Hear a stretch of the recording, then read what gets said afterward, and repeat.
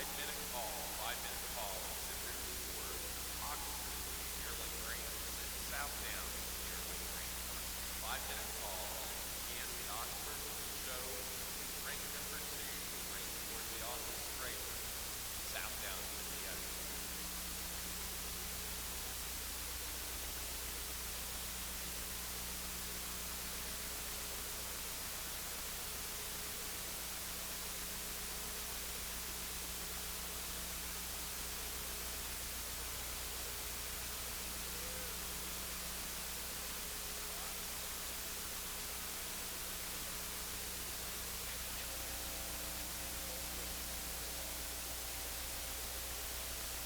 I can see. I can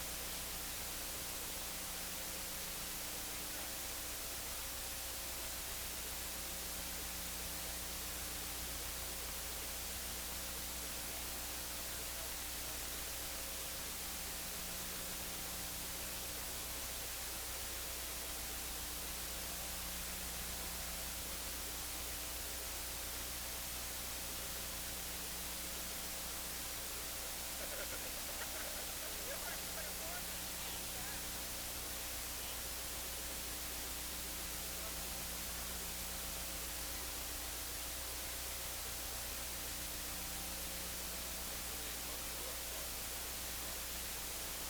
Yeah. They'll keep PPR. I believe so.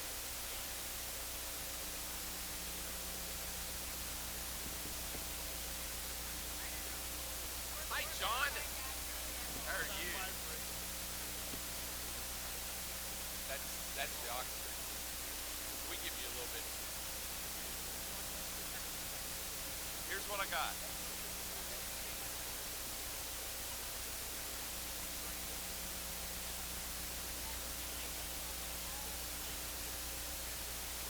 Huh? All that's the most recent one I had. Yeah. So what do I need to get rid of? Operator disconnect. No, you're not doing that. What are you now? Okay.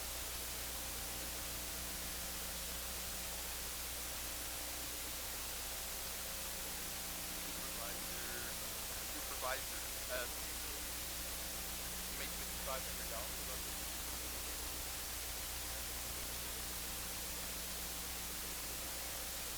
Cross that before it is.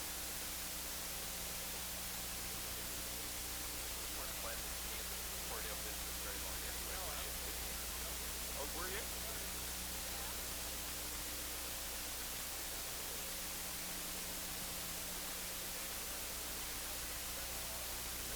So, what about it? No door. Just drop some parts on it. Oh, okay. Yeah. I knew that part like that. But I don't know. That was the most recent one. In fact, I didn't have my sections. They're in another box. They're down here though.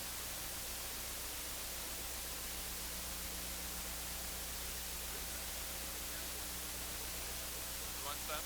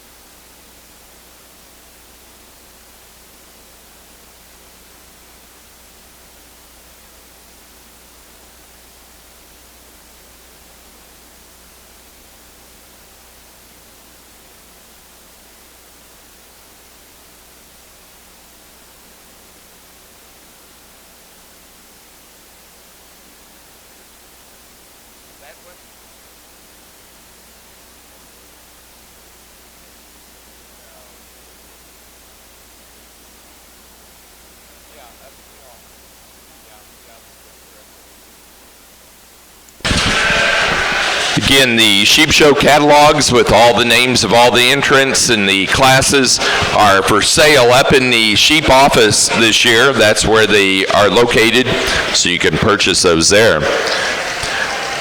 Judging our Mary Bloom National Oxford Show today is John Merzinski of Rolling Prairie, Indiana.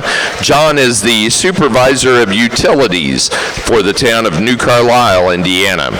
John lives on the family farm, and he's a breeder of Shropshires and market lambs as well as Hampshires.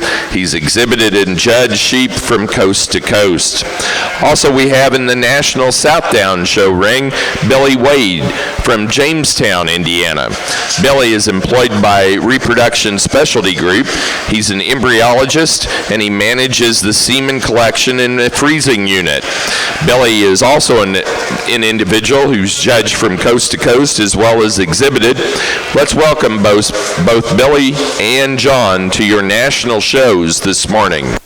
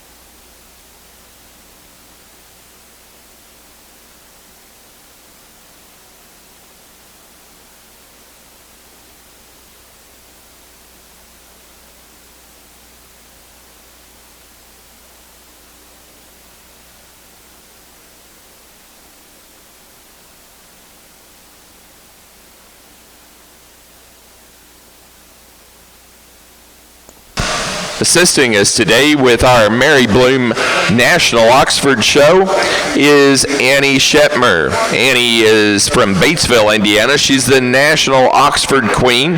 She attends Batesville High School. She's a 9-year 4-H member. She shows purebred Oxfords as well as market lambs on the local, state, and national level. Let's welcome Annie Shetmer, your National Oxford Queen, to your show this morning.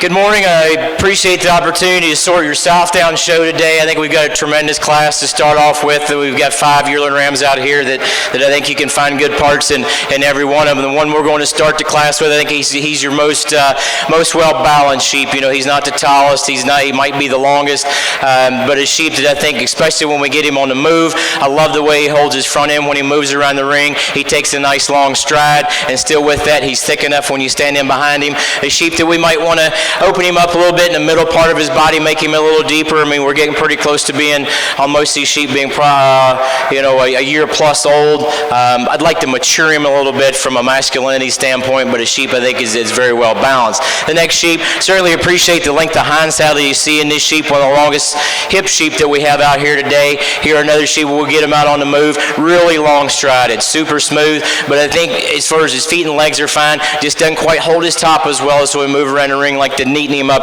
right in that rack area, right behind that shoulder. The next ram we have, tremendous amount of body and mass in this sheep. I think if we were talking, if you wanted my definition of what a mature ram should look like, this is kind of the body shape that I'm looking for. Very deep. I like that round rib, the deep part of his rib. He's got some mass in his shoulder. He's got some mass in from behind. I think a sheep for me that he's a tick taller than he is long maybe, or maybe he's square. I'd like to stretch him out just a tick. Love the bone work on this ram. Look at how big his his feet are, a sheep that when we get him on the move, a little shorter strided. I like to free him up in the middle part of his top when we get him moving around the ring. Very long-sided ram that we have here next, extremely masculine. If we look at his bone work, we look at him up through his front end, we certainly appreciate about that ram. I think for the amount of, and I don't have a problem with a bigger front end sheep. I think that's fine. That gives you more room for your heart and your ribs and all that. But I need to thicken him up in the rest part of his body, kind of to match his front end. But very well balanced, really long-sided sheep here in fourth. In fifth place, really attractive ram. We look at him from the side. He holds his top well when we move around the ring. A sheep that takes a probably not quite as long a stride as what we have in front of him. Another sheep here I'd like to stretch out a little bit to move up. Thank you. Gotcha, Billy.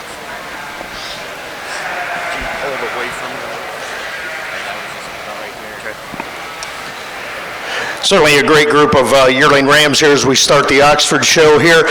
Again, we've got 5 entries and really very nice entries, if you will, and a lot of different types and kinds. And certainly the ram that's leading off here, yeah, maybe I'd like to change him a little bit off those hind wheels, but boy, when you get everything else together in this individual, really massive, just a big old massive ram from top to bottom, certainly evaluating from the ground up. He's one that's big and stout in terms of his structure, really big bodied, big behind, big on top. He's just tremendous in terms of his style, his balance. You look at him from any angle and he really comes at you with a lot of power. The ram in second, a little smaller stature, but really complete in terms of his package down his top line. Ties together extremely well. When you get them this long, sometimes they don't hold together quite as well, but boy, he surely puts a lot of good features together. Really wide in that terms of that pin set, really correct about his feet and legs. Really up-headed ram here in third. You certainly like his completeness up through his front end, really extended extremely well. Maybe he doesn't handle with quite as much width, quite as much length as our first 2 individuals. Moving to a ram that's in fourth place there, I'd like to give him a little more dimension, especially in that lower third. A little leaner type sheep, but really designed beautiful in terms of length of top, but really correct. A little smaller stature ram, we just like to blow him apart in terms of the center portion of his body. But really a nice group when we start off our Oxford show. Let's give him a nice round of applause. Thank you.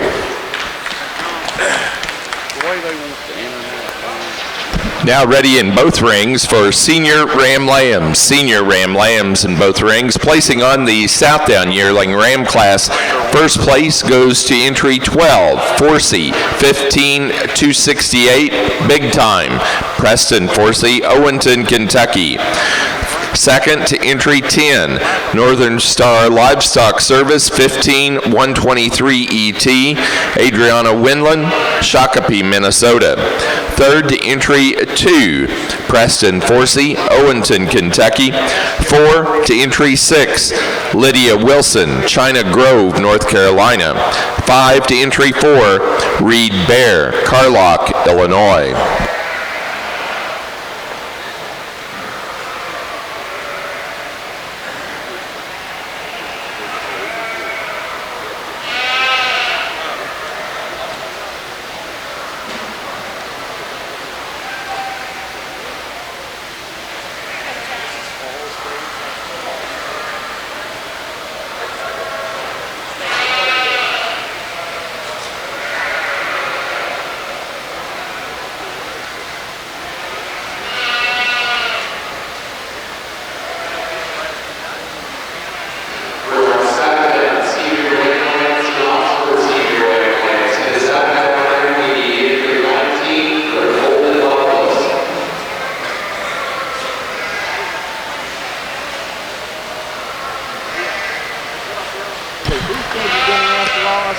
Results of the Oxford show. In the yearling ram class, first place to entry 6, A. Brockman, 1406, Austin Brockman, Garden Prairie, Illinois. Second place to entry 4, Haymaker, 1514, Hal Haymaker, Washington Courthouse, Ohio. Third to entry 2, 00 Acres, West Union, Iowa. 4 to entry 1, Steve Urinda, Knightson, California. And 5 to entry 3, Elizabeth Cather, Bonacqua, Tennessee.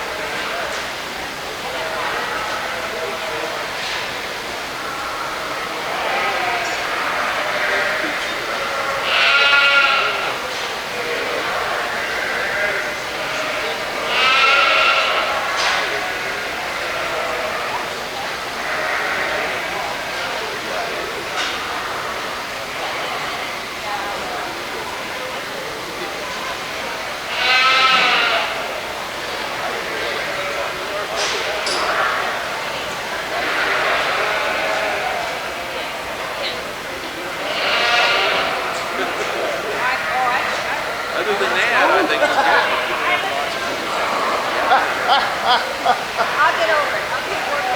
It'll be fine. Thank you, sir.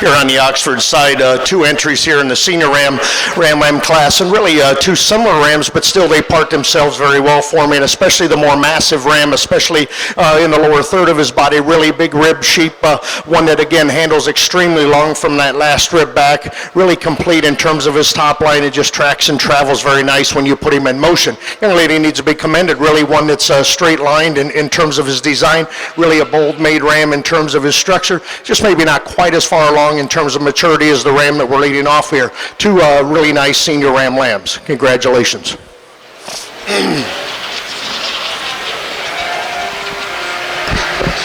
Now ready on the Oxford ring to show for senior champion and reserve senior champion Rams. So we'll need that first and second out of the yearling Ram class in to show along with that first and second from the senior Ram class. First place in the senior Ram lamb class for the Oxfords goes to Emerald Valley Farm Oxfords 452. Laura Meyer, Watertown, Wisconsin. Second place to entry number 8, Lobdell 1603, Vondenheuvel Oxfords, Wapakoneta, Ohio.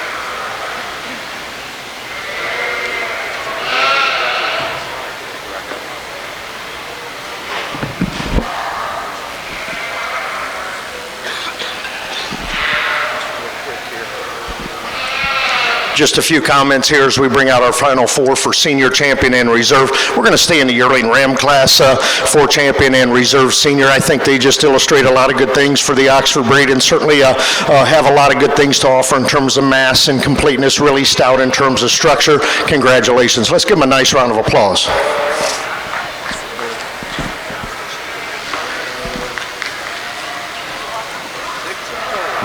Keep it down or... Champion Oxford Senior Ram goes to the first place yearling Ram, entry 6, A. Brockman 1406, Austin Brockman, Garden Prairie, Illinois. The reserve was the second place yearling Ram, Haymaker 1514, Hal Haymaker, Washington Courthouse, Ohio. In our senior Ram Lamb class, I think this is definitely a class that compromises. The Ram that we're going to start with, I think when we put him in motion, he's the one that I like the best as far as how he keeps himself together, moving around the ring. This is a sheep that gives you a very attractive package. I think for me, he's maybe as deep-sided, has got as much rib. He's a lot leaner than other bucks in the class, but I think there's some true rib shape in there. I don't like him about his hip. We would like to change his hip and open him up a little bit in that area, but I think the attractiveness from the side view and just to put him in motion, he's going to win your class. Next buck, super long-sided sheep, is a sheep that here again, when you move him around the ring, he holds his top true. Maybe breaking just a tick in his loin when we get him set up, but as a sheep, you sure love the way that neck comes out of the top of his shoulder and the appearance we see from the side. And when we get him on move, the ram and third, he's the most attractive ram out here. He is cocky. When he moves, he's saying, hey, look at me. This is a sheep you just love to watch him in motion. I think when we stand in behind him, he's wanting to get a little flatter in his general makeup. A sheep for me, I just like to mature him, maybe masculine him up in the rest part of the body, especially when we get back in his hip. But I love to watch this sheep walk around the ring. Next ram, here we do have the muscularity that I like. Muscularity that I like. This is a sheep for me that when we look at him, he's kind of well balanced. A sheep for me that maybe I'd like to mass him up when we stand in behind him versus to match his front end. Here again, we talked about I don't mind the front end if it's proportional to the rest part of their body, but a really attractive ram if we look at him from feet and leg standpoint. Next ram that we have here, super long-sided. He's really elevated in his front end. A sheep for me, and I think it might just be a maturity thing. We just need to get all these pieces tied together a little better to move up today. Thank you.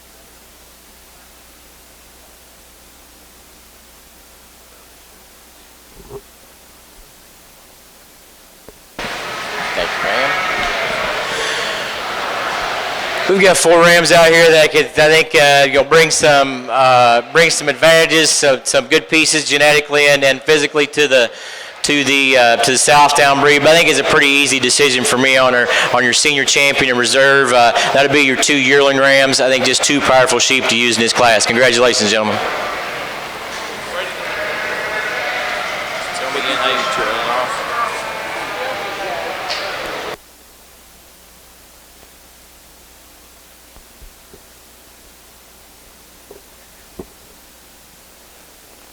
Placing on the Southdown Senior Ram Lamb class, first place went to entry 17, Northern Star Livestock Service 15275, Adriana Winland, Shakopee, Minnesota.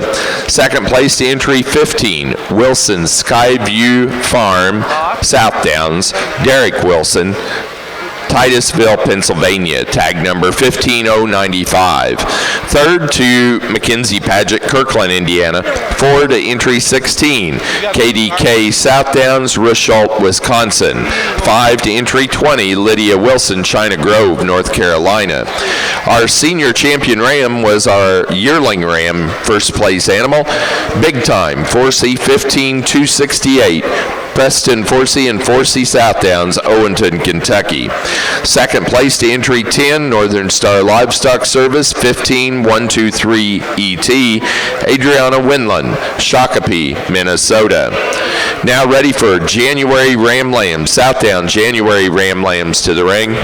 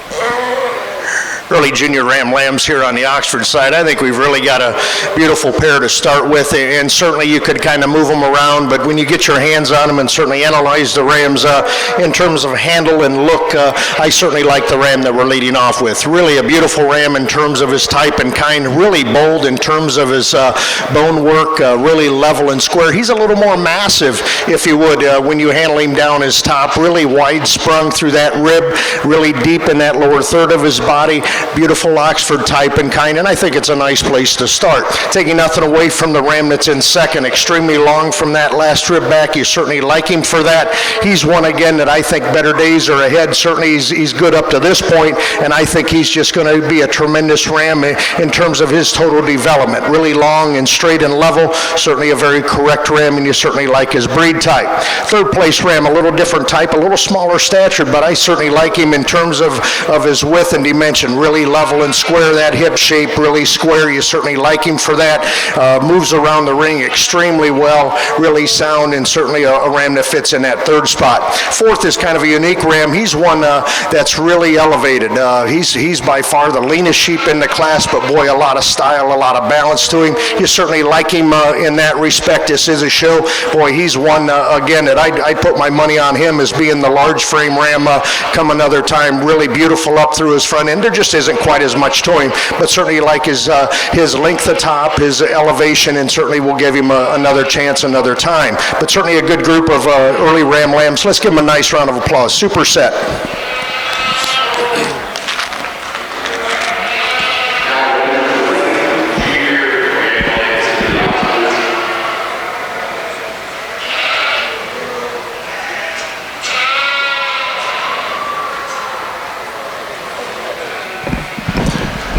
Placings on the early junior Ram lamb class. First place goes to entry 15, Rocky Hill, 1605, Luke Crome, Elizabeth, Illinois.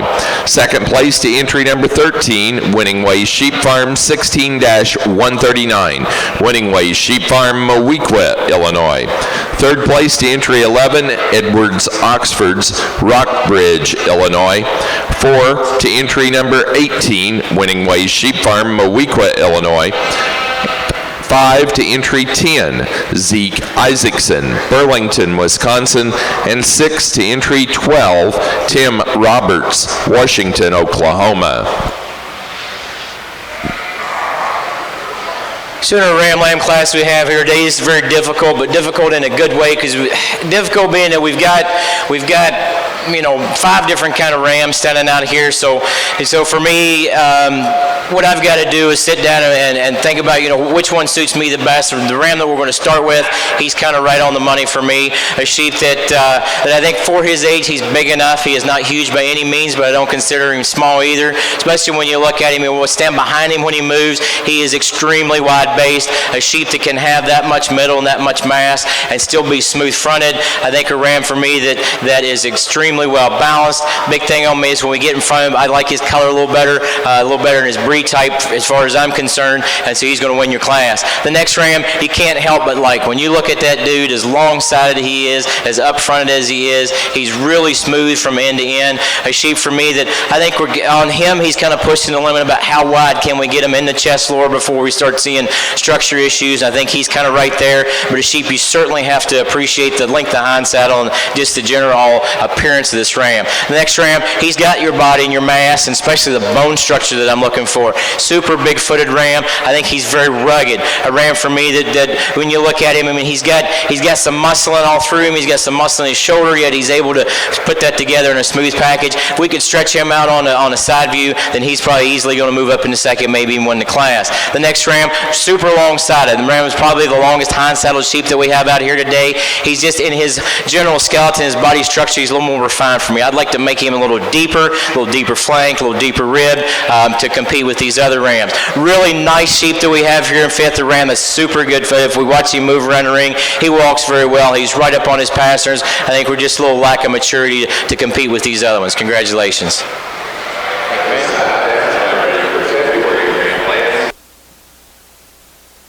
Placing on the January class of Ram Lambs for the South Downs, first place to entry number 24, Wilson Skyview Farm South Downs 16005, Derek Wilson, Titusville, Pennsylvania. Second place to entry number 26, Forsey 1627 Wall Street, Preston Forsey and Forsey South Downs, Owenton, Kentucky. Third to entry 25, Preston Forsey, Forsey South Downs, Owenton, Kentucky. 4 to entry 30, Mackenzie Paget, Kirkland, Indiana. And 5 to entry number 27, Shelby Pollard, Brockton, Illinois.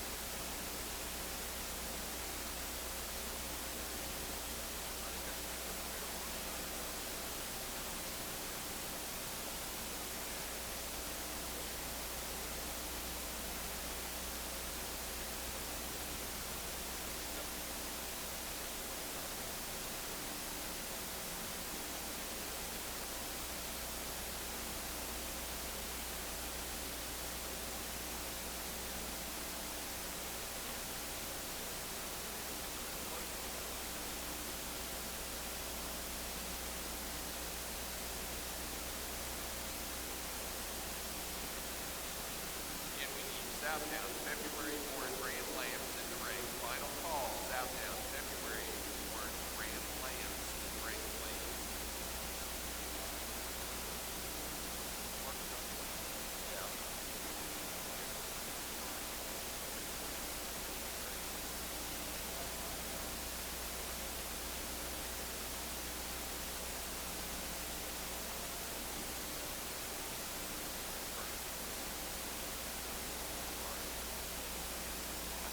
I saw a few on set. There's a guy with a big woolly beard.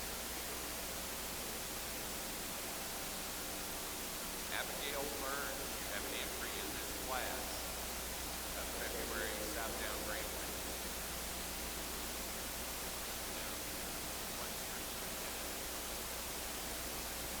Yeah, great. Right.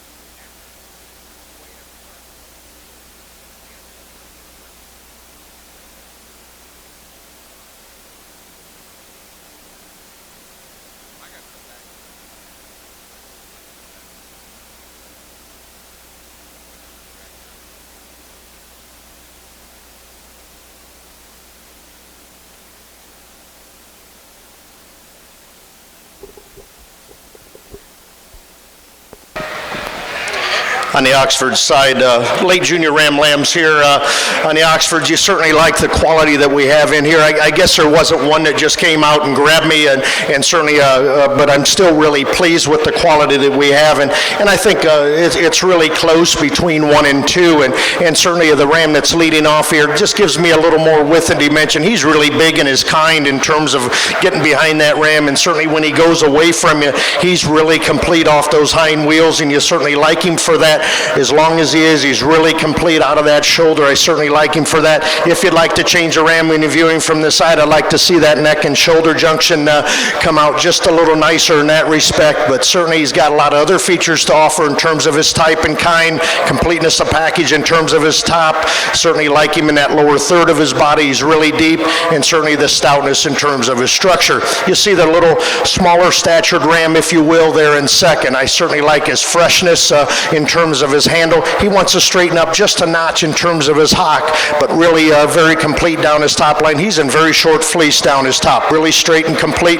And again, one that's really good in terms of his structure, in terms of circumference of bone. But again, I just like to just make him notch better off those hind wheels today to get around that top individual.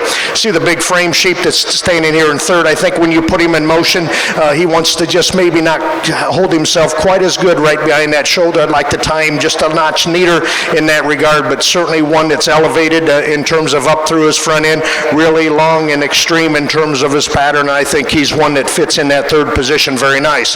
The Ram in fourth place, really level and square about his top. I like him for that. A little darker, if you would, in terms of his point, but boy, he's really massive in terms of his work down in that lower third of his body. I really like his bone work, and again, he's done very well in terms of his elevation, in terms of grow up to this point. Really a beautiful class of late junior Ram lambs. Let's give him a nice round of applause. Thank you.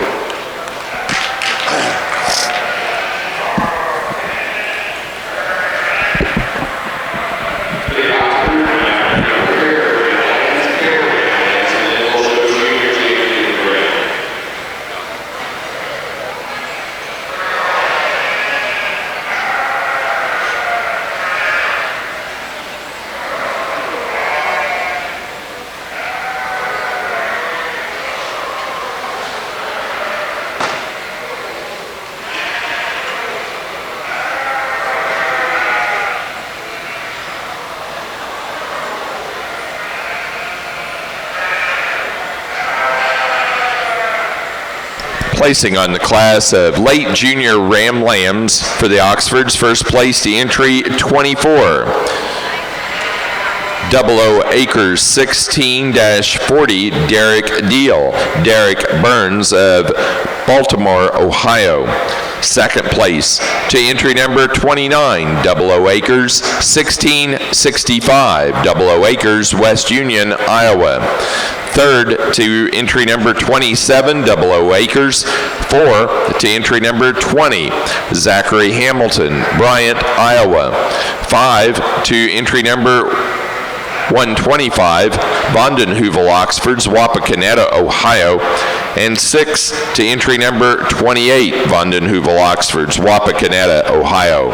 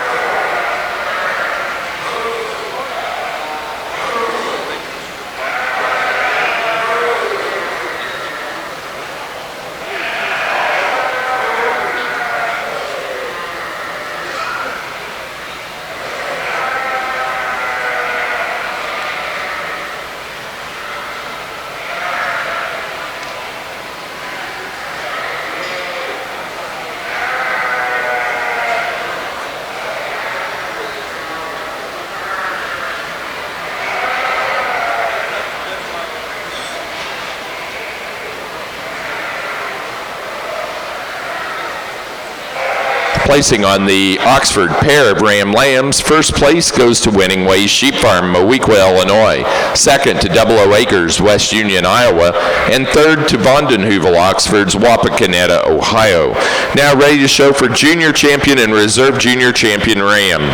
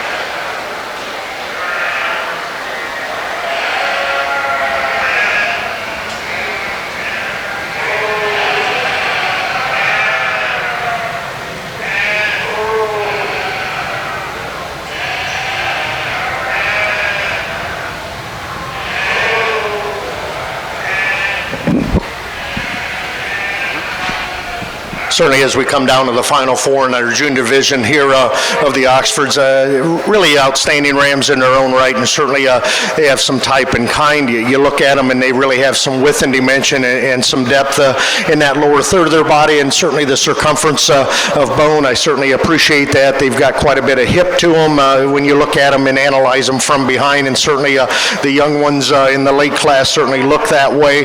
Older lambs certainly need to have some development to them, and they do. Certainly a nice group here. We're going to stay in the early class here for junior champion and reserve. I think they're certainly nice quality individuals. Let's give them a nice round of applause. I'm going to let you put that back.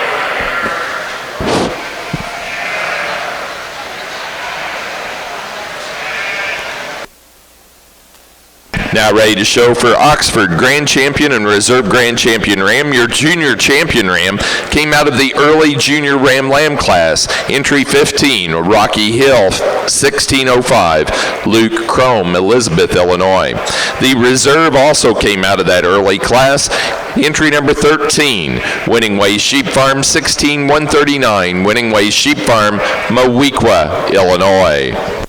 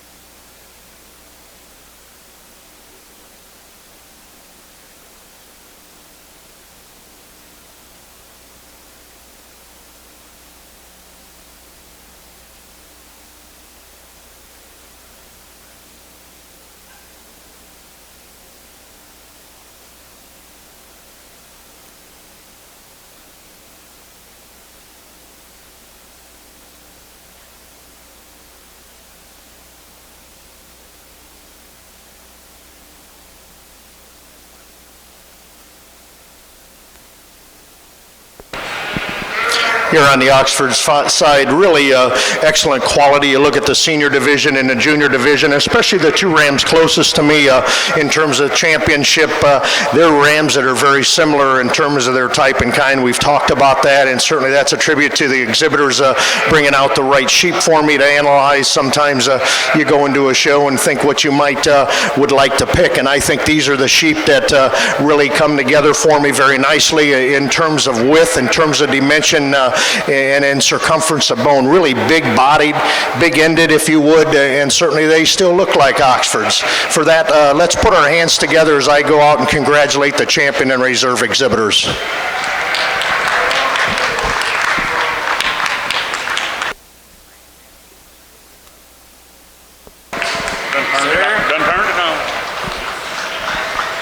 Southtown Ram Lamb class here, another class where we're having to compromise a little bit, but I just like the general mass, the general body, the heaviness about this sheep. He's able to take that, and you know, you might want to call him a Texaugi, but I find that a good thing. I think we're getting some of these show sheep way too hard. I think it affects your, you know, just your general livability and feed conversion, but you look at this guy and he is so deep-sided, and the big thing about him is you stand in behind him and he's by far the widest body, widest tracking sheep that we have out here, but he can still hold that together in a relatively neat package. I think just an impressive individual win the class. The buck lamb we have standing second, you know, smaller version of what some of the other rams that we have out here, but he's also probably the youngest appearing ram. He's fresh, he handles phenomenal down his top. This is a sheep that I think has just a super bright future to him when he finally gets mature. The sheep that we have in third, I think everybody will admit, he is the one that grabs your eye when he walks in the ring. A sheep that is so up-fronted, so long-sided. There's a lot of things about this sheep. Plain and simple, he's too dark for me. I'd like to change his color. If we change his color, he wins the class.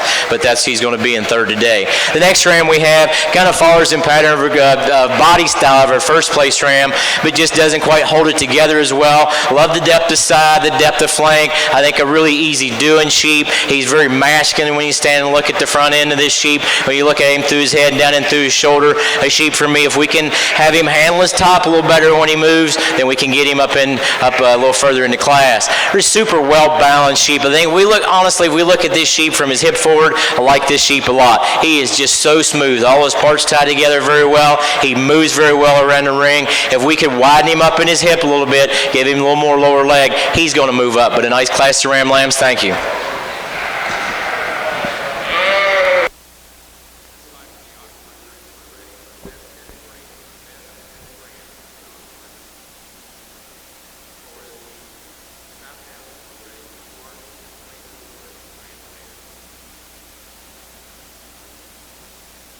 For our Oxford show, our grand champion ram was entry number 6.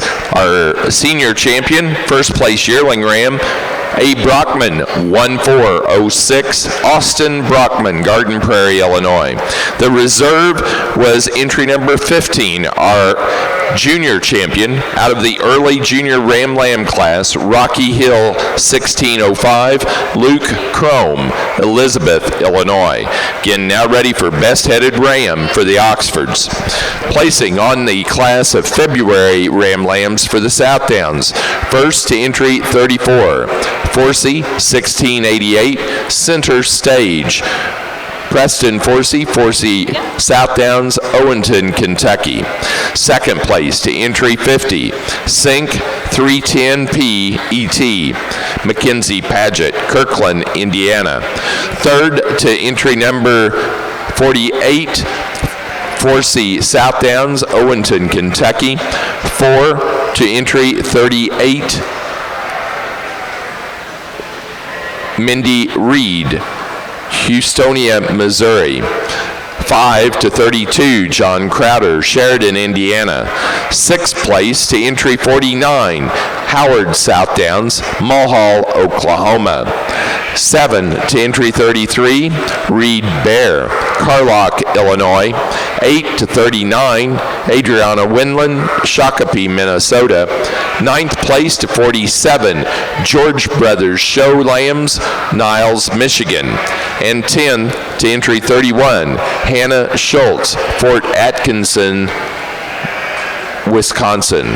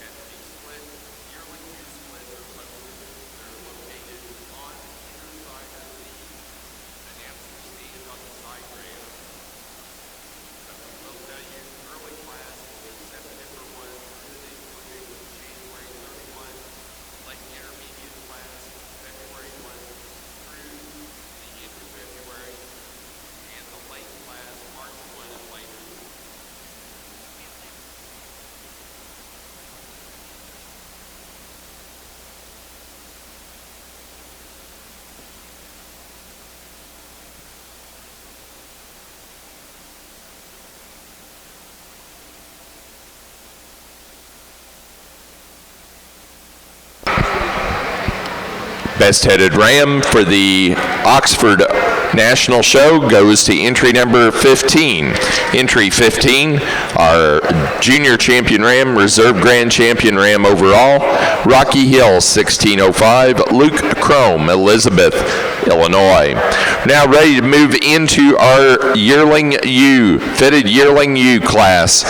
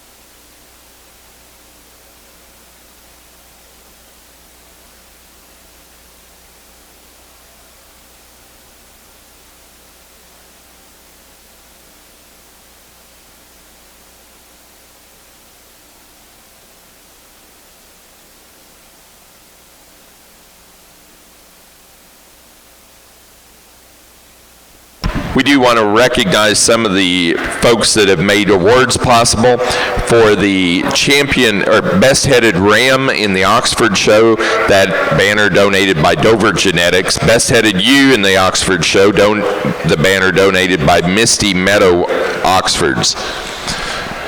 For the Southdowns, there are several special awards that the Southdown show gives out.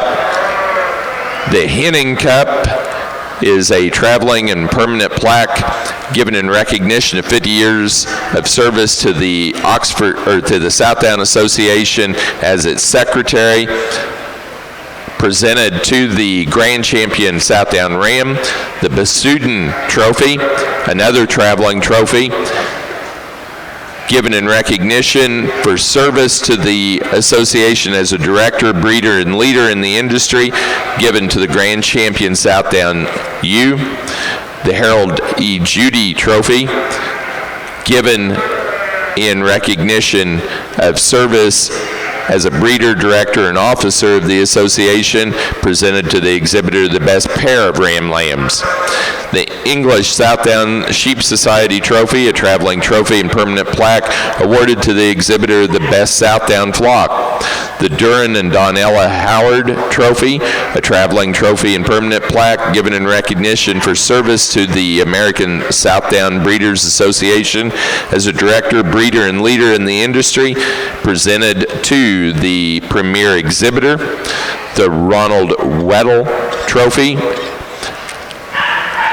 given in recognition of service to the association as a director, officer, and breeder, presented to the exhibitor the first place pair of yearling ewes, the Florence Strauss Trophy, given in recognition 25 years service to the association as its secretary, presented to the exhibitor of the best breed character ewe, and the Gary Jennings Trophy, a traveling trophy and permanent plaque, given in recognition 25 years service to the association as its secretary, presented to the exhibitor the best breed character ram, with emphasis on the head.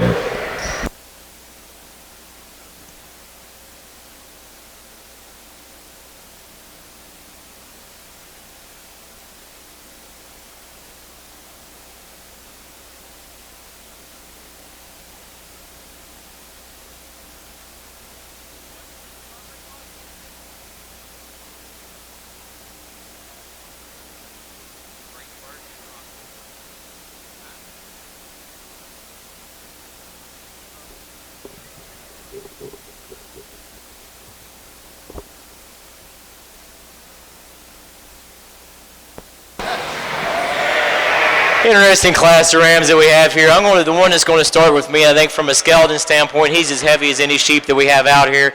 He's standing on a Bigfoot, true bone, not just fluff. I think a sheep for me that when we look at him, he's attractive in his front end, yet he's still masculine. A sheep that when he comes out here, he looks like a ram.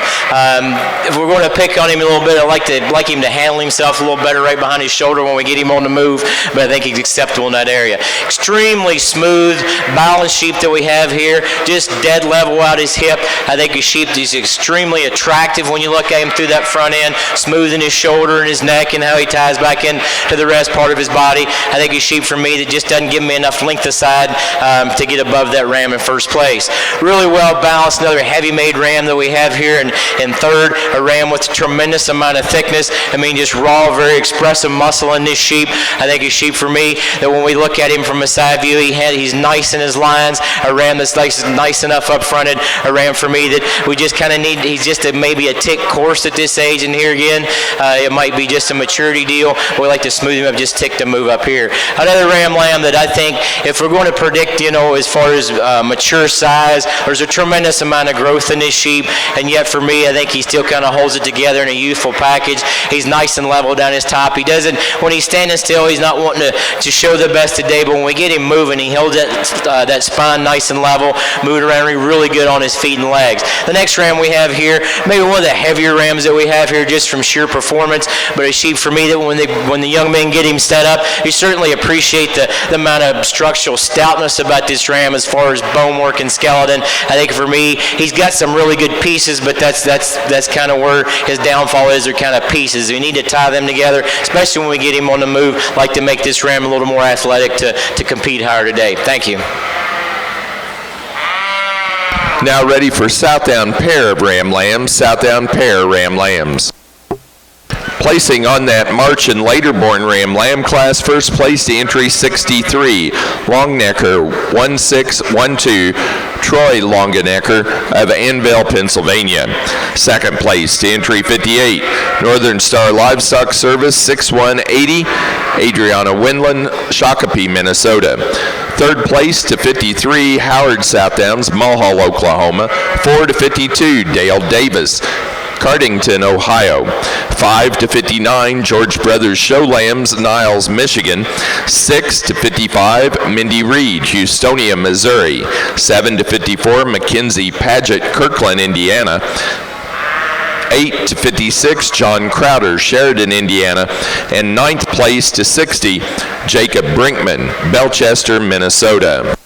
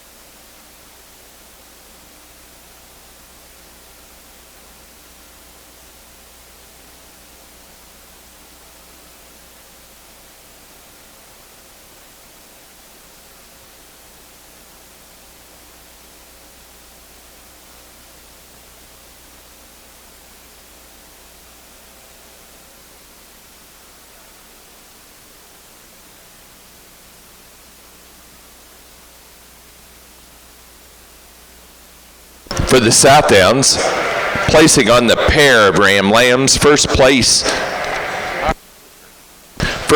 goes to Forsey Southdowns, Owenston, Kentucky. Second to Derek Wilson, Titusville, Pennsylvania. And third to John Crowder, Sheridan, Indiana.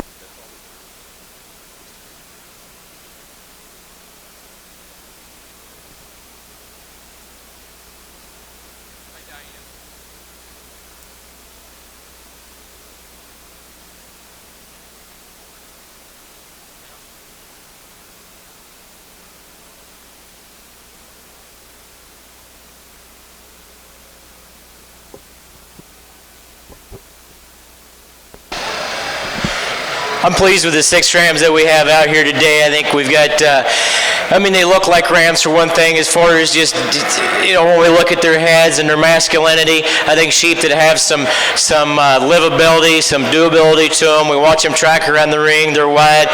Breed type, I think we're all, for the most part, acceptable with what we have out here. I think just sheep, I think, can make a positive influence somewhere in the Southdown breed. With that being said, I'll go out and pick your champion in reserve.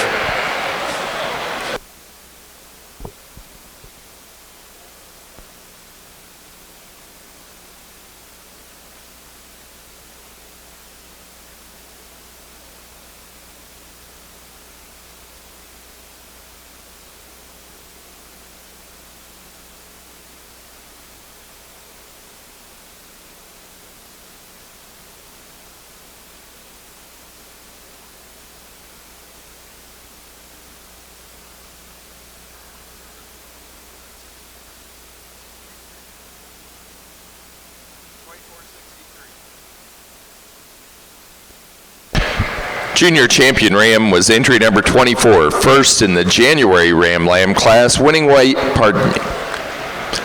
Wilson Skyview Farm, Southdowns, 16005, Derek Wilson, Titusville, Pennsylvania. The reserve junior champion, entry number 63, first out of the March and later Ram Lamb class, Longenecker, 1612, Troy Longenecker of Annville, Pennsylvania. Now ready to show for the grand and reserve grand champion, Ram.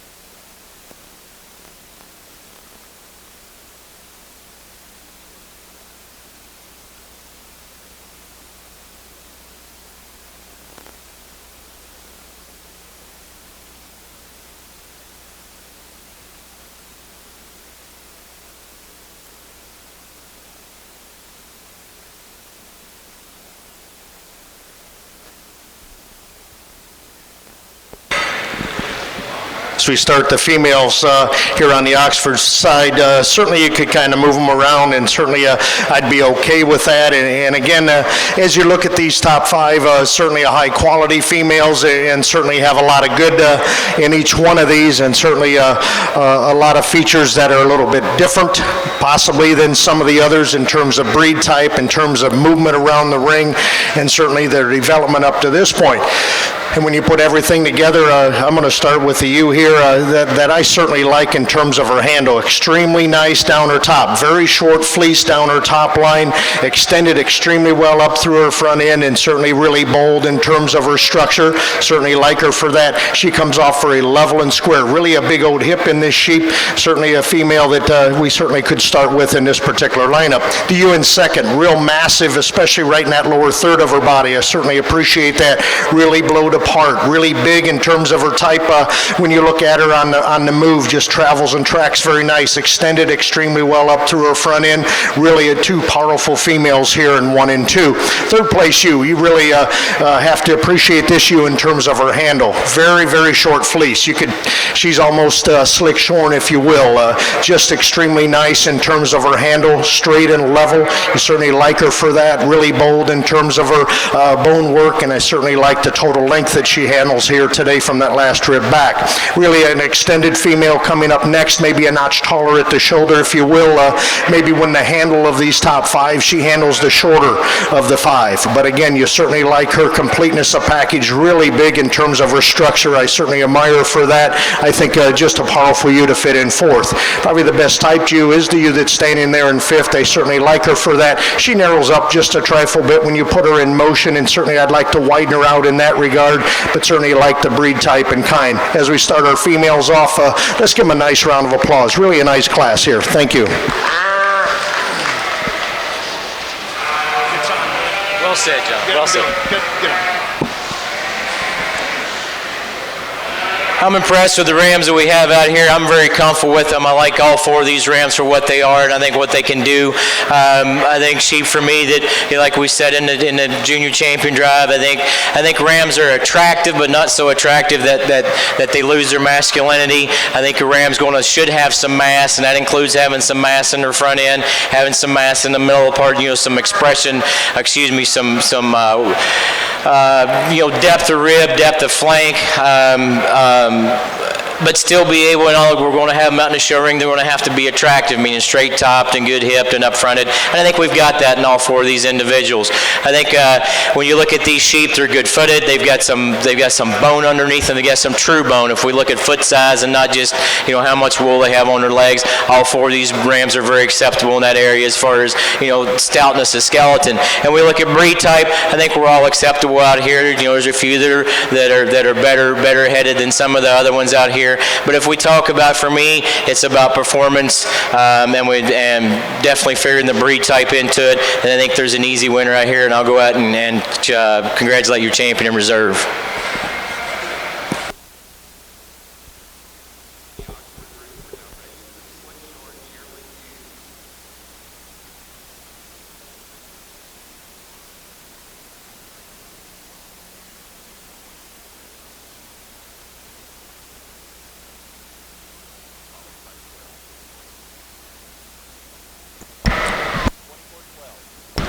Grand champion ram for the National Southdown Show goes to entry number 24, our junior champion ram. That ram out of our January Ram Lamb class. Wilson, Skyview Farm, Southdowns, 16005. Derek Wilson, Titusville, Pennsylvania. The reserve grand champion, entry number 12, our senior champion ram, out of the yearling ram class. Forsey, 15268, big time. Preston, Forsey, and Forsey Southdowns, Owenton, Kentucky. Now ready for best breed character ram. Best breed character ram for the Southdowns.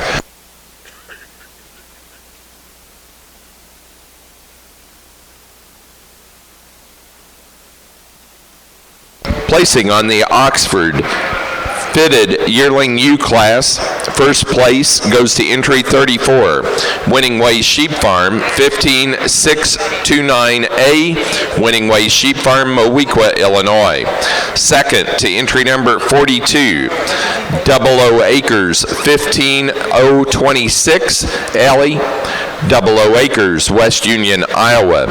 Third to entry 48, Ty Miller, Huntington, Indiana. 4 to entry number 35, Ty Miller. 5 to entry 38, Lauren Andy Meyer, Watertown, Wisconsin. 6th place to entry number 47, Double O Acres, West Union, Iowa. 7 to entry 30, Vondenheuvel Oxfords, Wapakoneta, Ohio. 8th place to 39, Winning Ways Sheep Farm, Moweaqua, Illinois. 9 to 33, Tim Roberts, Washington, Oklahoma. 10th place to entry 46, Vondenheuvel Oxfords, Wapakoneta, Ohio.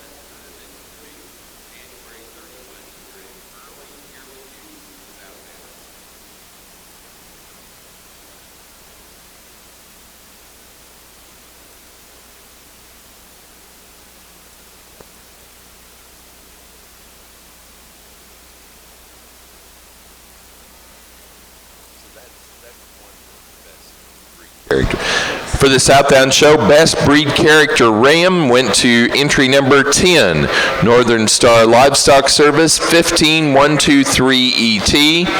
Adriana Winland, Shakopee, Minnesota, out of the yearling Ram class.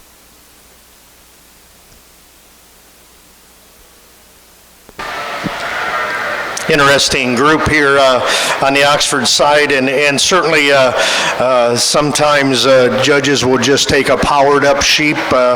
Sometimes they don't analyze maybe some of the things that go with that in terms of design shape, and certainly their front end, and certainly some width and dimension. And when you put things together, for me, I'm not going to take one of those that really doesn't balance out quite as well. Certainly I can use some framework, and again, I think we've gone away from that just a little bit, but when you get one like this, and certainly in second that's designed as nice as she is and has some development in terms of height, in terms of length, and still really bold in terms of her structure, really beautiful type. She's got enough muscle for me by all means, and she tracks and travels very nice. She's the best balanced female of all of them in here. You certainly like up through her front end. She's very neat and clean and still has quite a bit of width to her. You look at her lower third, she's really deep in that area. Certainly by all means not too heavy condition. She just handles extremely well. I think it's really a nice place to start. The big ewe that's in second also very similar in that regard. Maybe she doesn't have that show ring savvy, if you will, as much as the ewe that's winning the class. In terms of hip shape, she doesn't give us quite as much as the ewe that's winning in terms of her handle, but extremely nice up through her front end. When you get these two females this size and still hold together extremely well when you take their clothes off, certainly very level and square, and I really admire for that. Just really simply very complete females. The next ewe in class, the third place ewe for the young lady, really complete in terms of top line. Just like to neaten her up just a trifle bit up through that front end and certainly balance her a little bit. But as you analyze that female over the ewe that's standing in fourth, I just see her a little nicer coming out of that neck and shoulder region. I'd like to change that, but boy, that ewe's really blowed apart. She's got a big top, big width and dimension. When you put her in motion, she's just really wide sprung. I certainly like her for that. I'd like to give her a little more flank, drop that down just a trifle bit, but boy, she's one that's blowed apart in terms of muscle shape. You certainly analyze her and like her for that. Young lady needs to be commended in five, really a well-balanced female. I'd like to lengthen her out just a trifle bit from end to end, but really a well-balanced ewe. You certainly like her for that. She travels and tracks very nice. Really nice class of slick shorns. Let's give these exhibitors a nice round of applause. Thank you.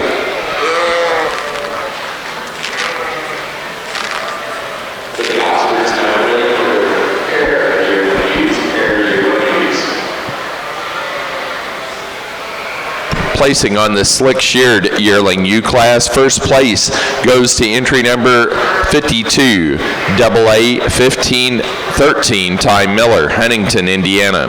Second place to 57, Everett 1501, Double O Acres, West Union, Iowa.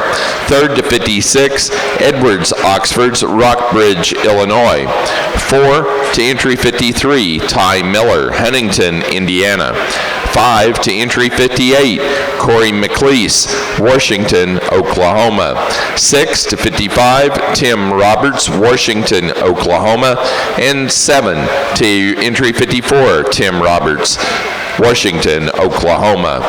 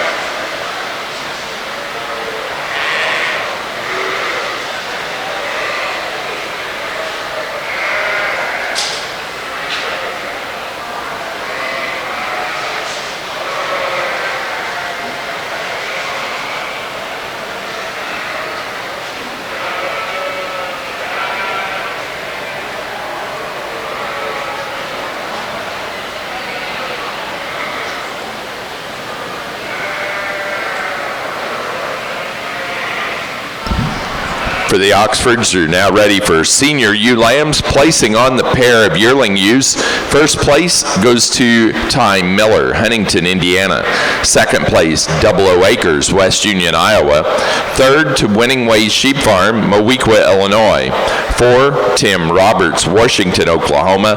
And 5 to Vondenheuvel Oxfords, Wapakoneta, Ohio.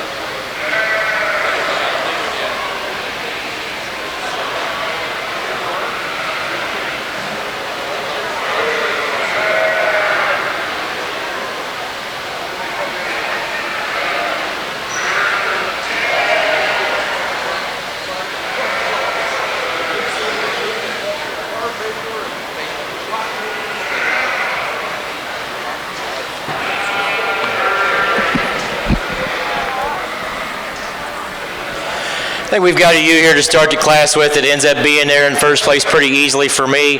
I think just balance, fluid of movement, femininity, how up-headed she is, just true structural correctness, and she's just an extremely attractive, maternal, feminine ewe to start the class with. The next ewe, if we want to talk about bone structure and foot size, there's not a sheep that can compete against this one. She is super big-footed. She's heavy-made. She's deep in all the right places. I think for me, she's just a tick out of balance when we look at her from the side view. If we make her just a little bit longer, she's your class winner. Great big old ewe we have here in third. She definitely catches your eye from a performance standpoint as far as growth to this point stage. And I think for me, if we look at this ewe, she's nice and feminine up through her front end. She's wide-bodied, yet she's smooth-shouldered. I think just a big, massive ewe to fit here in third place. Our next ewe, just as dead level as you can make one down her top, standing still and on the move. She's really long-sided. The sheep here again, when we stand in behind her, she tracks wide. I think for me, I'd like to drop that flank down to kind of match her front end, just to balance her out. We have a very nice female we have here in fourth. Our next sheep we have here is one of those ewes you can't say a whole lot bad about her. She's smooth, she's long-sided. I think a sheep here again, feminine. She looks like a female. She's thick enough for a female. I think for me, I'd like to make her a little more athletic on the move, like to keep her, if she could hold her top a little better as we get her out moving around. I think she can move up in class. Thank you.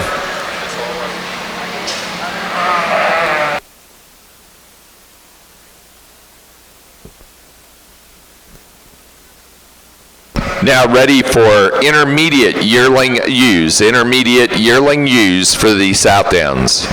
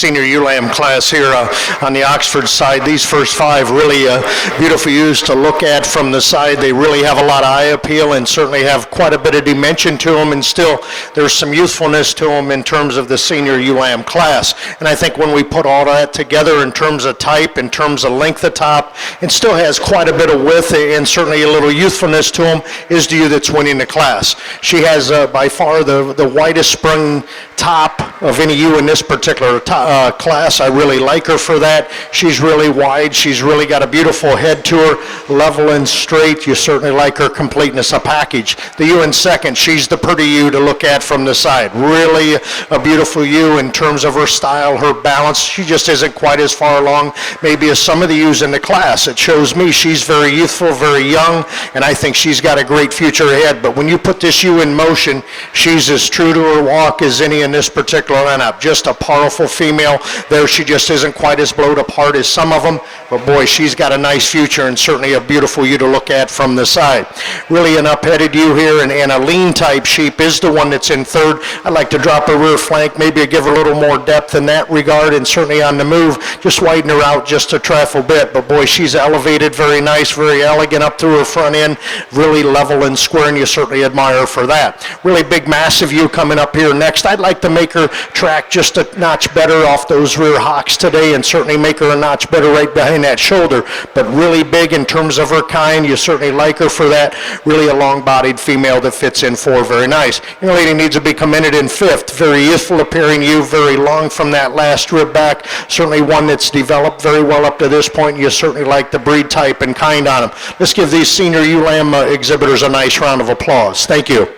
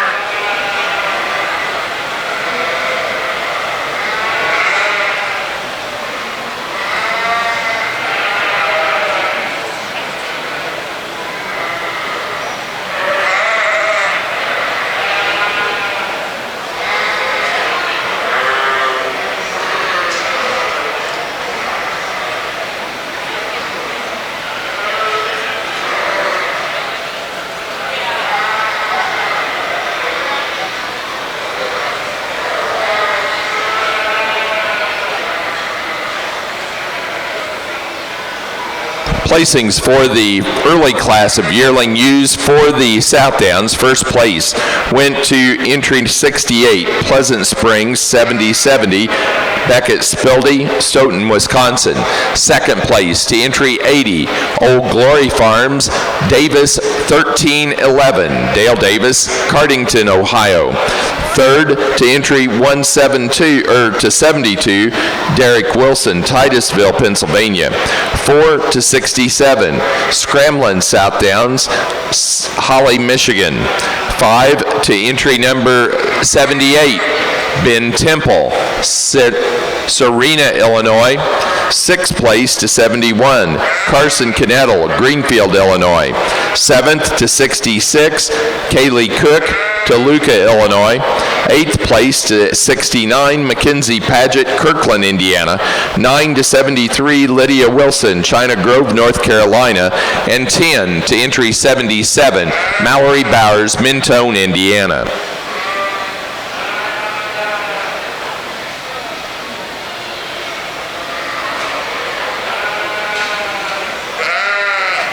Placings for the Oxford Senior Ewe Lamb class. First place to entry 65, Emerald Valley Farm Oxfords 453, Macadamia, Laura Meyer, Watertown, Wisconsin.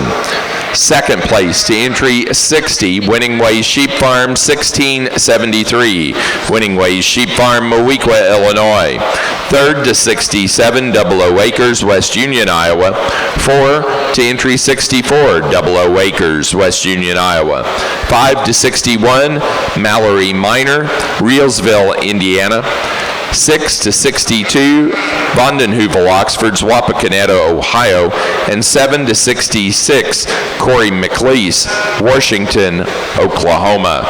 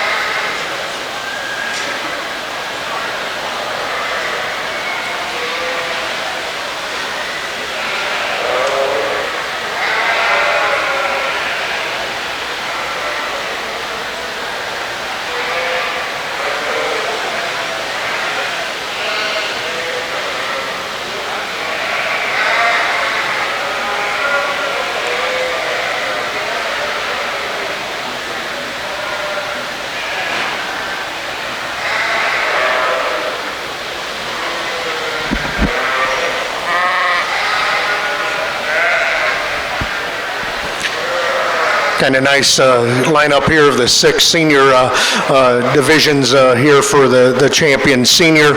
Certainly a powerful set of yearling ewes here that are fitted, and certainly as I spoke about the slick shorn yearling ewes and the senior ewe lambs there, really some equal parts about each one of these, especially the ones that are closest to me, really high quality females in this particular lineup.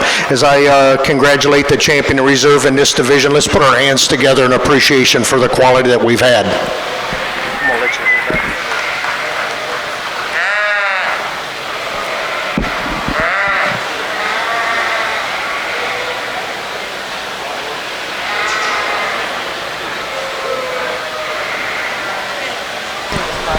Senior champion ewe for the Oxford Show is entry number 34, first place yearling ewe.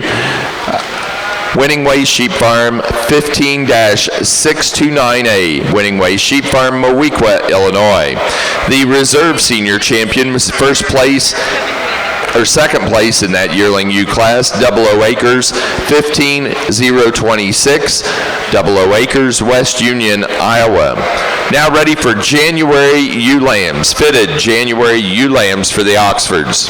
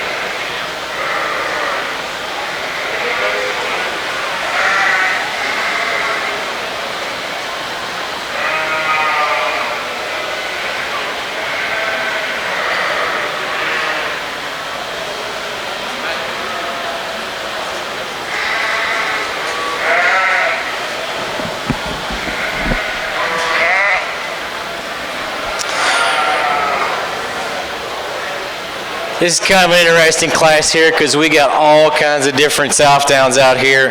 The sheep that I'm going to start with, I don't think you can make one any straighter about their lines. If you look how she is down her top, if you look how that shoulder comes out, that neck comes up out of her shoulder, if you look at before they ever set their feet, if you watch the way she stops and how she puts her feet down, I think structurally she easily wins this class. And just feminine and smooth, I mean just straight, but just a very, very solid, nice sheep. The next ewe, kind of similar, same pattern as far as femininity, just not maybe quite the class, the straightness of lines, but a sheep, when you stand in behind her, she's wide on the top part of her hip. She sets her feet down nice and wide. This sheep for me is getting a little taller than she is long. I like to stretch her out just a little bit. Next ewe, big, heavy, massive. If we look from a skeleton standpoint, by far the heaviest made sheep that we have out here.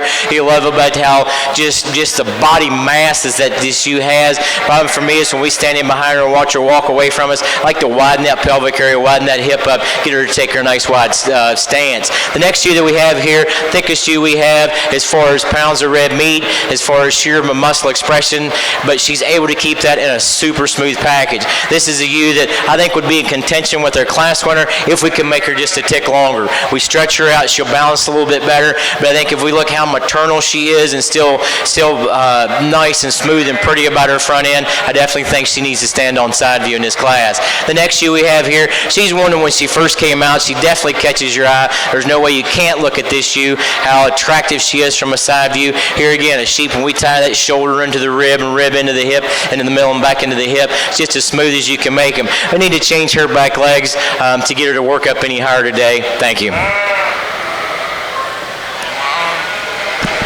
Results from our early class of yearling ewes for the Southdowns.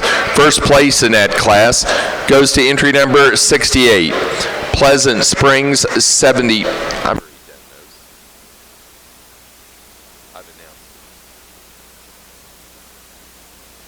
I did, because she brought it over to me. Because I remember Old Glory.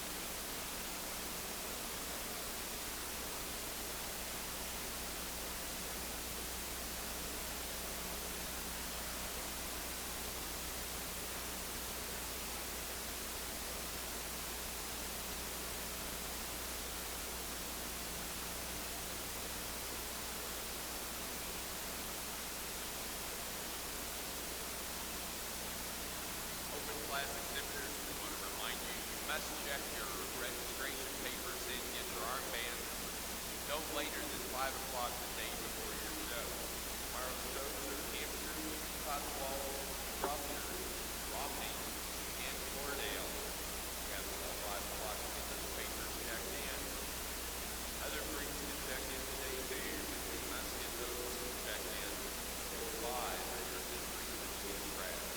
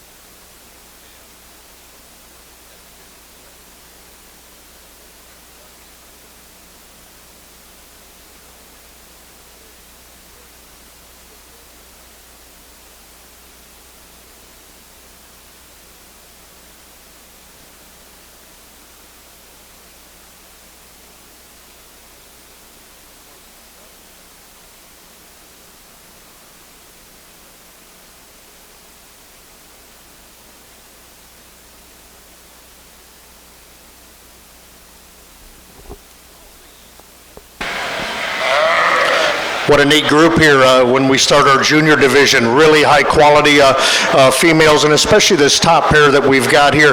I see this ewe tracking and traveling just a little nicer when we put her in motion. She sets herself very nicely for me, and maybe she doesn't appear to be quite as long when you view her from the side, but boy, you get your hands on her. She's extremely long from that last rib back. Very, very short fleece. This ewe could be slick shorn and she'd still look like that. Really a lot of quality in that female. She sets herself very nice on all four corners, and she just excels in terms of movement around the ring when we put the two females here in motion, and just gets to the top for me very nicely. The ewe in second, you certainly like her elevation. Really a beautiful ewe to look at from the side view, very lean. One again, maybe she sets herself under her when she moves and tracks away from you. But boy, she's really nice in terms of her design. You certainly like her for that. She's very young and youthful appearing. You certainly like her for that. Just a powerful female that fits in second.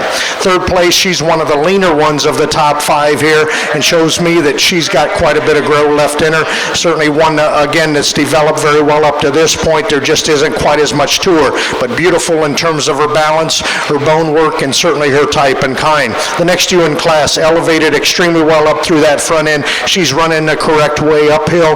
You certainly like her type and kind in terms of the Oxford breed, and again, certainly handles extremely long from that last rib back. Young lady needs to be commended in five. She's got a little bump there in that front shoulder, right in that brisket area. I think we could have moved her up just a few spots, but again, she just wants to swell just a little bit, but really a massive made ewe in terms of that lower third of her body. Really a lot of good things to offer in that ewe that's standing there in five. Really a nice class of junior ewe lambs. Let's give them a nice round of applause. Thank you.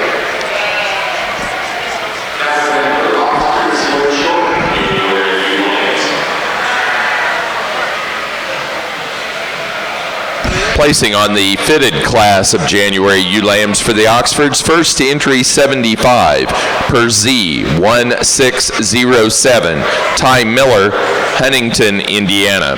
Second to entry 71, 00 Acres 16006, 00 Acres, West Union, Iowa. Third to entry 69, Winning Way Sheep Farm, Moweaqua, Illinois. 4 to 68, Allie Grimmy, Versailles, Ohio. 5 to entry number 73, 00 Acres, West Union, Iowa. 6 to entry 70, Danielle Hotaling, Dolan, South Dakota. And 7 to 74, Elizabeth Cather, Bonacqua, Tennessee.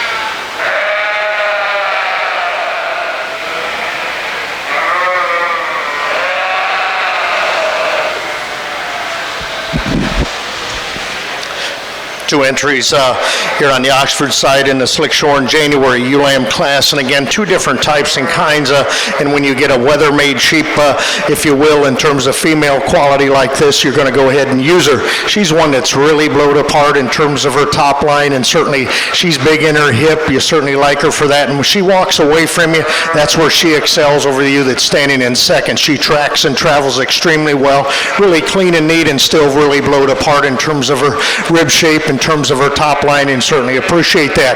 Taking nothing away from the you that's in second. Extremely level and square. You certainly like her for that. When we put her in motion, maybe she doesn't track quite as nice off those hind wheels, but again, you certainly like her type and kind, her levelness, her straightness of lines, just a little bigger statured female. Two really nice January Slick Shorns. Let's give them a nice round of applause. Thank you.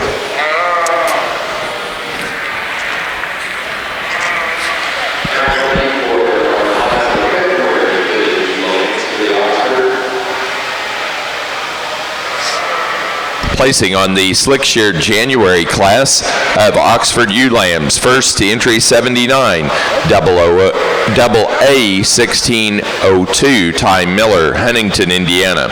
Second place to entry 76, Roberts Farm 635, Tim Roberts, Washington, Oklahoma.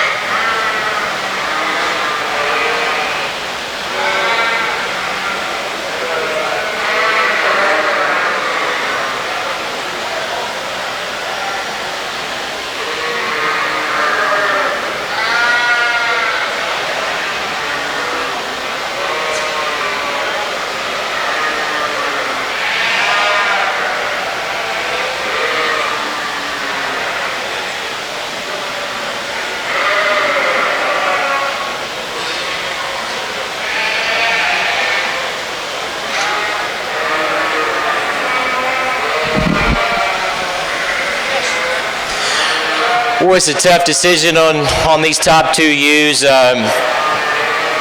I think for me, honestly, when I come across a ewe that I think that the first ewe's too tall. I'll be the first to admit that I think for Southdown she's too tall. But the problem with that ewe, the problem that poses is she's big, and we've got the elevation off the ground, but then when you stand in behind her, she is wide, she's deep twisted. A sheep for me that handles with just a tick more length, especially we look from the cut of the neck to the tip of their dock. I think she's a tick longer. Two impressive females. It's hard for me to bust them apart, but this is where we're going to do them today. The ewe we get in second, just super smooth, extra feminine about her front end. This is a sheep that probably maybe one of the better with the two sheep that we have out here, a little longer strided. Like I said, it's hard to bust these two ewes up. I think they're both exceptional females. The ewe that we have in third, really attractive female. I think she's not as heavy conditioned as some of the ones we have out here. We're looking at a sheep that's not quite as mature as some of the other ones out here. I think when she gets mature and masses up, she is going to be just one whale of a sheep. Look at, I'm not sure you can make one any better up through her front end, especially when you get her on the move.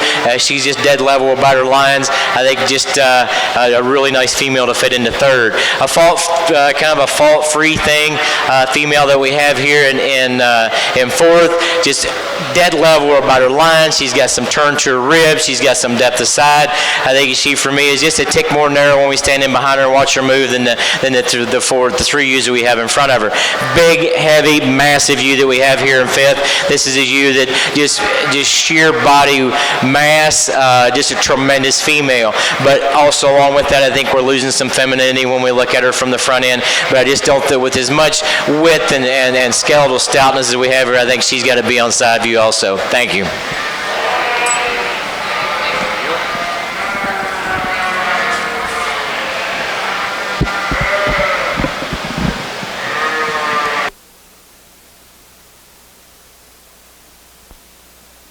Now ready for pair of yearling ewes, Southdown pair yearling ewes.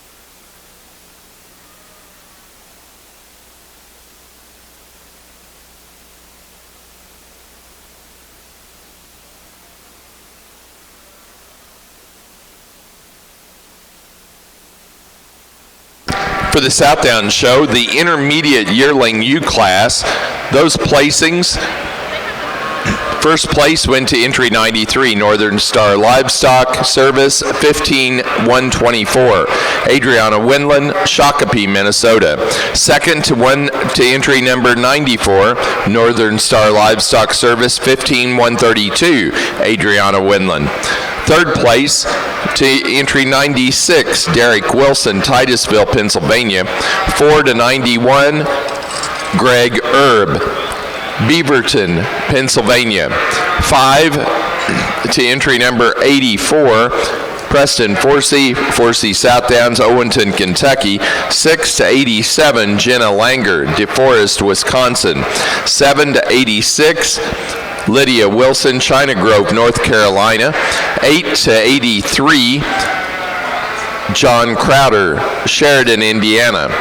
9th place to entry 90, Ben Temple, Serena, Illinois. And 10th place to entry number 88, Mackenzie Paget, Kirkland, Indiana. Placing on the late class of yearling ewes. First,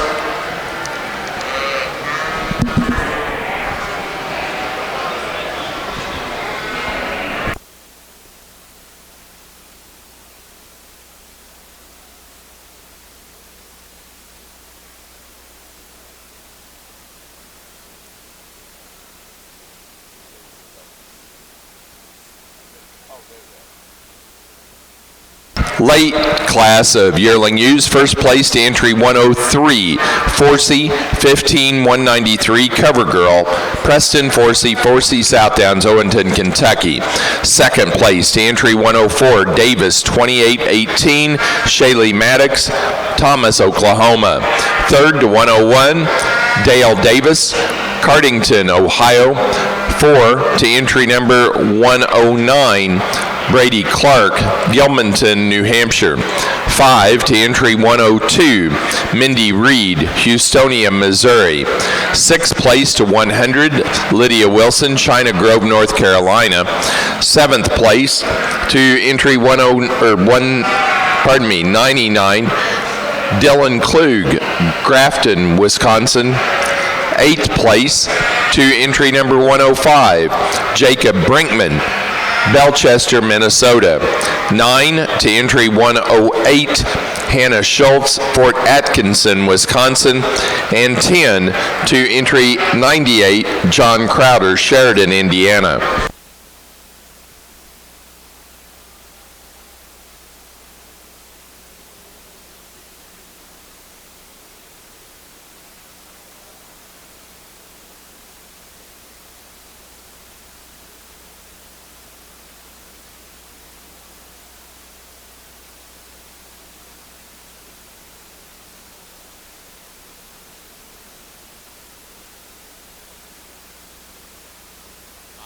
How are you doing?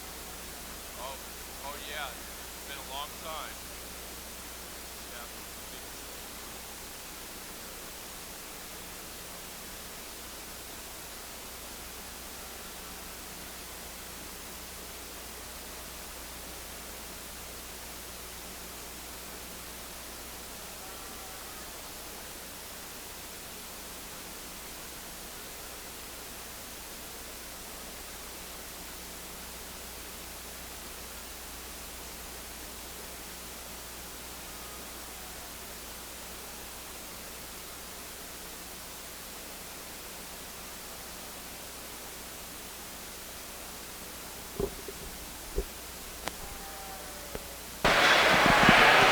February ewe lambs here on the Oxford side. Really a nice group here, especially our top 5, and certainly you can mix and match. And I guess when you handle these ewes, that kind of sorts themselves apart.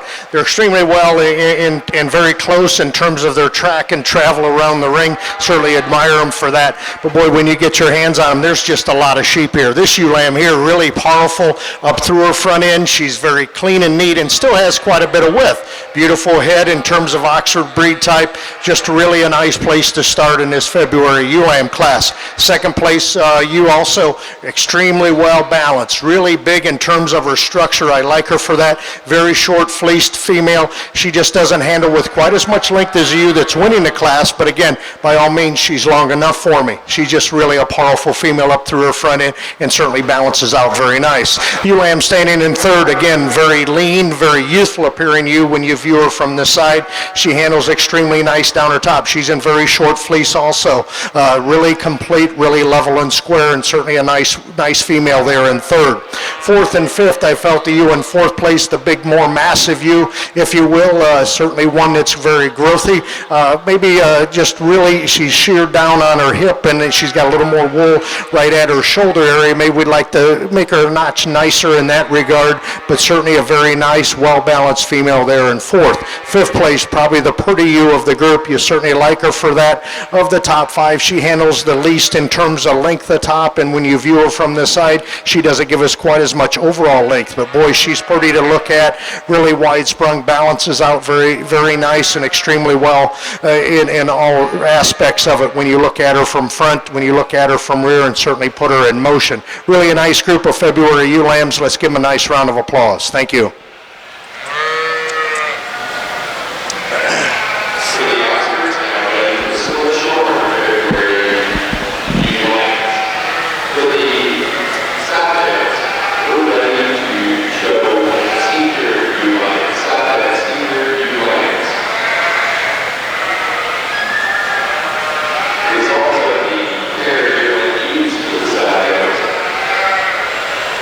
Results of the pair yearling used for the Southdowns.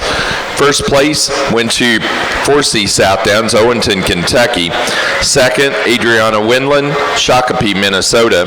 Third, Derek Wilson, Titusville, Pennsylvania. 4 to Dale Davis, Cardington, Ohio. 5, Ben Temple, Serena, Illinois. 6, John Crowder, Sheridan, Indiana. 7th place, Lindsey Watson of Bentonville, Arkansas.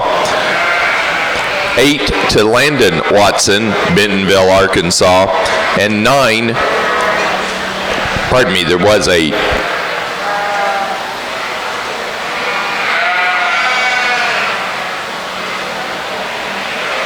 Placing on the fitted February ewe lambs for the Oxford Show.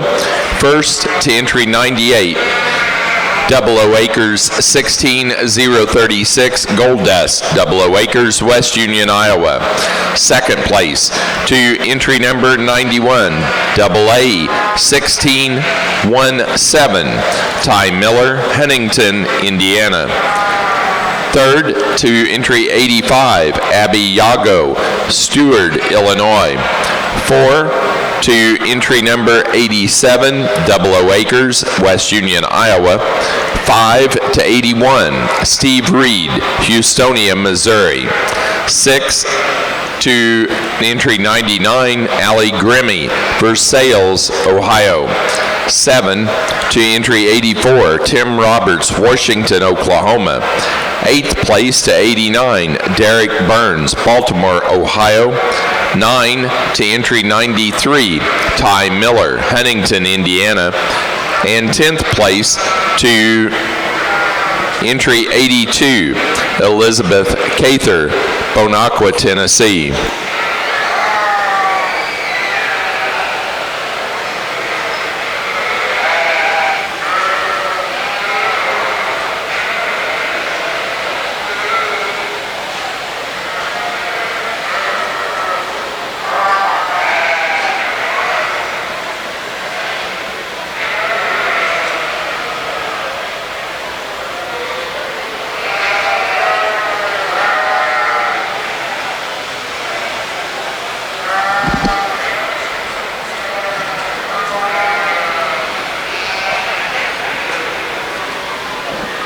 So you might as well change.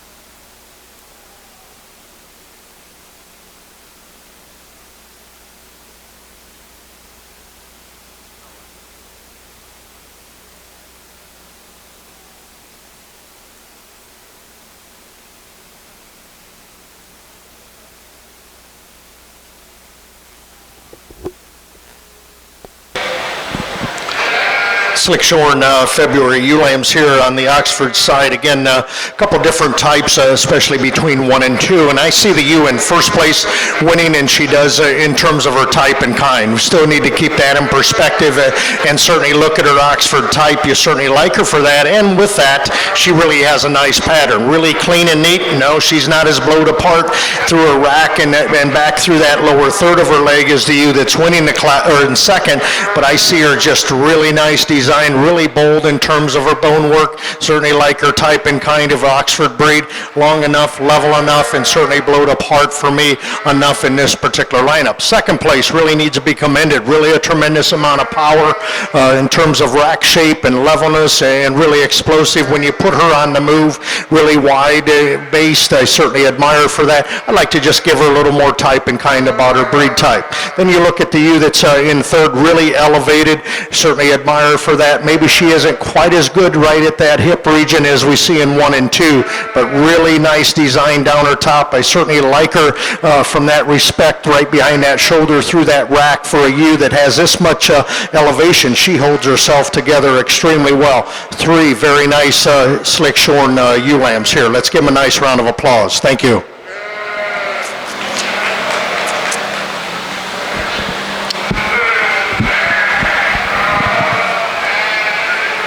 Now ready for March and later fitted ewes.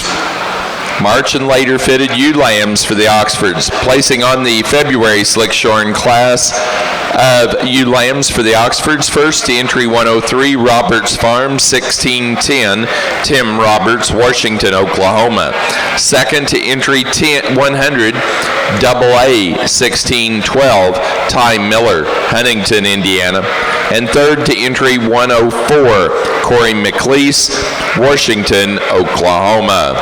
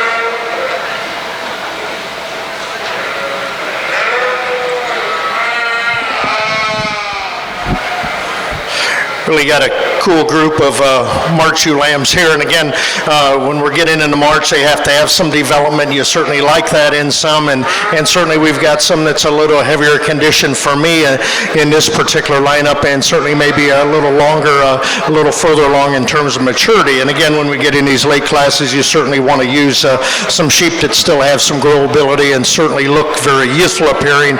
And I see that in these females, especially these first four that we have in this particular lineup. The ewe lamb that's winning the class, I think, does it pretty handily. She's just a powerful female from the ground up when you evaluate the female in terms of structure, in terms of type and kind, levelness and straightness. Maybe she's not the easiest one to show, but any angle, and certainly when you get your hands on her, there's a lot of sheep there and still has a lot of development to go. Certainly a big structured female, just a real nice place to start the class with. The ewe in second, again, very short fleeced female. I really admire for that. What you see is what you get. Really level and square, very correct about her feet and legs, and I think very nice one to put in that second position. As we move into third, maybe she isn't one of the higher fitted females in here, but boy, when you analyze that ewe, she's really neat and cool up through her front end. Extended very nice. She's as lean as they get in this particular lineup. That shows me she's got quite a bit of future. We're going to give her the benefit of the doubt. I needed to get her here in these top 3 or 4. Certainly a ewe that's elevated very nice. She's just going to get better as time goes on. Move into a very nicely well-balanced female that's fitted to a T is the ewe that's in fourth. Really correct off both ends. You certainly like her for that. If you'd like to change her, maybe lengthen her out just a trifle bit to get around these first 3. But again, really an elegant ewe up through her front end, really structurally sound and correct, and fits in there very nice. Really a big, massive ewe in terms of her lower third of her body. You certainly like her. In terms of her rib shape, she's done very well. In terms of maturity up to this point, it's really a beautiful ewe in terms of total size and framework. Let's give these exhibitors a nice round of applause. Thank you.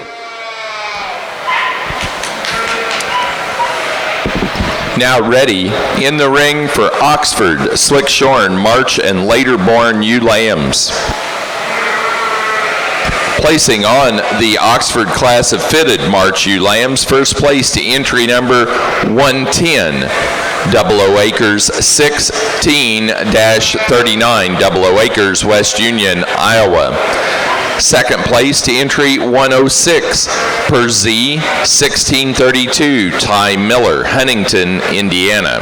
Third to entry number 115, Kinsey Meyer, Aaronsville, Illinois. 4 to entry number 117, Steve Reed, Houstonia, Missouri. 5 to entry 111, 00 Acres, West Union, Iowa. 6th place to 105, DOA's third generation, Cedar Falls, Iowa. 7 to entry number 118, Zeke Isaacson, Burlington, Wisconsin. 8th place to entry 114, Derek Burns, Baltimore, Ohio. And 9th place to 119, Vondenheuvel, Oxford's Wapakoneta, Ohio.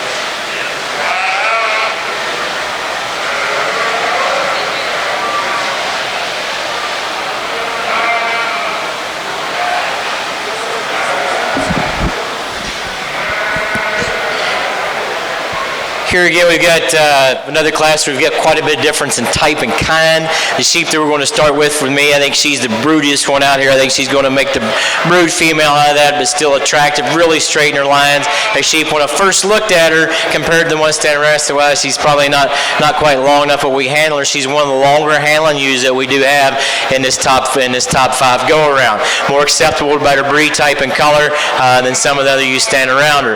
Next ewe we have in class, really young, fresh, handles great, a sheep that's nice and level down her top.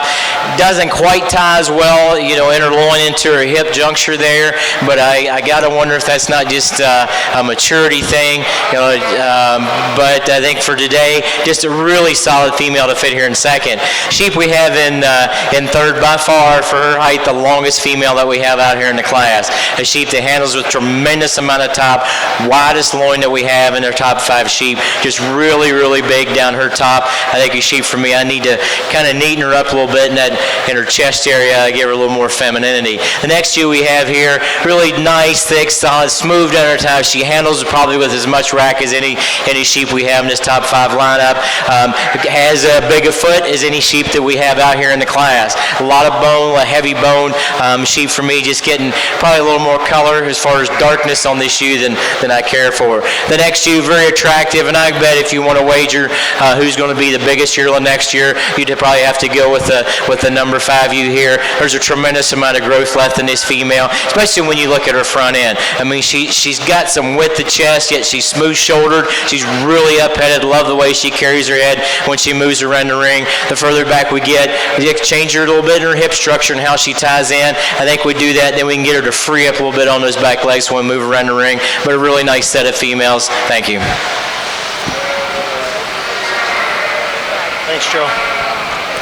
Slick Shorns here on the Oxford side, March Ewe Lambs here. 3 exhibitors and really nicely presented individuals out here, and I think we're starting with the most powerful female in terms of width, in terms of total muscle shape. You certainly like that.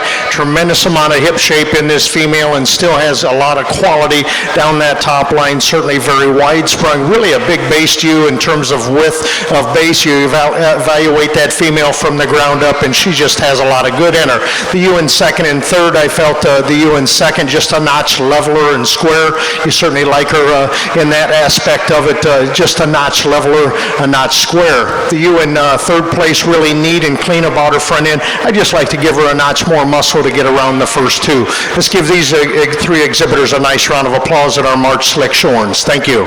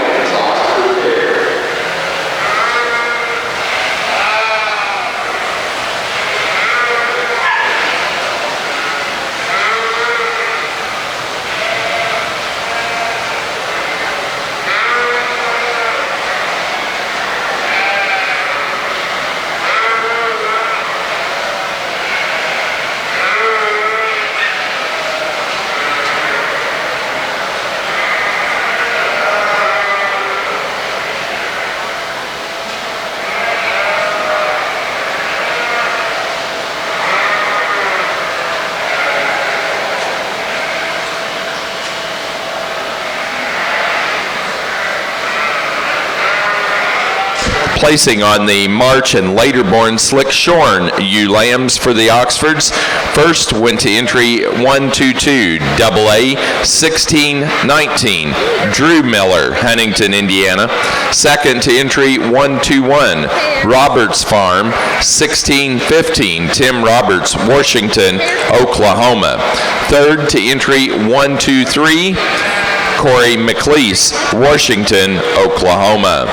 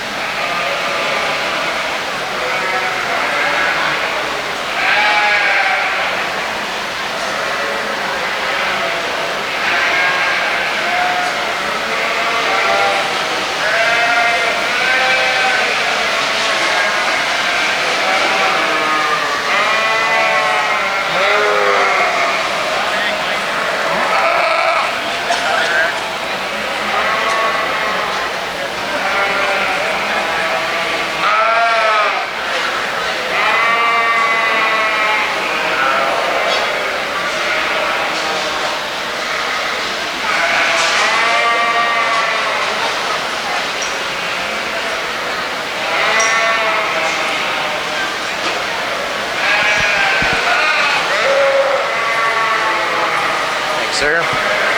Your senior champion, I'm happy to, with the 8 females that I have out here, I think you definitely have a little bit of difference in type as far as body style and whatnot. We tried to get like more consistent set in here, but I think what we do have is you look from feet and legs and structural correctness, straightness of lines, where we're very consistent in that, and from that point of view, and also with the femininity, having the females thick enough but keeping them feminine. I mean, I'm not, they don't have to be as thick as the males in my opinion, and every sheep out here for a female, in my opinion, has plenty of thickness. We're great there. We're up-headed.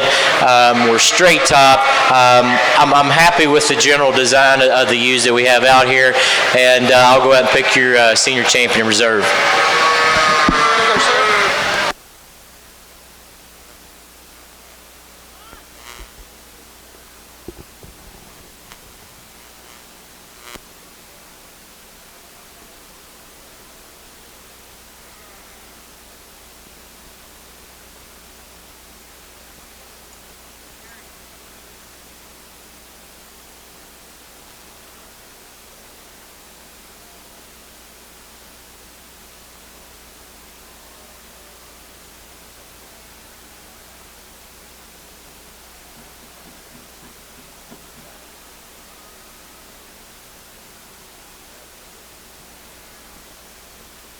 Placing on the Southdown Senior Ewe Lamb class, first place went to 117, UF 5198, Greg Erb, Beavertown, Pennsylvania.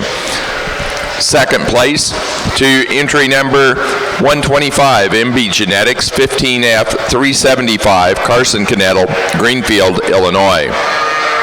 Third to 119, Derek Wilson, Titusville, Pennsylvania. 4 to 115, Mallory Bowers, Mentone, Indiana. 5 to 123, Adriana Windland, Shakopee, Minnesota. 6th place to 127, Adriana Windland. 7 to entry 113, Scramlin Southdowns, Holly, Michigan. 8th place to 124, Brianna Cannettle of Greenfield, Illinois. 9 to 114, Mackenzie Paget, Kirkland, Indiana. And 10 to 122, Jacob Brinkman, Belchester, Minnesota. Our senior champion ewe was entry number 68, first in the early yearling ewe class, Pleasant Springs 7070, back at Stoughton, Wisconsin. The reserve senior champion was 93, first in the intermediate yearling ewe class, Northern Star Livestock Service 15124, Adriana Windland, Shakopee, Minnesota.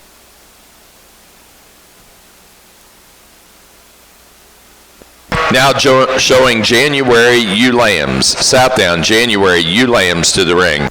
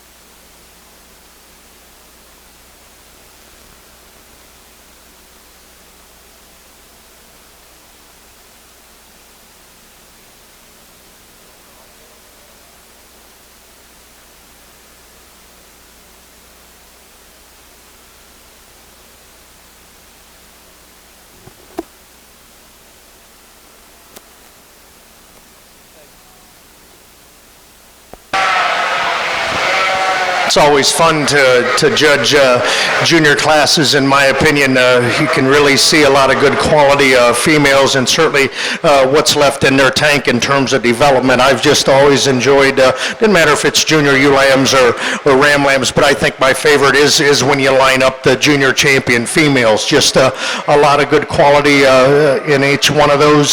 Certainly the ones closest to me I'm really pleased with, of course, otherwise they wouldn't be in that first position. They certainly look like Oxfords and really have a lot of good to offer in terms of package, in terms of width and dimension, and still have quite a bit of growability, and they should be in junior ewe lambs. With that, let's put our hands together as I go out and congratulate the champion and reserve juniors. Thank you.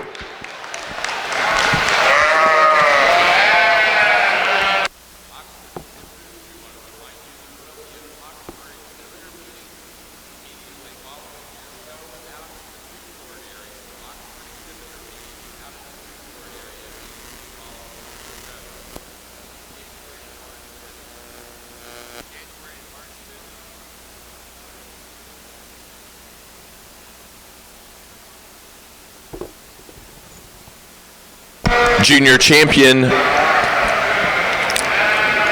ewe for the Oxford Show is entry number 75. First out of the January ewe lamb class, per Z, 1607, Ty Miller, Huntington, Indiana. The reserve junior champion is entry 110. First out of the March and later born ewe lamb class, 00 Acres, 16039, 00 Acres, West Union, Iowa. Now ready to show for grand and reserve grand champion ewe.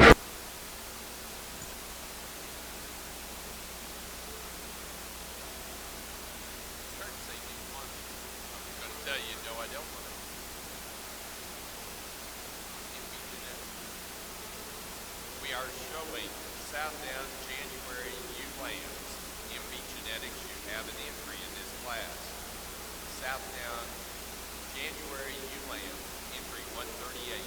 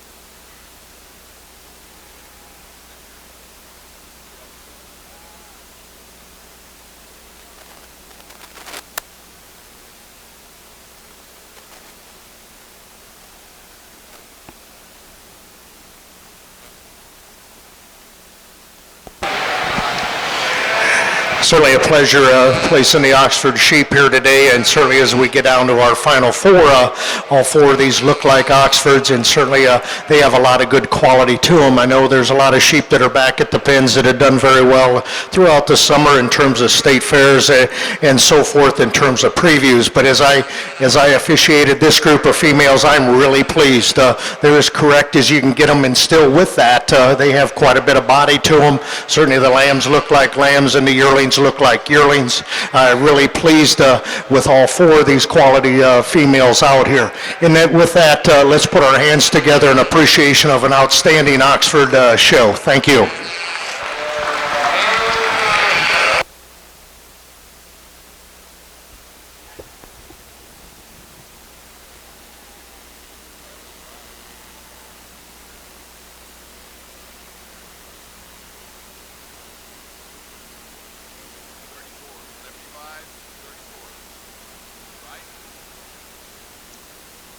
Grand Champion Oxford U goes to entry number 75, our Junior Champion U. The Junior Champion U came out of the January U Lamb class per Z 1607, Ty Miller, Huntington, Indiana. The Reserve Grand Champion U was our Senior Champion U. The Senior Champion U came out of the Yearling U class, Winning Ways Sheep Farm, 15629A, Winning Ways Sheep Farm, Moweaqua, Illinois. Next class for our Oxford National Show is Best Headed Ewe.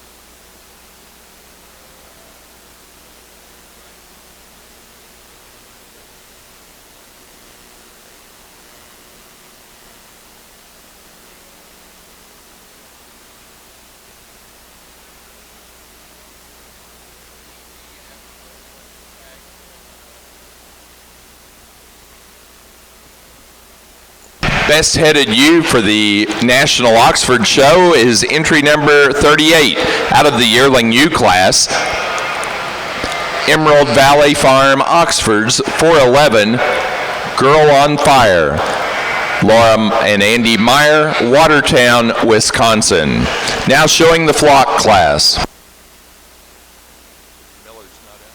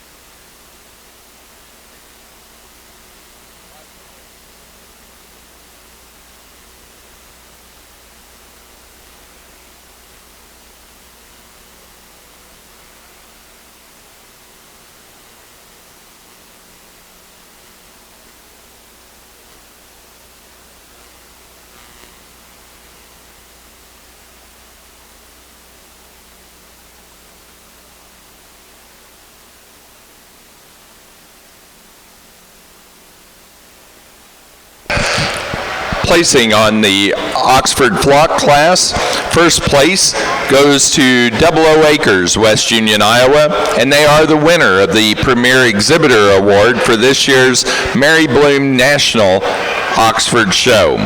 Second place in the flock, Winning Ways Sheep Farm, Moweaqua, Illinois, and third to Tim Roberts, Washington, Oklahoma. That does conclude our National Oxford Show. Remember, Oxford exhibitors, you do have a meeting of Oxford exhibitors in the food court area now. Oxford exhibitor meeting in the food court area. What do you got, Tony? You need to record those.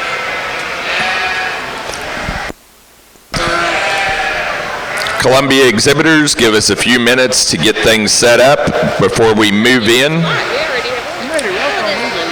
to your show. Our judge today for the National Oxford Show has been John Merzinski of Rolling Prairie, Indiana.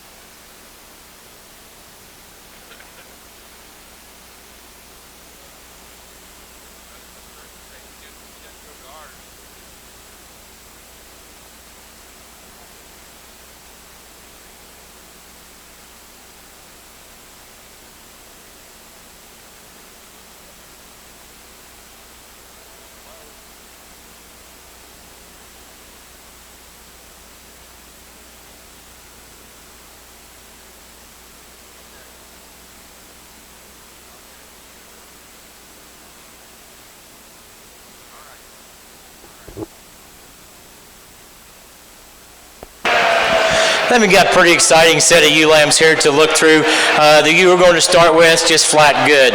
I think for me, and here again, I want them to be a little more rugged meaning not this show ring flash and all, but something that can go out and survive on grass or carry two babies without a problem. Just some livability to them. I think she's got all that. The Springer rib. If you watch this ewe walk from behind, really wide based, and I mean truthfully wide based. When a lot of these sheep we've gotten, they're really big in the top part of their hip, but when they walk away, they're putting their back feet close together. This ewe takes a nice wide stride when she walks away from you. She's stout and heavy, but still looks like a female. I like her pretty well. The next female, tremendous amount of length from end to end. I mean, you got to have that to her. She's really extended in her front end. She's extended in her length of body. I think this is a sheep when we gets on the move, just need to tie all her pieces together a little better. She wants to get a little bit open coming out of her shoulder when she moves around. Standing still, she looks like $1,000,000, so she's going to be second. The next ewe that we have here, this is a sheep when you talk about femininity, just smoothness of structure and quality of structure. She's got all that. I think she does not handle short. She appears to be short-sided. I think she's a little short-ribbed. She handles with a long loin. She handles with a long hip. Just need to stretch her out just a tick, but just a super, super smooth female. The one, we've got this next one, the number 4 ewe we have here, another really long-sided ewe, one of the longer handling ewes that we have out here. This is a sheep for me that in proportion to her front end, I'd like to mass up the rest of her just a little bit to get her to balance out a little better, but very elegant on the side. The next ewe just gives me a world of trouble. Standing still, I think she's a rock star. You look at her, she's up-fronted, she's long, she is good in her hip, she's big bone and still looks like a girl, but when we get her on the move, she's really piecey. She's kind of sloppy the way she moves. Tighten her up, make her a little more athletic, and she definitely moves up. But really nice class of ewe lambs. Thank you.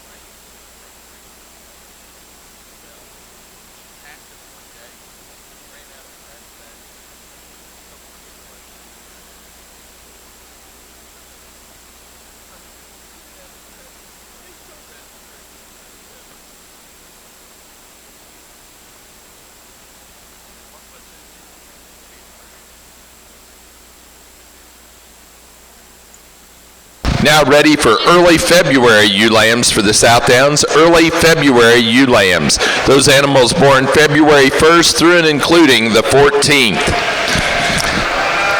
Results of the class of January ewe lambs. First place went to entry number 155, Miller E. 1657 ET. Preston Forsey, South Downs, Owenton, Kentucky. Second to 153, Prairie Land Farms, 6A2, Prairie Land Farms, Alexandria, South Dakota. Third place to entry number 139, Shaylee Maddox, Thomas, Oklahoma. 4 to 137, Preston Forsey, South Downs, Owenton, Kentucky. 5 to 131, Troy Longenecker and MB Genetics, Annville, Pennsylvania. 6 to entry number 150, Howard, South Downs, Mulhall, Oklahoma. 7th place to entry number 134, Derek Wilson, Titusville, Pennsylvania. 8 to entry 152, Jenna Langer, DeForest, Wisconsin. 9 to entry number 147, Caleb Formo, Blue Mounds, Wisconsin. And 10 to entry number 136, Lydia Wilson, China Grove, North Carolina.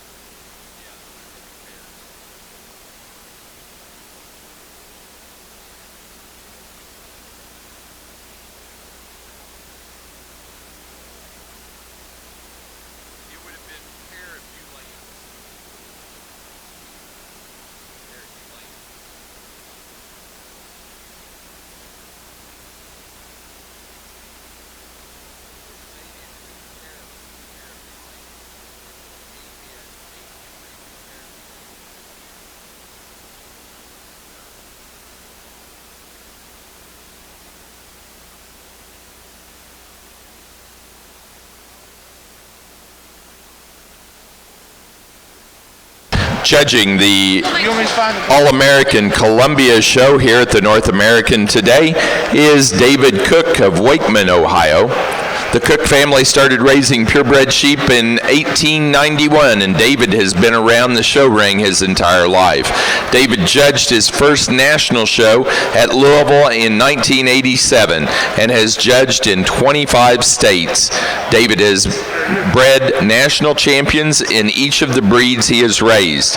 He and his wife, Lisa, won 58 champion, reserve champion, and premier breeder awards here at Louisville and the Columbia National Sale over a 22-year span with their Columbias.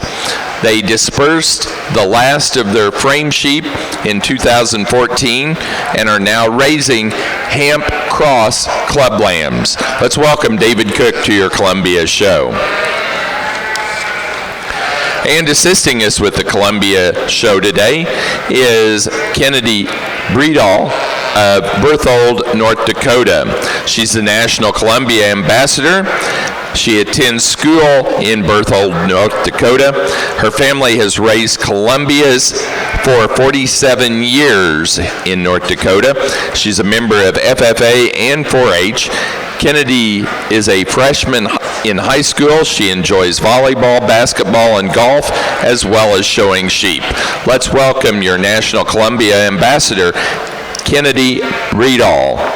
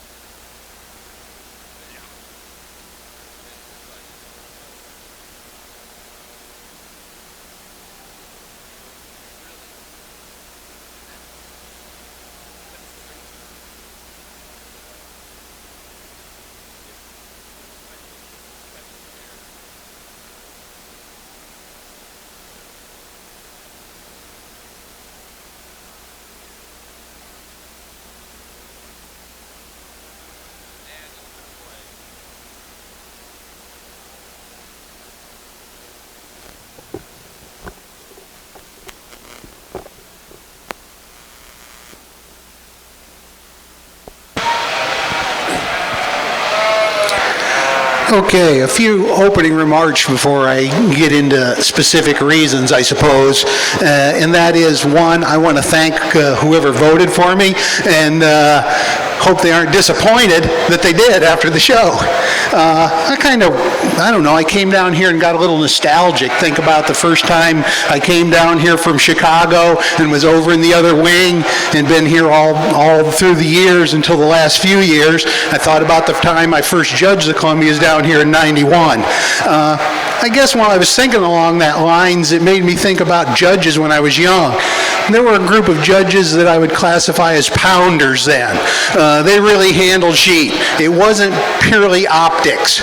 And hopefully I will aspire to be one of those judges that's not purely optics. If you watch my hands, I hope it will give you a good indication. As far as fleeces go, I try and use heavy points on fleeces. The breed is a little bit of a problem in regards that it doesn't specify grade.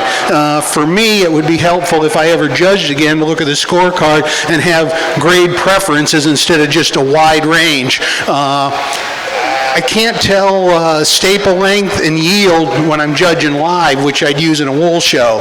So then when I think about what's a good fleece, I'm thinking in terms of density, because that's an indicator of yield.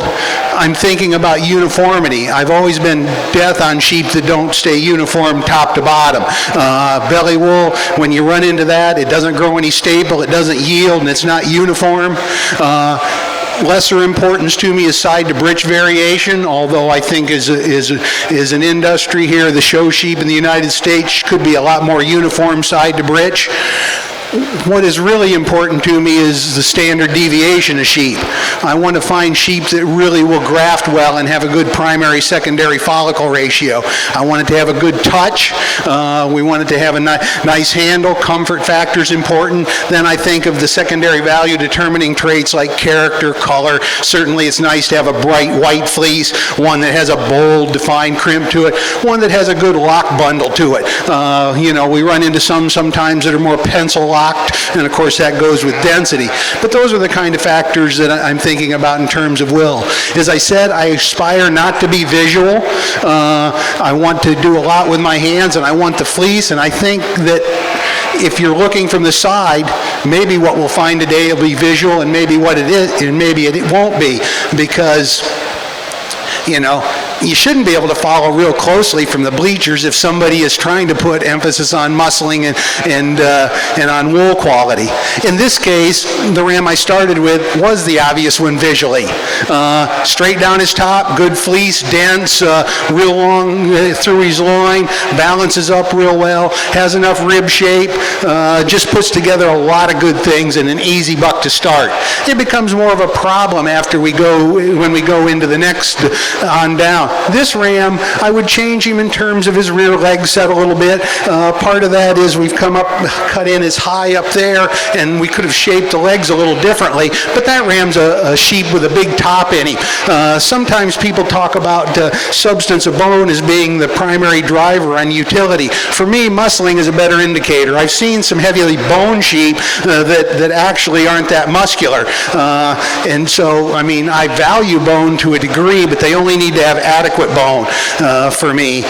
We look at these sheep, and that's again, it goes back to the optics thing. People see that bone, but I view it as a correlation trait rather than a directly important trait. It tends to correlate to utility, but not always. This ram's muscularity through his rack is probably a bigger indicator of his utility than, say, the ram on the far end that's big bone but much flatter in his rib. So I like a lot of things about this ram. I would change his leg set a little bit.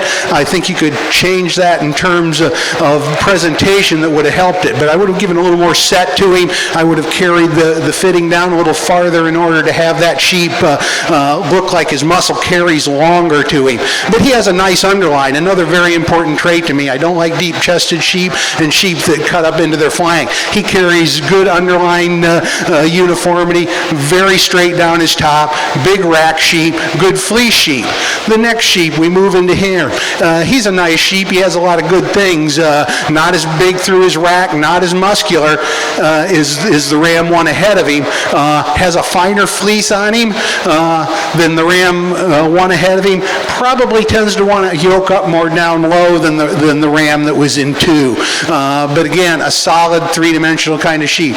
The ram in the far end, a sheep that when you look at him and profile him, you love the fact that he's a long-sided sheep. I like sheep with a good height to length ratio. He's long flank to flank. He is big boned, and like I said earlier, that's certainly visually attractive, but when you lay your hands through his rack, he's much sharper through his rack. He's flatter in his rib. He is carrying less condition than those rams ahead of him, and that's something that maybe he was used and just pulled down a little bit more. But you know, I'd like to give that sheep more rib shape and more mass. You look at him from this angle and see the way his legs come down, and he looks flatter through his mid-leg. All of these rams are carrying quite a bit of wool on their rear, but this ram, you look at that and he just looks flatter through his stifle. Real long, real big bone. Fleece tends to change. Less density in this fleece. We see more of a pencil lock than a web lock type scenario. I want to see, again, a big lock bundle structure. And this was an interesting set of rams. Again, the ram we started with, visually the ram that easily wins, and when you lay your hands on him, you know he wins then too because of his hind saddle length and his three-dimensional nature. A nice group of rams. That's how I saw him today.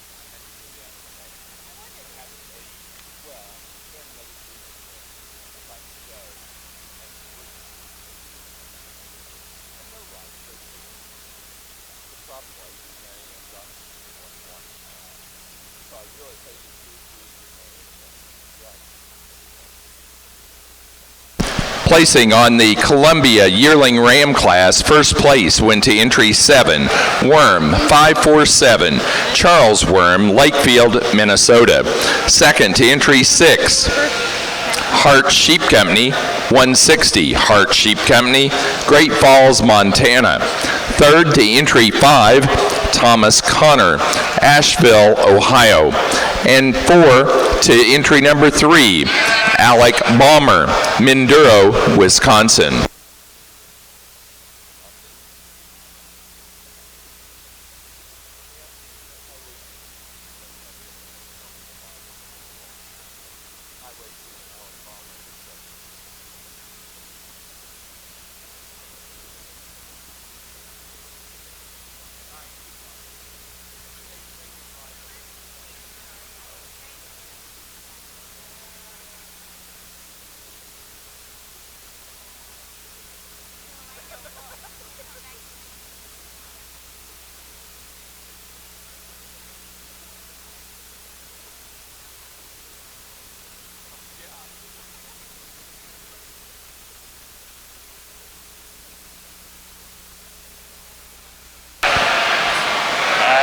The sheep we're going to start the class with, I think for me, trying to keep them feminine, but keep some thickness in them. I think she handles that all very well. She's plenty thick for a female, but she carries that all the way back. She's really good in her rack, nice and flat and square in her loin, ties into her hip very well.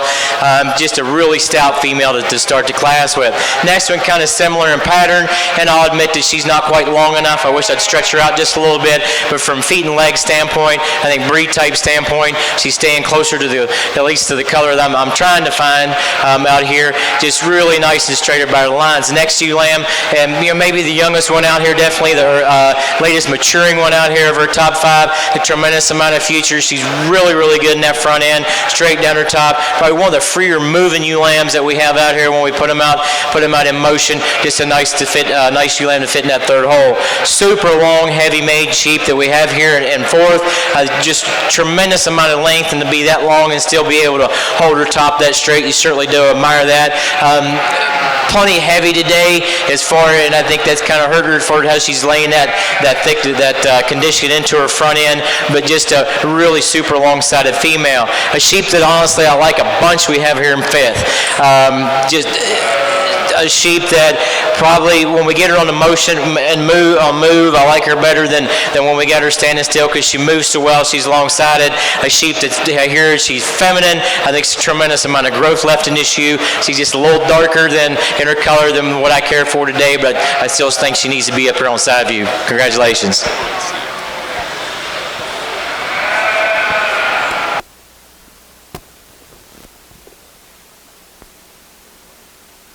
Placing on the early February ewe lamb class for the Hampshires, first place goes to entry, for the South Downs, first place goes to entry 176, 4CE 16111.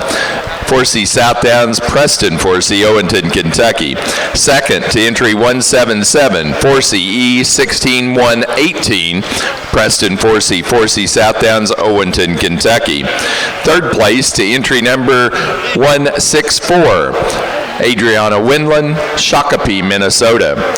4 to 165, Derek Wilson, Titusville, Pennsylvania. 5 to 166, Riley Good, Windsor, Pennsylvania. 6 to 157, Beckett Spildy, Stoughton, Wisconsin. 7th place to 180, Prairie Land Farms, Alexandria, South Dakota. 8th place to 169, Lydia Wilson, China Grove, North Carolina. 9th place to entry number 171, Howard South Downs, Mulhall, Oklahoma.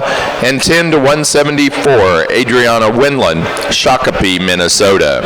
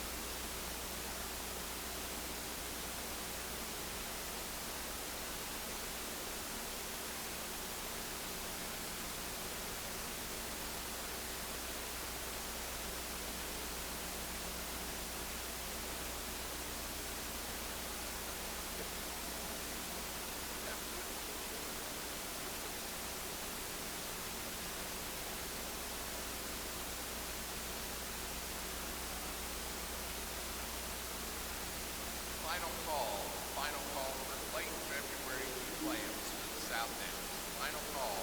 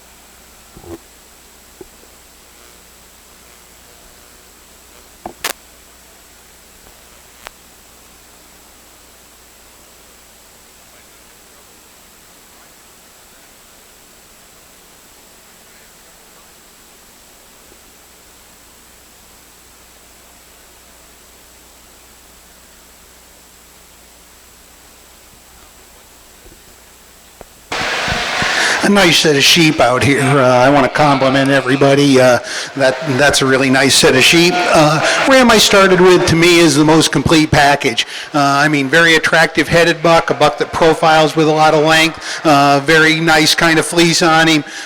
You handle him, and he's a fairly green sheep in terms of his condition, but he shows me better top shape than what I expected I would hit when I ran in there. You saw me try and reach under the transverse processes. I mean, of these bucks and find loin depth, certainly a hard thing to do and be able to tell what's what. So I really used rack shape a little more than I did in terms of loin depth for my muscularity. You see me circumference the mid part of the leg. Very important to me when I'm looking at sheep is to try and circumference that mid leg. This ram, when you look at him, just again very complete, no real holes in him, straight enough in his lines. The next ram, a really nice ram as well. Certainly bigger bone for those of you that have that as a primary sort. He's got a little touch more wrinkle than the ram ahead of him, but not too much to be an issue. Certainly a nice, attractive, chalky face and good ears. Not quite as straight down his top as the ram, the one ahead of him in my mind. You blend that shoulder into the upper rib area, and it just doesn't flow off as smooth. A ram that looks like he's got more rib, but I don't know that he'll end up with a lot more when it's done. Movement on these bucks, there wasn't a ram that really said, I'm the great mover out here. This ram, when you looked at him and he walked, you would change him just a touch, but I think it's more desirable. This buck tends to want to post up a little bit at times when you watch him track. But again, very nice fleece on the ram. He's a ram that puts together a lot of good things. If you're into the tallest ram, he might be the one. I just don't think he's quite as straight behind the shoulders. The next ram, we slide into him, and he's a sheep that there are things about him I like real well. He is the biggest rib sheep, but he has more low shoulder than some of those rams ahead of him. When you look at him in terms of his right over the top and look down over his front end, you would give him more fullness through his rear quarter to balance. You saw me again. I appreciate rib shape, but I'm somebody that also has to have them balanced front to rear. If we're talking a sheep with a lot more brisket to him and a lot more shoulder to him, we have to correspond with more mid-leg circumference. He is square right up on his loin edges than some of those other rams, but he just doesn't carry as we move on down through the stifle area. Again, a very usable kind of fleece on him, and a very solid ram. The ram that we have in the far end, there's no holes in that buck. Another sheep that I like real well, puts together some good things. Not quite as stout as those other rams. Got a very usable fleece on him. A real nice group of rams, top to bottom. This was the official placing for today. For the Columbias, now ready to show for senior champion and reserve senior champion ram. Our senior champion class, first place goes to entry number 10, Troxel, 1575, Nitro. Troxel, Columbias, Plainfield, Wisconsin.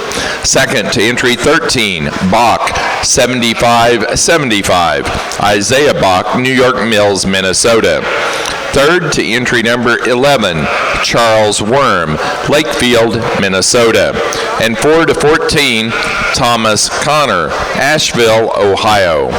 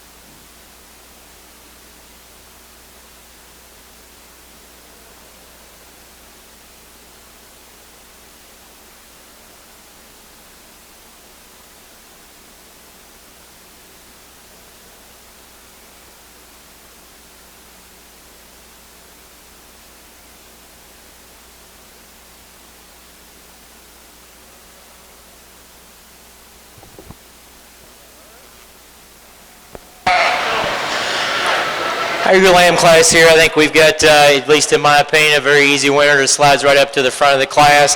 Just super well balanced. She's smooth. She gets out and she moves very well. She's one of the better walking sheep that we have stand up here in our top 5. I think she's a little more acceptable, better breed type.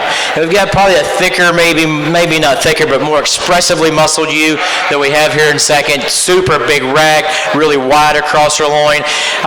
Just maybe not quite the balance. We don't see the foot size in her first place ewe, but certainly attractive ewe to fit in a second. Really stout, heavy made, and if you want to talk bone, we definitely got it in this there third place ewe. A sheep for me that I think she's very maternal looking. I love that about her.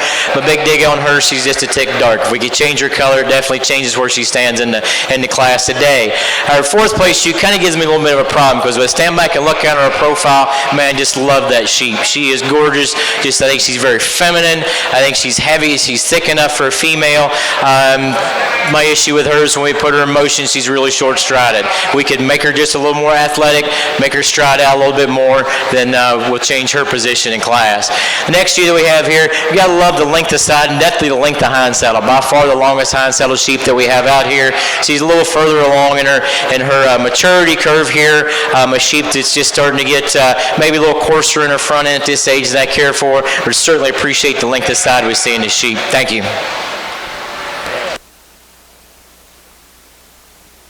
Now ready for March and later born sat down ewe lambs. Well, whenever you judge, you like to have the sheep that calls to you and says, I'm the one. You watch them walk out and you say, it's going to take something pretty tough to beat that as we move along through the show. I had some bucks out here that just spoke to me and said, I'm the one to pick. The yearling ram, as I said, straight top sheep, super long loin sheep, big rib sheep, clean enough fronted sheep, good fleece sheep. He's just really nice. He's the champion in the senior champion. I follow with a buck lamb. Again, very true in his lines. I've always been somebody that loved really straight top sheep. I like good underline sheep. But this buck over here is just so straight in his lines that I appreciate that about him. I follow with the first place fall lamb for reserve senior champion. Senior champion Columbia ram goes to our first place yearling ram, Worm 547, Charles Worm, Lakefield, Minnesota.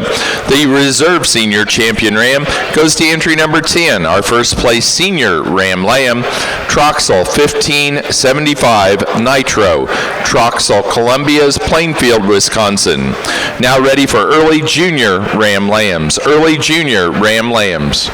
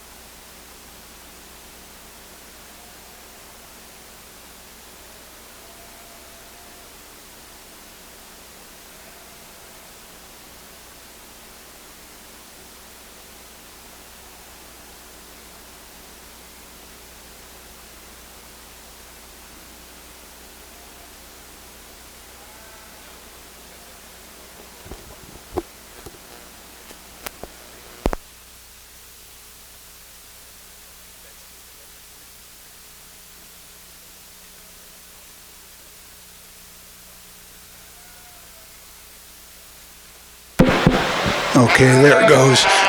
An interesting class out here, quite a bit of differences. You know, you start looking at these bucks and say, how do I really want to sort them out? They each present different things. Obviously, a sheep with a lot of cannon bone, something that I think that we notice when they turn into big yearlings and is driven the show ring a lot. I could use him small. If I had the trade-off, I would have him a little shorter statured and a little more width through down him. But he's real straight down his top. You come down his top, he's really nice. You think he's pretty narrow through here, not as good a dock, but he's docked really long. He's got an extra couple joints there compared to some, so he doesn't pinch off as much as at first look when you walk. When I walked him the first time, he kind of arched his top, but he was like being real stupid, and that's why I wanted to walk him on the back side of that and see if he relaxed just a little bit. And he tracked out a lot more level when I did that. I wanted to give him the opportunity to do that. Fleece-wise, I love sheep that have a nice lock formation. Their locks break open on nice uniform lines all the way down. Now, sometimes people overcard their sheep for my taste and take character out and break up the lock formation. But that sheep, when you look at him, he's just got that good lock formation that goes all the way down, and I really like it about him. Again, ideally for me, we would take off some cannon bone and put more stoutness to him. But there are no things other than that you'd change, and like I say, Doc is better than you'd think he is. Now this ram's pulling back a little bit. He wants to dip his top, but he's pretty straight. He's got more rib than that buck. I like that about him. He's definitely nicer in terms of his pins. He's wider through his pins, and when you look at him, a little more muscle through this part of his leg. Again, nice rib shape. When you come down, he's got a good fleece. He does not have as good a fleece, because when we get down here low, our lock formation starts to break up, and I pull this out, and we see fleeces that are a little more elastic. When you get this much elasticity, a lot of times you don't grow as much staple length down there. Now, I wouldn't say there's anything wrong with that buck in terms of fleece for almost any judge you will find. Most people wouldn't even be looking down that low, in my opinion. But I just like this buck's fleece just a touch better. I like that buck's hip set just a little better, and I like that buck's rib just a little bit better. Again, it's hard to evaluate these sheep when they're being stupid when they're walking or fighting like this. It's one of the reasons why I would like to have a release pen in the show ring. I'd like to see sheep freestanding a lot more. Then I'd feel more confident of my evaluation. As it is, I'm going to go like this on these two, and I think they easily go to the top of the class. The next sheep I love in terms of his body. You know, he's a really nice ram. We handle him down his top, and he's true in his lines. Nice clean front. He blends his shoulder into his upper rib real nicely. We come down here and look at his rib shape. He's a green sheep. He's a real balanced sheep. Looking at him visually, I thought he would beat this ram. His fleece is not as uniform. We start looking at him down here low, and we see a fleece that just, we're noiling together. We're changing a little bit, but structurally, I like him as good as any sheep out here. Next ram is a big ram. Tends to stand a little bit wider at his hocks and wants to roll his back hocks just a little bit. We come down into his top here and come off of his shoulder into his rack. Maybe it's just that he's green, because he is real raw over his rib, but he's a sheep that's just a little narrower here for me than what I would like ideally. Very usable kind of fleece on it, good density, reasonable touch to it. Nothing wrong with that. Love this sheep for several things. Unfortunately, it has one glaring thing that I can't use. Good rib shape, good rack shape, good rib shape, good height to length ratio, real straight in his lines, good wide hip in this sheep, the softest fleece out here. It's the finest one. Doesn't have as much density to it, but that's probably an environmental issue. A lot of fleece things that we see like that are environmental. That sheep's coming from a drier environment. It's going to feel more. It's going to feel more open to you. You know, really good color to it. Not a real defined crimp, but that's probably the best fleece sheep out here. Unfortunately, his hock's set too far behind his pins. When you watch him walk out and move, we need to have him change in terms of that structure and the whole pelvic tilt when he's in motion. But until you get to that part of him and he doesn't meet my movement threshold, I like that sheep a lot. Interesting set of sheep. Those are the differences I see as I try to put together a placing.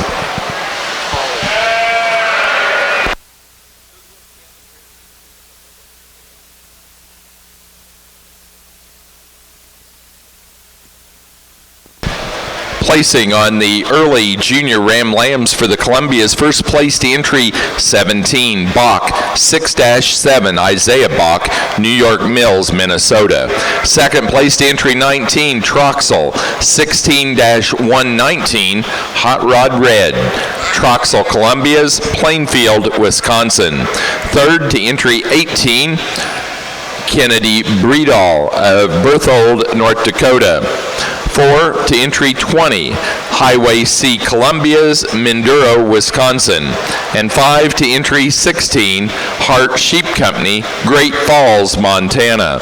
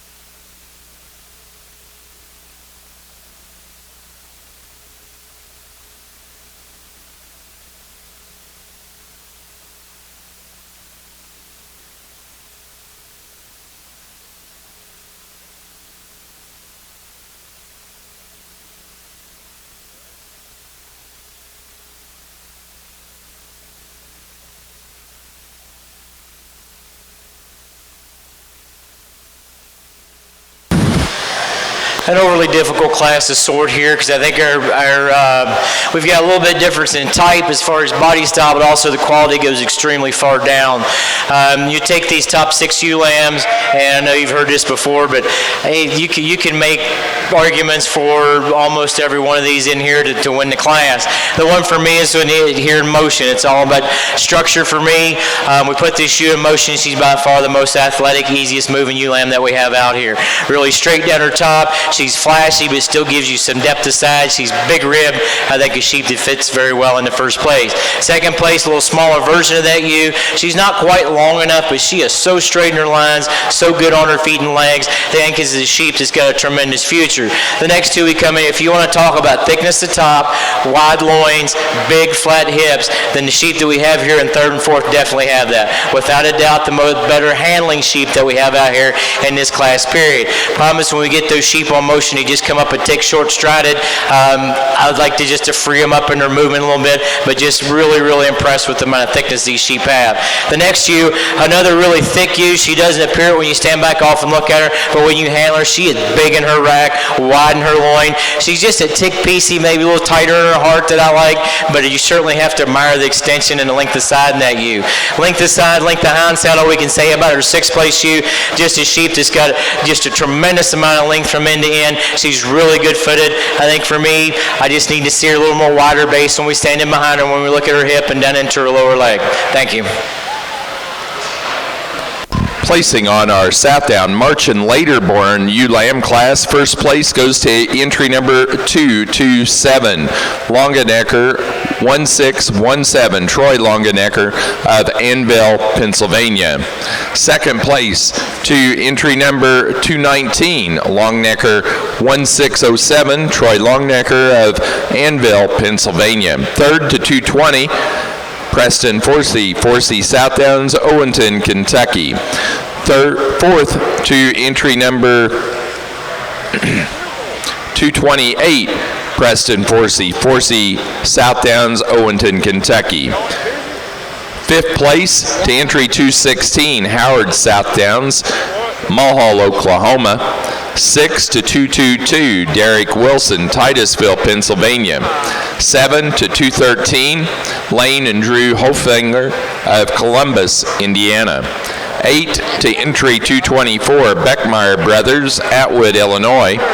9 to 206, Ashland Maddox, Thomas, Oklahoma.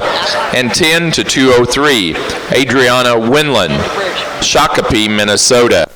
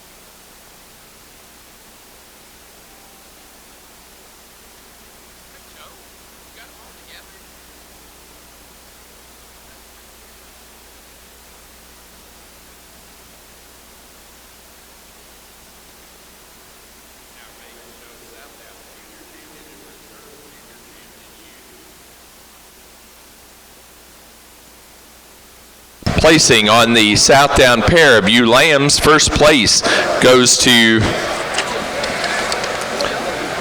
Forsey Southdowns, Owenton, Kentucky. Second to Troy Longenecker of Annville, Pennsylvania. Third place to Prairie Land Farms of Alexandria, South Dakota.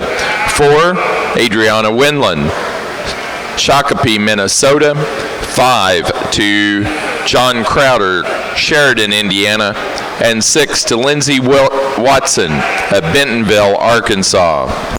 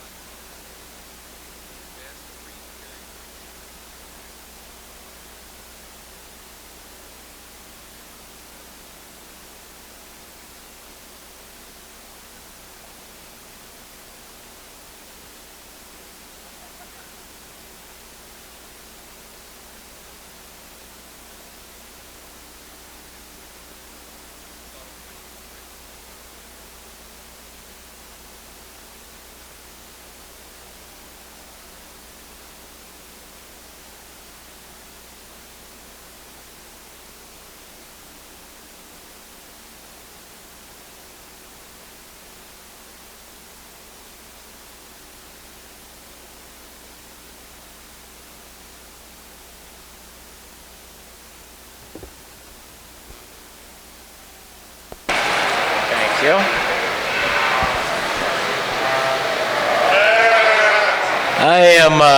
I'm overly happy with the females that we have out here in this junior champion drive. I think it's a set of 8 stud females here. Just if you look at base width, but still feminine. If you look at how they track, how they move, our breed type is okay for the most part. I'm very happy with the set of ewes that we have out here. I've got a couple in mind that I think fit me pretty well, and it's all about balance for me. These are females. I want them feminine. I want them balanced. I want them big mettled. I think we've got that out here, but I think there's 2 that fit me pretty well, so I'll go out and pick your junior champion in reserve.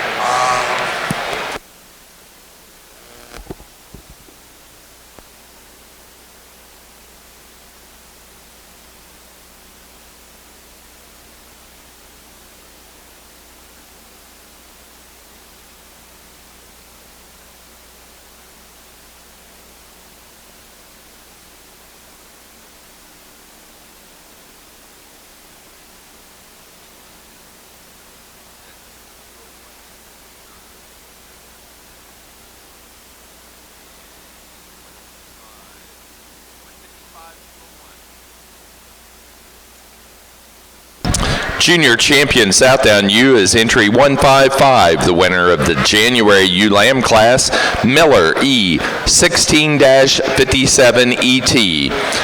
Preston Forsey, Forsey Southdowns, Owenton, Kentucky. The reserve junior champion U is entry 201. First place in the late February ULAM class, Bowers, 1622. Rowan Tinker, Butler, Indiana. Now ready to show for Grand and Reserve Grand Champion U.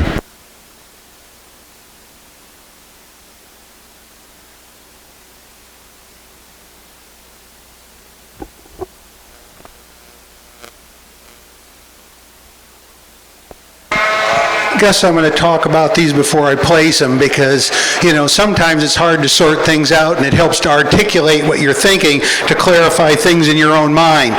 You look at this ram that right now is standing at the front of the line. There's a lot of things you like about him. Good rib shape. He's a big stout buck. He blends in okay here. Carries out pretty good. You know, just a balanced kind of sheep with a good fleece. When he walks, he wants to come up under himself quite a bit. I wish that, like I said before, I'd like to be able to turn sheep loose to be able to read movement better. You change him in terms when he's been moving around the ring in terms of pelvic tilt and get him out underneath himself a little more instead of coming up under himself. But when you have him set and stuck, you go like, well, why are you taking so much time not using him? Because on the profile there, it looks straightforward. Next buck, freest, most fluid moving sheep that we had out here. Carried most level down his top when he's out moving around. He's a little flatter ribbed. Is that because he's not very far along his maturity curve? Is he younger, or will he end up being a flatter ribbed, narrower kind of sheep in the end?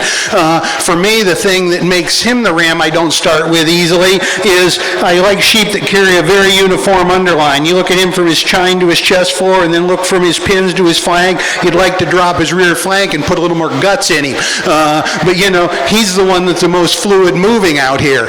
The next ram, you know, you look at him and he profiles flank to flank with a lot more length than this buck. He's short. This buck is the shorter in the side, flank to flank. This buck's real nice on his pins.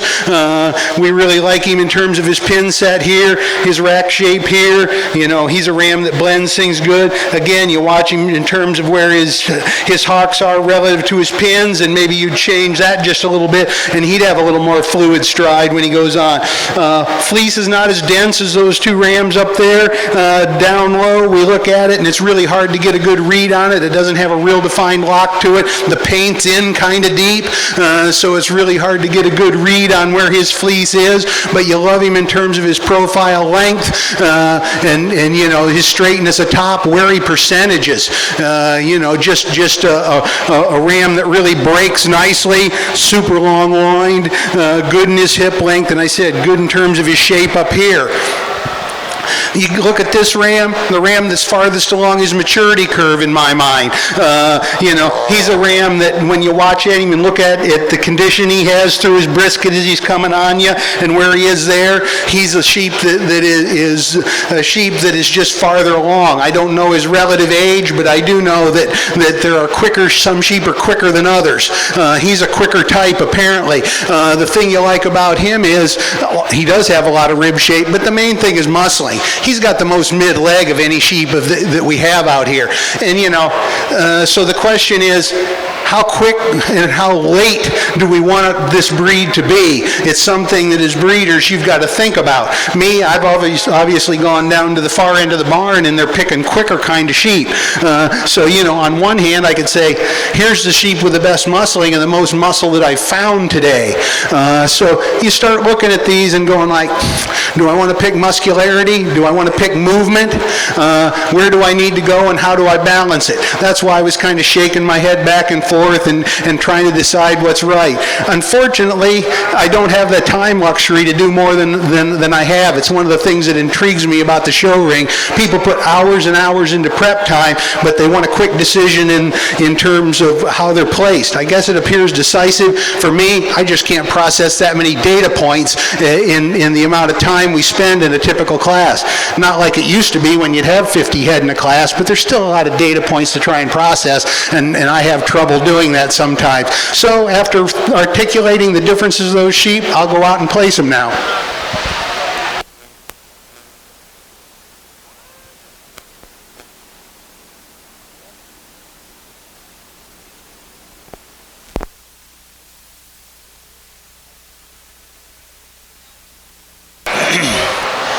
So our Southdown show, and it is one, as far as numbers-wise, it might be one of the bigger shows, maybe the biggest show that we have here. And to me, that makes it good because we've got, if you talk about what's out here and where we're going to merchandise these sheep, and there's so many different avenues anymore within a breed of sheep. And if you're doing club lambs or production-oriented or show sheep or just sheep in general Southdowns in general, there's all different kinds of avenues. And so what I try to take in consideration, the ones that are a little taller, a little longer, how good are they for a quote-unquote frame sheep Southdown? The smaller, thicker ones, how good are they for a weather sheep Southdown? I try to hit a happy median. I try to find, functionality sheep that I think, don't take baby in. They can go out, they can have their babies. They don't have to be messed with and to do their job. I think we for sure have that here. If we look, just stoutness of structure, which to me kind of leans a little bit toward livability. I think durability as far as out in the real world. We look at, our 2 yearling ewes. Of course, they're mature and they're where they're at. Big, deep-bodied, wide-hipped, wide-based, and we watch them move.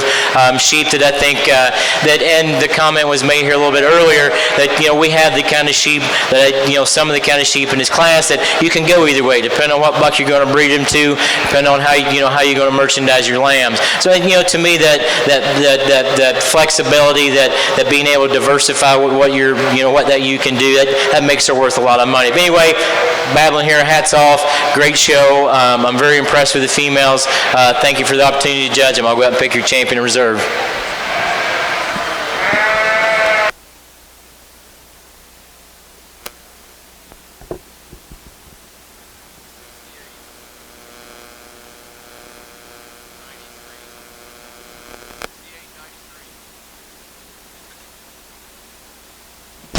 For our National Southdown show, the grand champion ewe goes to entry number 68, our senior champion ewe. First place out of the early yearling ewe class, Pleasant Springs 7070, Beckett Speldy, Stoughton, Wisconsin. The reserve grand champion ewe was our reserve senior champion ewe. Entry number 93 out of the intermediate yearling ewe class, Northern Star Livestock Service 15124, Adriana Winland, Shakopee, Minnesota. Now ready in the ring for the Southdown Best Breed Character ewe. Best Breed Character ewe, please.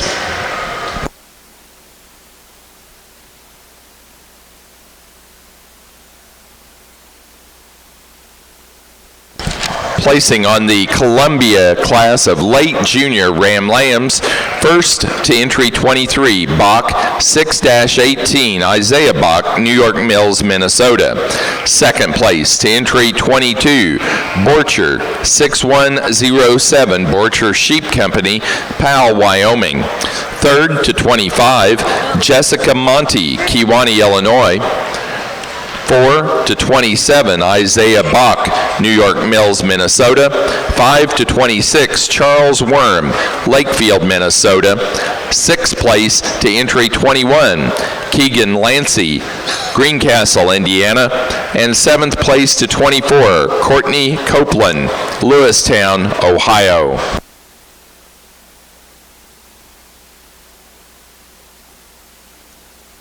Placing on the Columbia pair of ewe lamb class, first place to Isaiah Bach, New York Mills, Minnesota. Second to Troxel Columbia's Plainfield, Wisconsin. Third to Charles Worm, Lakefield, Minnesota. Now showing for junior champion and reserve junior champion Ram. That'll be followed by the grand champion Ram.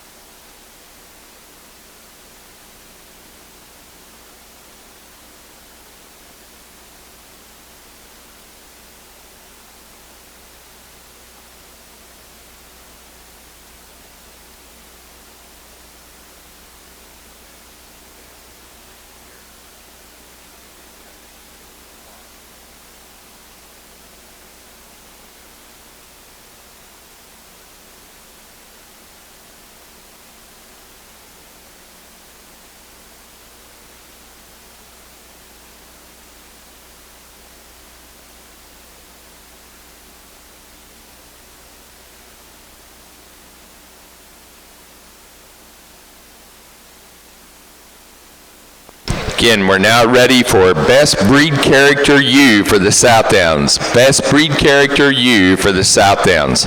Then we'll have our flock class.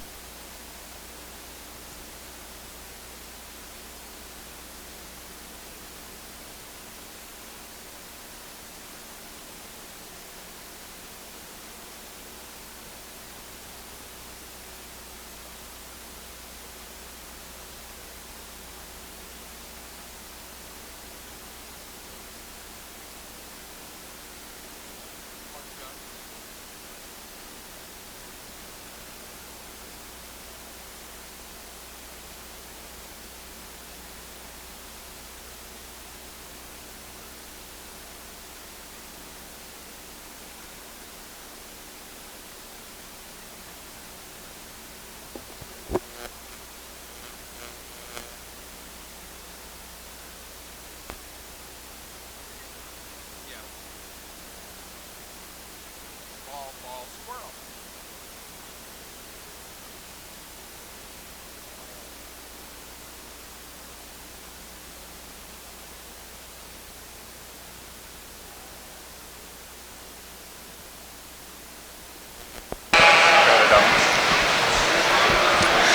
Well, I look at these sheep and try and analyze how they move, and so far they've been almost as stupid as a lot of the ones when I showed. It's really hard to get a read on them. I wish there was a pen we could turn them loose. Sometimes at state fairs when they have catch pens, I kick sheep loose to try and get a real read on them. In the end, as I look at these bucks, I'm going to use this buck. He wants to come up underneath himself. I don't think that's a real accurate read. I think he's been fighting and really pulling down. He's got good rib shape, he's got some stoutness to him and a good fleece. Then I have to decide where to go for reserve. Either the very extreme buck here that's not as good in terms of his hip is that buck over there. Both of the bucks, the marginal difference in movement isn't very great. For me, this extreme buck just needs more chest floor width to have me want to go with him. I'm going to follow with that real long-sided buck over there that's got a little more chest floor in him today. Again, a real hard to get a read on those four bucks out here today. The two in the last class. Okay.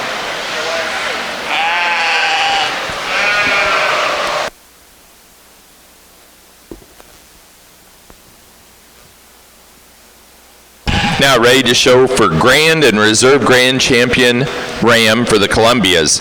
Our junior champion was entry number 23, first in the late junior Ram Lamb class, Bach 6-18, Isaiah Bach, New York Mills, Minnesota.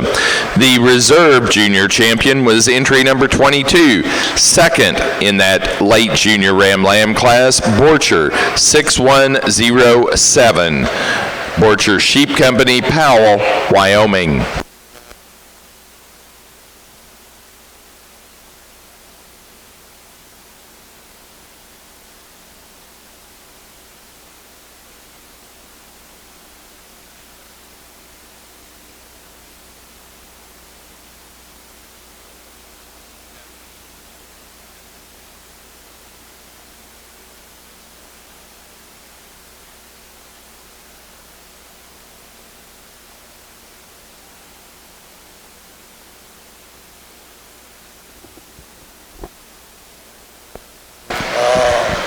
Well, thanks for the exhibitors. As I wandered around out here trying to get a read on these sheep, I just commented I'm going to go back after I'm done judging and look at the sheep standing free in their pens. I've had times when I got done with that and I said to myself, boy, you didn't get that one very close. What were you looking at when they were standing, when the sheep were fighting and whatnot? So I'm going to do that, and I encourage people that are watching to go do that. I've often thought we spend too much time on what happens in the show ring and not enough time analyzing the sheep after the fact.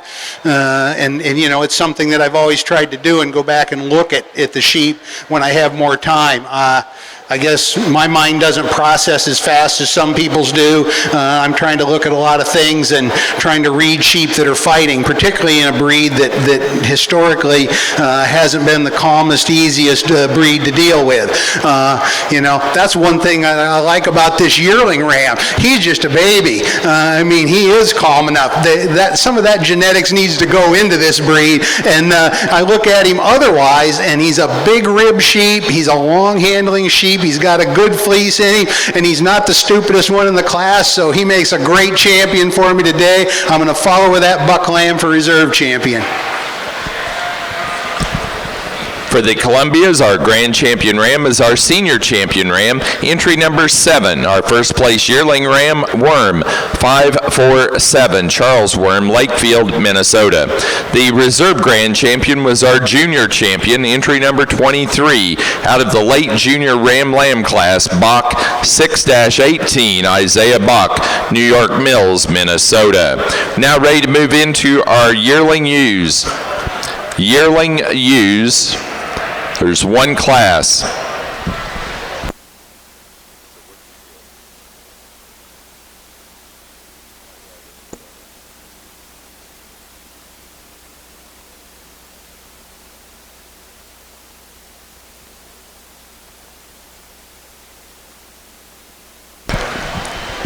For our best breed character ewe, it was entry number 134, Wilson Skyview Farm, Suffolk, or South Downs of 16003.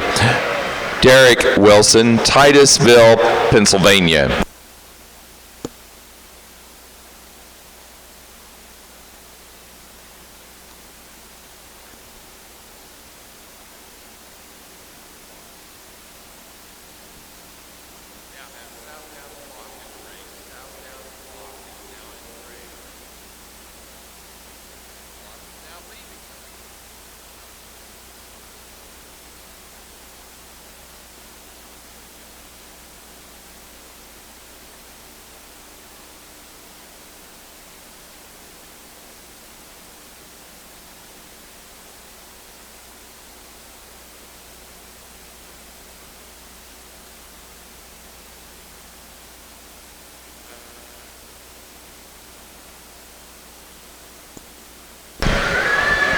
Placing on the Southdown Flock class, first place and winner of the Premier Exhibitor Award for the National Southdown Show is Forsey Southdowns, Owenton, Kentucky. Second in the flock, Adriana Windland, Shakopee, Minnesota. Third, John Crowder, Sheridan, Indiana. And fourth, Lindsey Watson, Bentonville, Arkansas. That does conclude our National Southdown Show. Our judge has been Billy Wade of Indiana.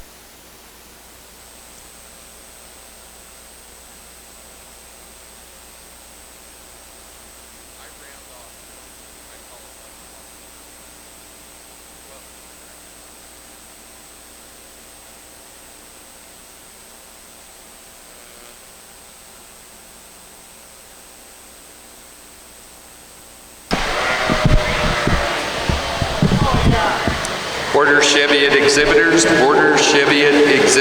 10-minute call for yearling rams. 10-minute call, Border Cheviot yearling rams.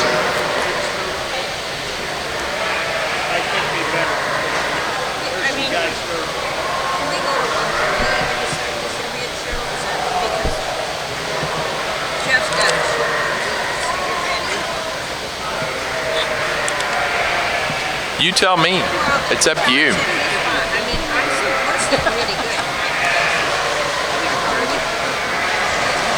We will begin the National Border Cheviot Show at 1:30. 1:30 prompt, we will begin the National Border Cheviot Show. Yearling rams. 20-minute call for those then.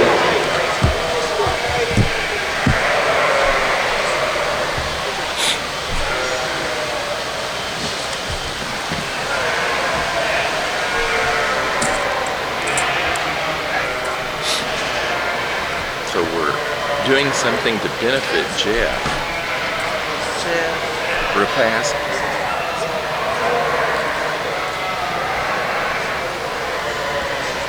Holy crap, they're still dragging him in. Heath is first. I don't know what you got started earlier. Pack a lunch, boys. We're gonna be here a while.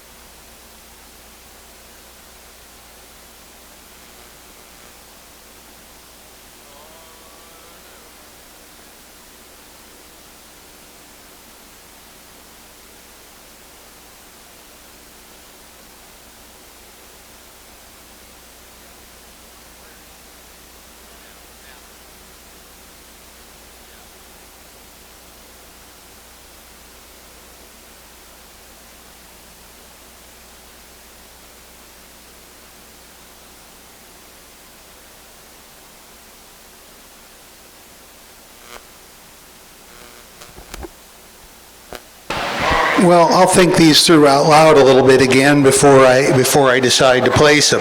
Now, we moved down to that line, and there on the far end, there were some sheep that didn't meet my minimum threshold or had some kind of other structural issue. My early sorts are usually, if we're finding belly wool, I'm pitching them. If I'm finding sheep that have something I really don't like, there's some sheep that had good enough fleeces but were lower dock setted.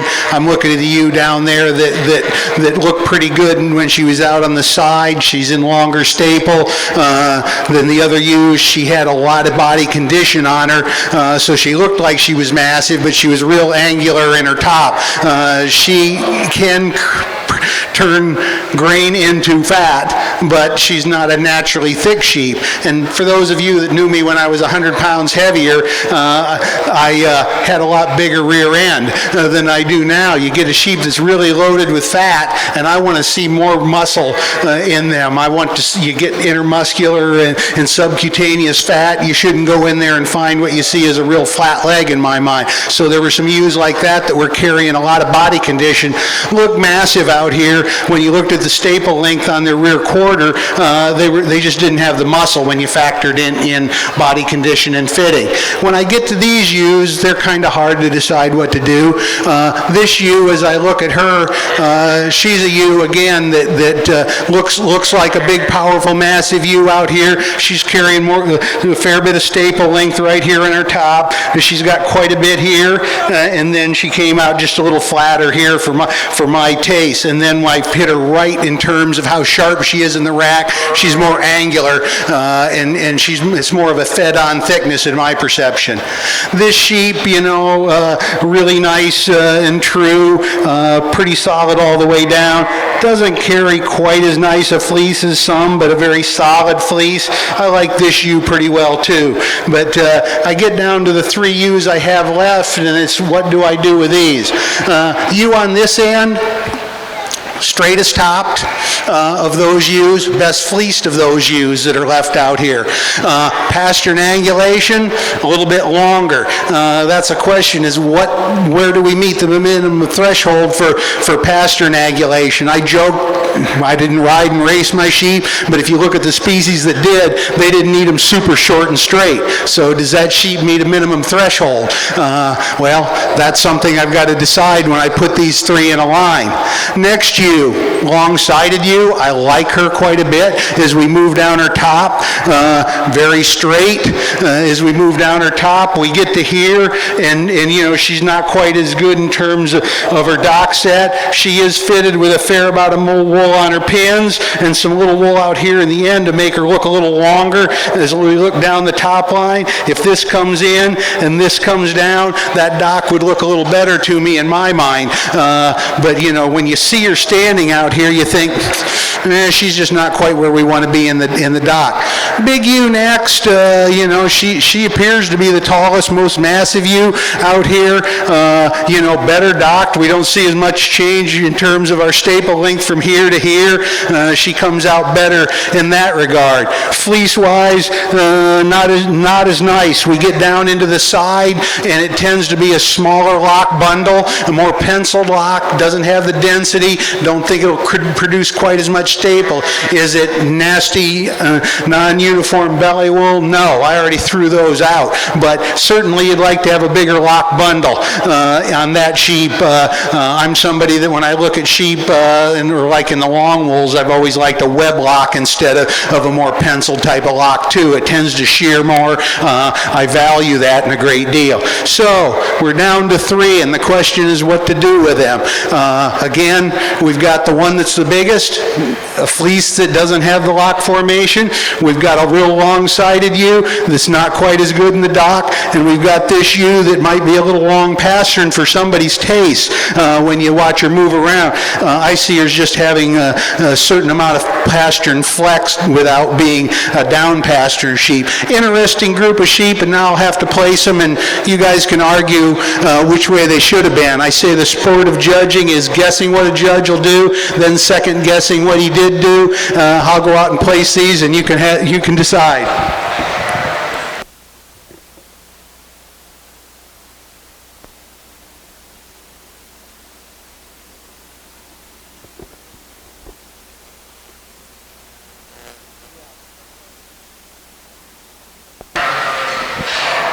Border Cheviot side here, 2 entries in our yearling ram class. And again, really powerful rams, and certainly a lot of good in both of those rams here. And certainly I think the ram in first just gives us a notch more in terms of total length and volume, especially on the handle. Certainly like him in that regard, and certainly one ram that, again, that when you handle him, he handles extremely long from that last rib back, and certainly I think one very nice one to start the class with. Taking nothing away from the ram that's in second, certainly well balanced. You certainly like him from that standpoint. Really correct. Maybe both these rams, we'd like to make them a notch stronger about those rear pasterns in terms of their movement. But again, 2 individuals very nice as we start off our Border Cheviot show. Thank you. Now ready for senior ram lambs, Border Cheviot senior ram lambs, and pair of yearling ewes for the Columbias. For the Border Cheviot class of yearling rams, first place to entry 1, Rinker 2088, American Pharaoh.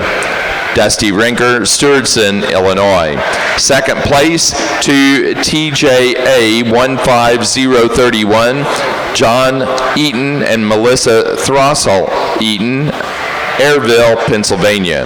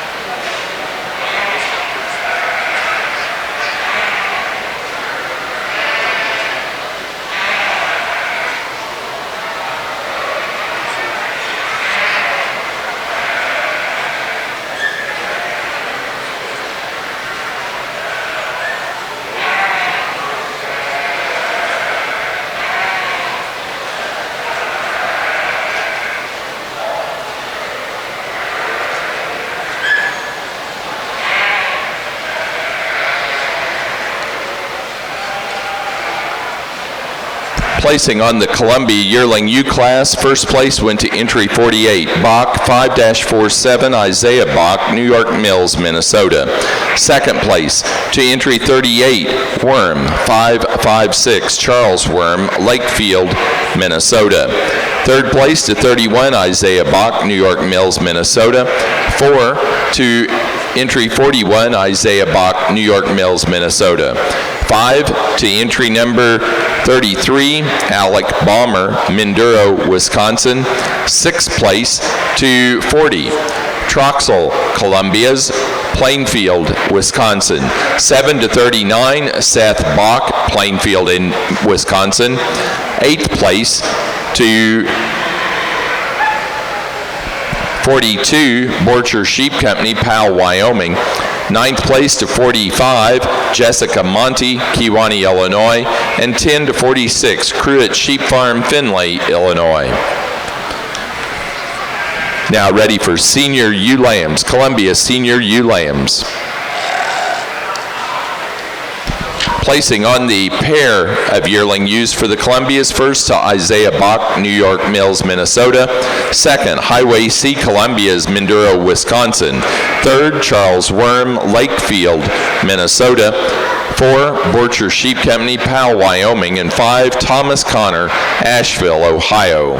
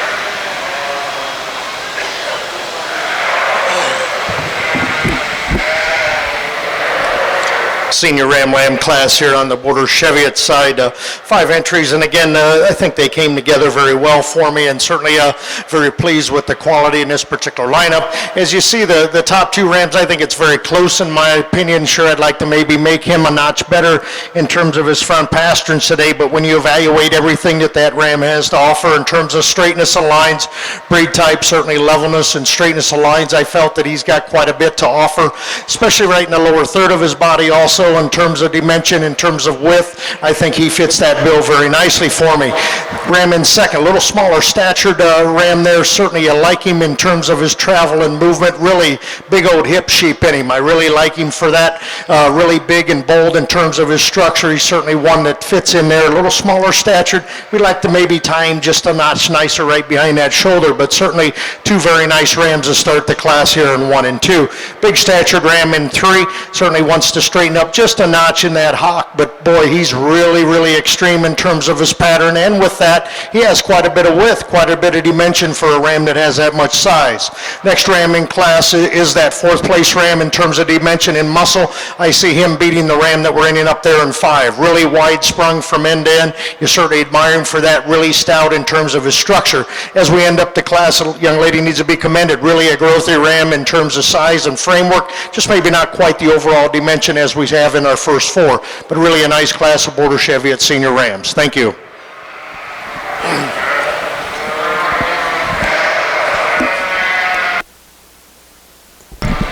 For the Border Cheviots, we're now ready to show for senior champion and reserve senior champion. Placing on the senior Ram Lamb class, first place to entry 9, Spildy, 3986, Cade Spildy of Stoughton, Wisconsin. Second place to entry 8, Rinker, 2151, Dusty Rinker, Stewardson, Illinois. Third to entry 6, John Eaton and Melissa Trostel Eaton of Airville, Pennsylvania. 4 to entry number 5, John Eaton and Melissa Trostel Eaton. And 5 to entry 7, Casey Copeland, Copeland Farm, Lewistown, Ohio.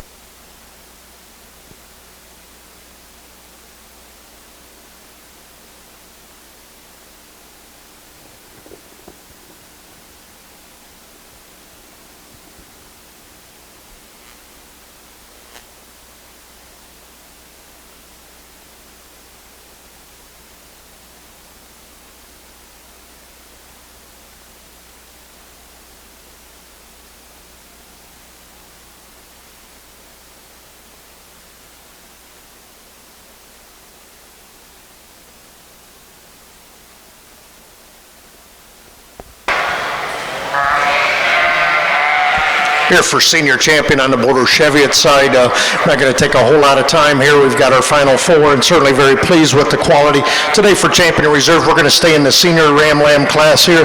Really like the quality of those individuals. Certainly I think when we get them out here and certainly see them track and travel, I think they do so very well for me, especially when we put them in motion. Certainly taking nothing away from the larger frame rams that are the yearling rams here. But we're going to stay in the senior Ram Lamb division here for junior or for senior and reserve senior champion. Congratulations. Senior champion Ram goes to entry number 9 out of the senior Ram Lamb class, Spildy, 3986, Cade Spildy, Stoughton, Wisconsin. Reserve senior champion Ram was our second place senior Ram Lamb, entry number 8, Rinker, 2151, Dusty Rinker, Stewardson, Illinois. Now ready for intermediate Ram Lambs. Intermediate Ram Lambs to the ring, please.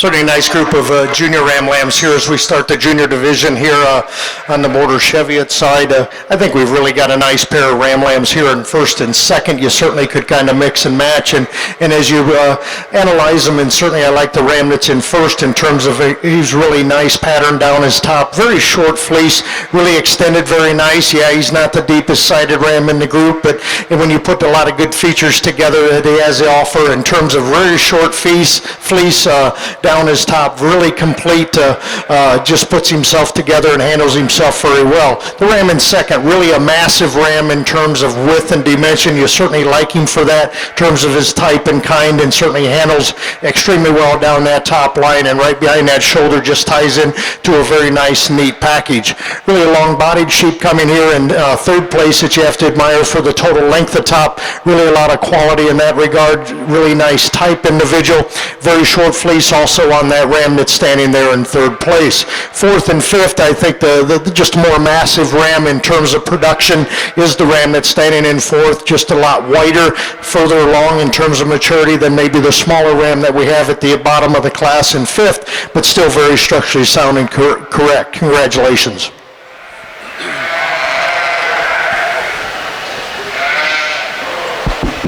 Now ready for junior Ram lambs. Junior Ram lambs for the Border Cheviots. Placing on the intermediate Ram lamb class, first place to entry 14, Speldy 4061, Cade Speldy, Stoughton, Wisconsin. Second to entry number 13, Breezeview 402, Breezeview Farm at Glen, Pennsylvania. Third to entry 12, Cade Speldy, Stoughton, Wisconsin. 4, entry 10, T.W. Cheviots, Rochdale, Indiana. And 5 to entry number 11, Dusty Rinker, Stewardson, Illinois.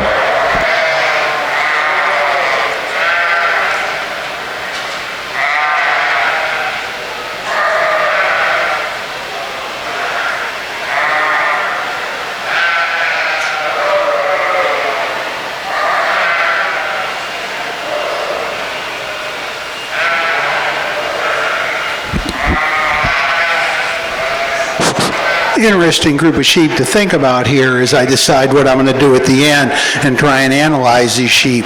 You've got a ewe here that you like a lot of things about. As time's going along, she's starting to get a little more down on her pasterns. She's fighting some. Again, that question is where is the threshold of acceptability for pasture angulation? You know, she looks like she's got a nice fleece, nice bodied kind of sheep. You find her at the point of the blades and then come off of here. She varies from the point of the blades to here just a little more when you're starting to look at her. Maybe not quite as straight at top, but you know, she balances real well with a solid fleece that's very dense. She's quite a nice sheep. This ewe, you look at her and you know, very, very straight down her lines, not quite as much rib shape in appearance, not quite as much condition overall. She looks like she pinches here, but she's docked real long again. You know, I think she handles better, or she is better than what she appears because of where and when she was docked. Fleece-wise, carries quite nice, got good color and luster to it. You know, there are things you could like about that ewe and start with her. This ewe, you look at her and she's shorter coupled than those other ewes. We see less flank to flank length. We do have real good rack shape in her. She's really nice. She has a flatter type rack. I think it's something that the breed, it's useful to breed. You know, she carries her rib nice. We come out with some width at her pins. You know, she's a ewe that's quite nice overall. Fleece is nice, not a tremendous amount of character to it, but that's something the breed doesn't have a lot of. So the question with her is, what do I do with her? Because I'd like to stretch her out. I'd like to have her be a little cleaner in front, right here, or a little fuller in back. I don't care which.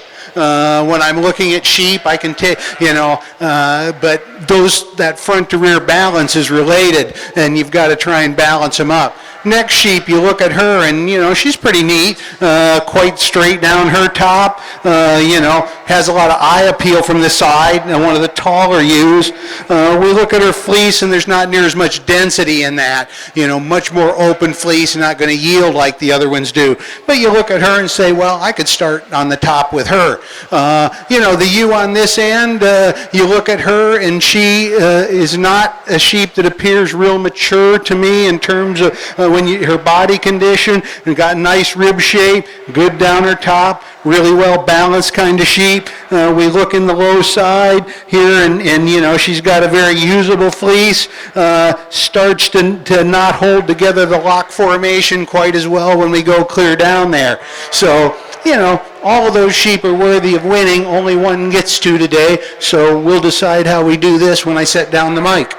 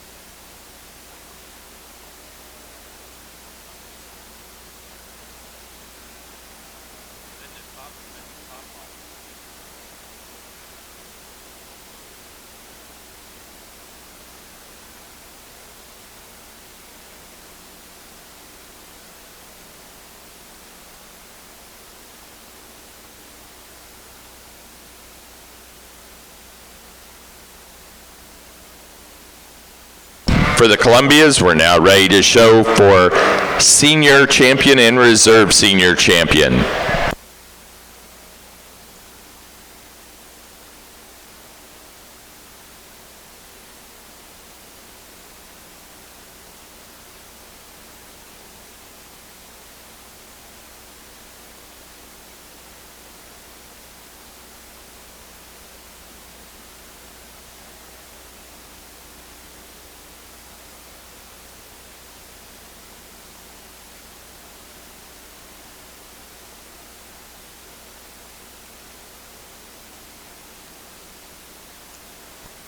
Placing on the Columbia Senior Ewe Lamb class, first to entry 57, Bach 5-63, Isaiah Bach, New York Mills, Minnesota. Second to 56, Troxel 15-101, Troxel Columbias, Plainfield, Wisconsin. Third place to 59, Charles Worm, Lakefield, Minnesota. 4 to 52, Troxel Columbias, Plainfield, Wisconsin. 5 to entry number 61, Isaiah Bach, New York Mills, Minnesota. Sixth place to 51, Courtney Copeland, Lewistown, Ohio. 7 to 55, Charles Worm, Lakefield, Minnesota. 8 to 53, Vanessa Herrig, Slayton, Minnesota. 9 to 58, Kennedy Breedall, Barthold, North Dakota. And 10 to entry 54, Courtney Copeland, Lewistown, Ohio.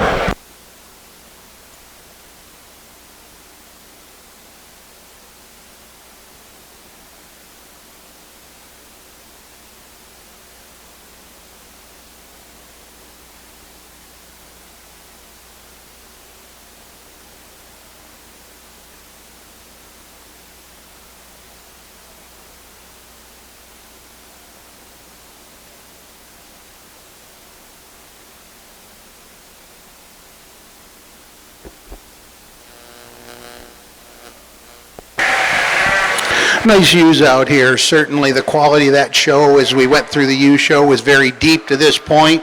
I really appreciate that. Taking nothing away from the fall lambs, I think it's an easy choice for me to go with the 2 yearling ewes today for our senior champion. Again, my compliments to the rest of the sheep and the depth that I've been able to work with so far today. For the Columbias, our senior champion ewe was entry number 48, first place yearling ewe, Bach 5-47, Isaiah Bach, New York Mills, Minnesota. The reserve senior champion was second place yearling ewe, entry number 38, Worm 556, Charles Worm, Lakefield, Minnesota. Now ready in the ring, January ewe lambs.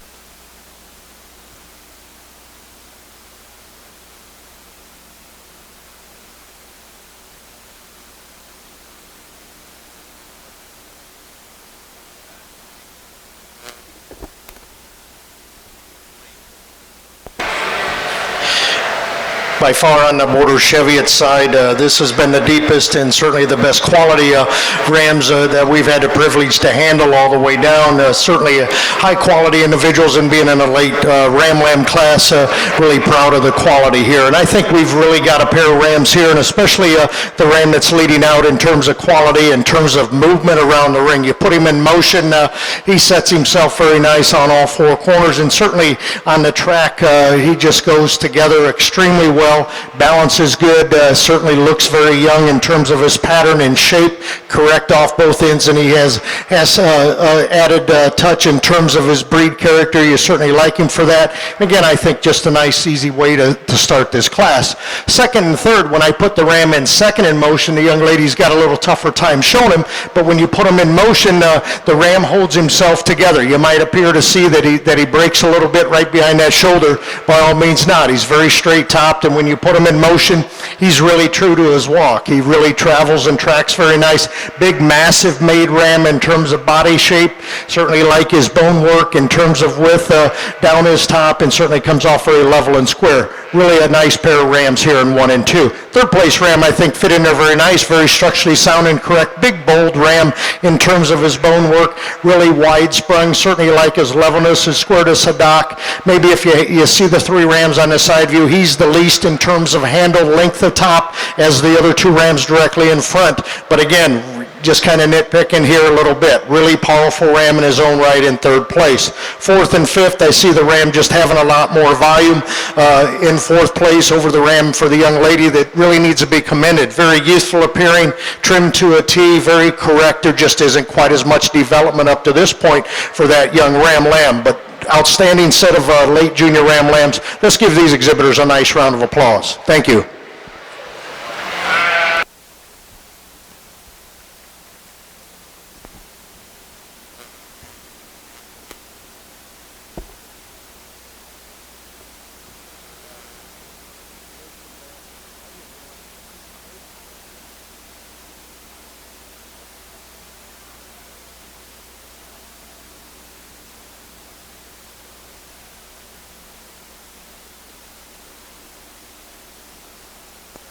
Placing on the junior ram lamb class for the Border Cheviots, first place to entry 21, Spildy, 4139, Cade Spildy, Stoughton, Wisconsin. Second place to 16, Moore 996, John and Judy Moore, Eagle, Michigan. Third to entry 15, Dusty Rinker, Stewartson, Illinois. 4 to 23, Cade Spildy, Stoughton, Wisconsin. 5 to 20, Paige Clyde, Greenville, Pennsylvania. Sixth place to 22, Blake Kessler, LaPorte, Indiana. And 7 to entry 19, Paige Clyde, Greenville, Pennsylvania.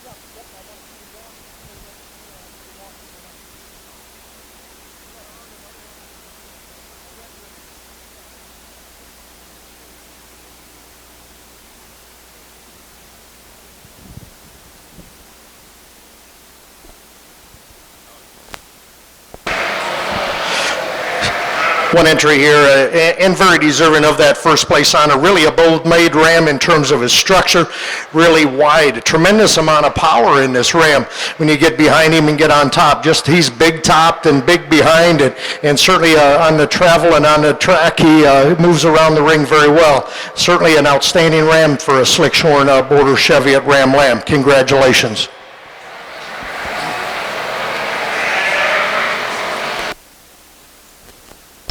Placing on the Slick-Shorn Ram Lamb class for the Border Chevy, it's first place to entry 25, Moore 995, John and Judy Moore, Eagle, Michigan. Now ready for a pair Ram Lambs, and then we'll do junior champion, followed by grand champion.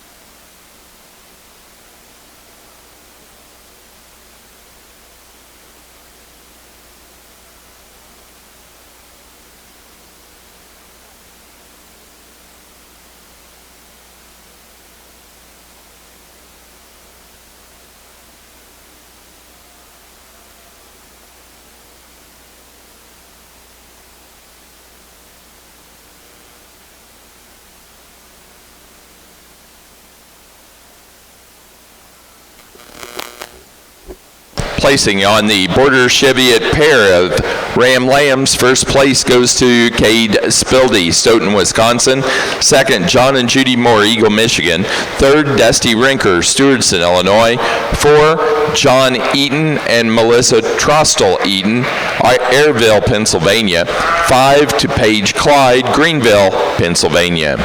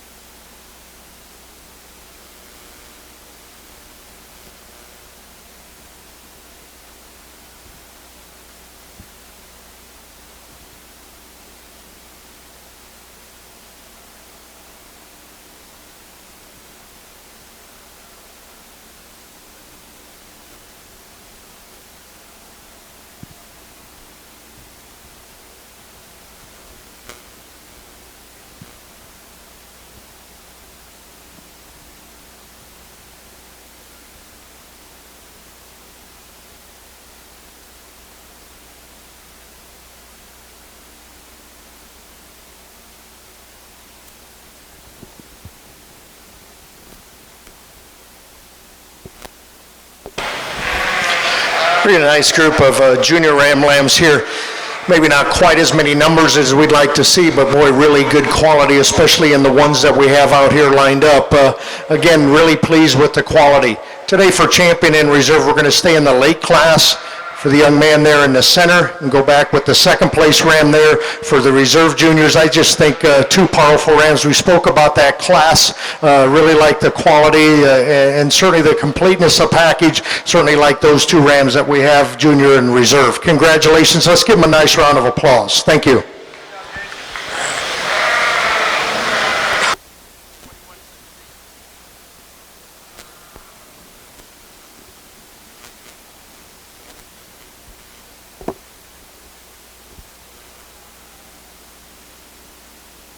Now ready to show for Grand and Reserve Grand Champion Ram. We'll need the senior champion along with the junior champion that was just named. Junior champion is entry number 21. Out of the junior Ram Lamb class, Spildy, 4139, Cade Spildy, Stoughton, Wisconsin. The reserve junior champion is entry 16 out of that same class, Moore, 996, John and Judy Moore, Eagle, Michigan.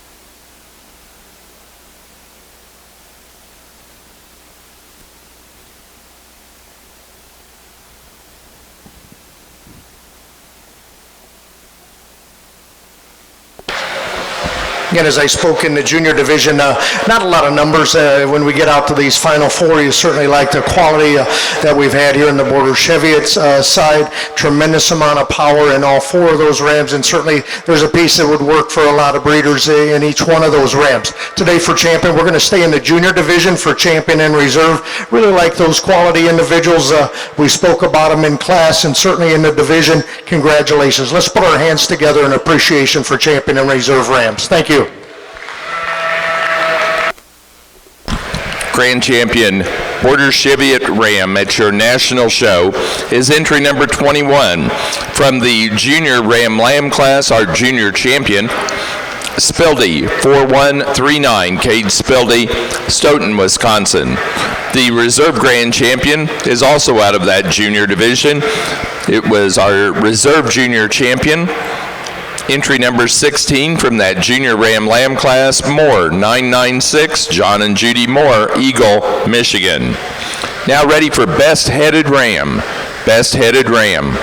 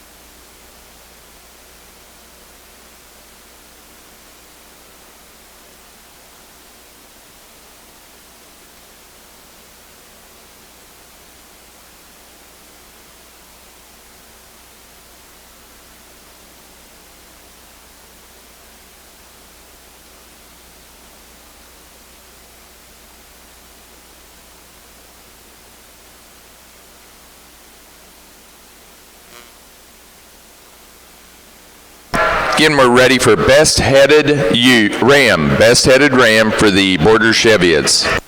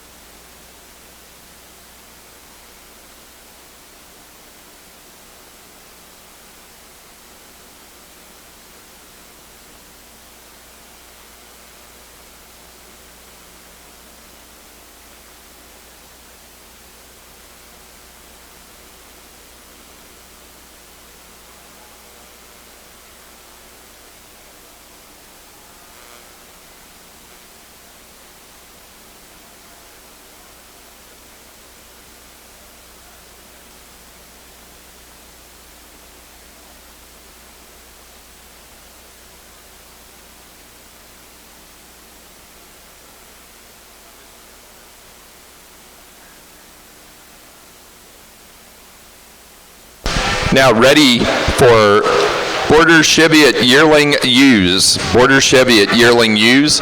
Our best headed ram in the show was entry number 13 out of the intermediate ram lamb class, Breezeview 402, Breezeview Farm at Glen, Pennsylvania. Again, we're ready for yearling ewes for the Border Cheviots.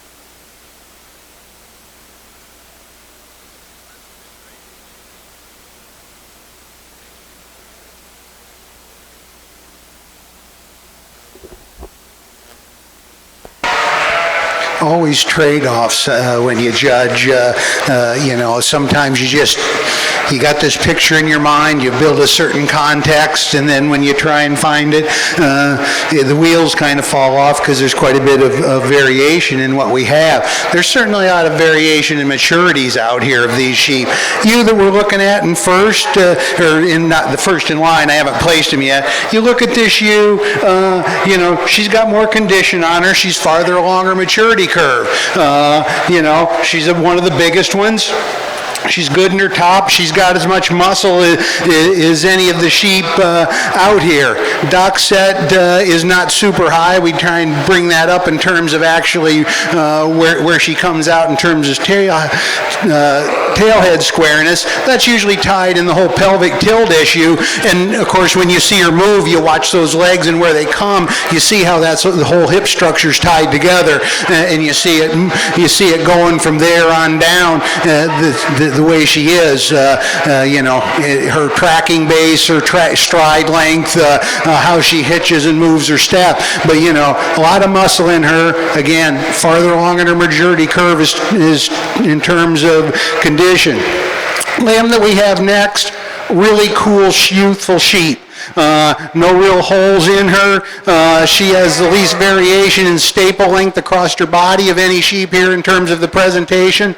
Sorry. We're just really tied together nice, tracks very fluidly, walks with her front end elevated enough. Certainly she doesn't have as much bone as some of the other sheep, but then, like I said, a better indicator of utility and doability to me instead of bone is actual muscularity, and she's got a lot of muscle. Good, really good hip length. You know, I like her a lot. A sheep that's certainly a lot more elevated. She shows a lot of cannon bone is what I'm looking at next. She's shorter in terms of her flank to flank length. She has a good fleece. You know, you'd like to stretch her out. Probably you'd like to give her a little more rib than she has. But again, a sheep with no real holes in her and things you like about her. Possibly she comes up a little into her rear flank and you'd tie together a little better underline length like this lamb or the lamb back there.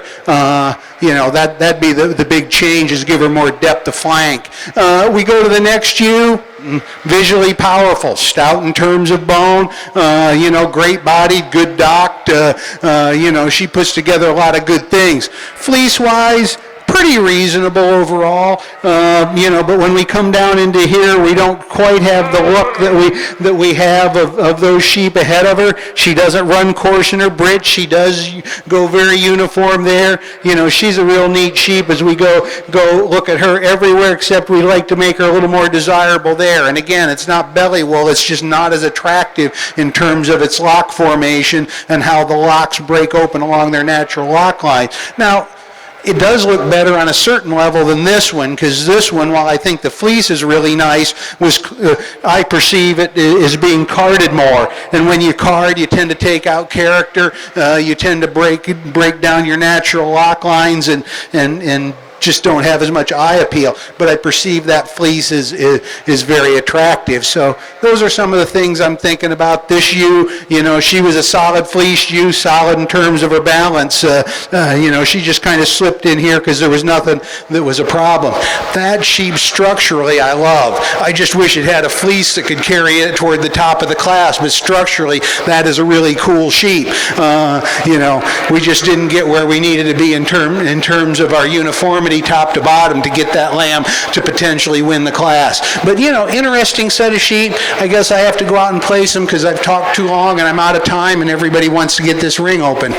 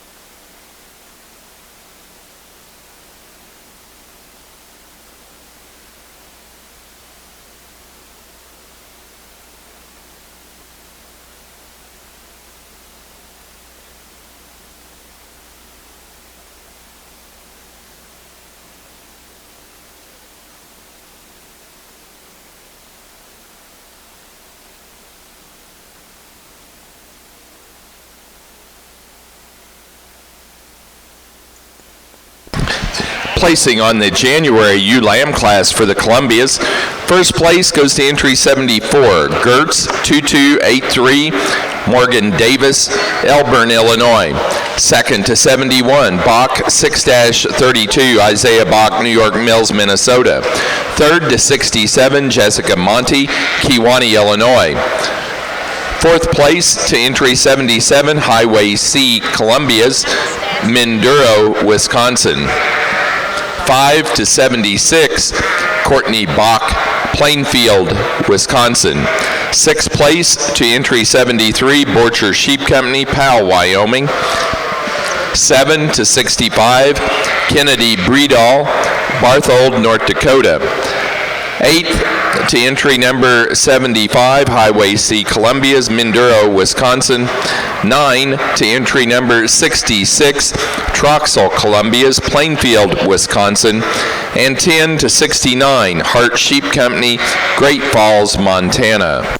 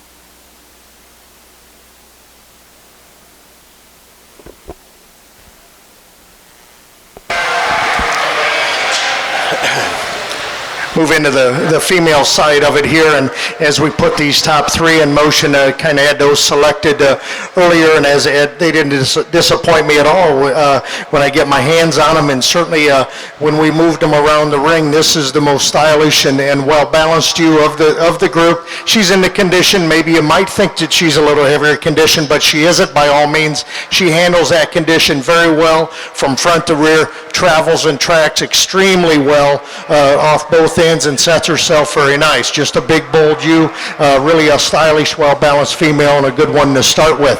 Second and third, I felt the ewe in second just travels and tracks a little nicer off those front feet, maybe over the ewe that's standing in third. You certainly like the levelness, the squareness atop of the female that's in second. She might be just a notch more in terms of condition in this class than maybe some of the ewes, but certainly I think she's developed very well. I certainly like her front end, really extended, beautiful up there, and again, a ewe that handles extremely well from that last rib back. Next ewe in line for the young lady, one again that's fit to a T. You certainly like that about that female, and again, very long. She handles extremely long. Maybe she doesn't track off both ends quite as nice as the first two ewes, but again, we're starting to nitpick just a little bit. Certainly three powerful Border Cheviot yearling ewes here. Ewe coming up next, really complete, just a little smaller statured, but certainly very complete in terms of straightness of lines. You certainly like her correctness of feet and legs and breed type there. Smaller statured in terms of volume,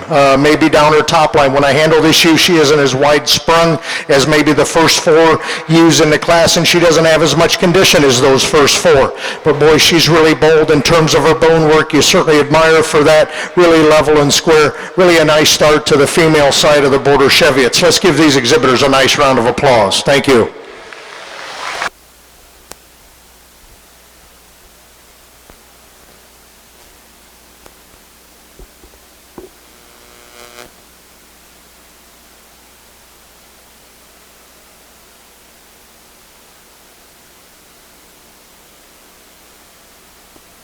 Now I need Slick Shorn yearling ewes, Slick Shorn yearling ewes for the Border Cheviots.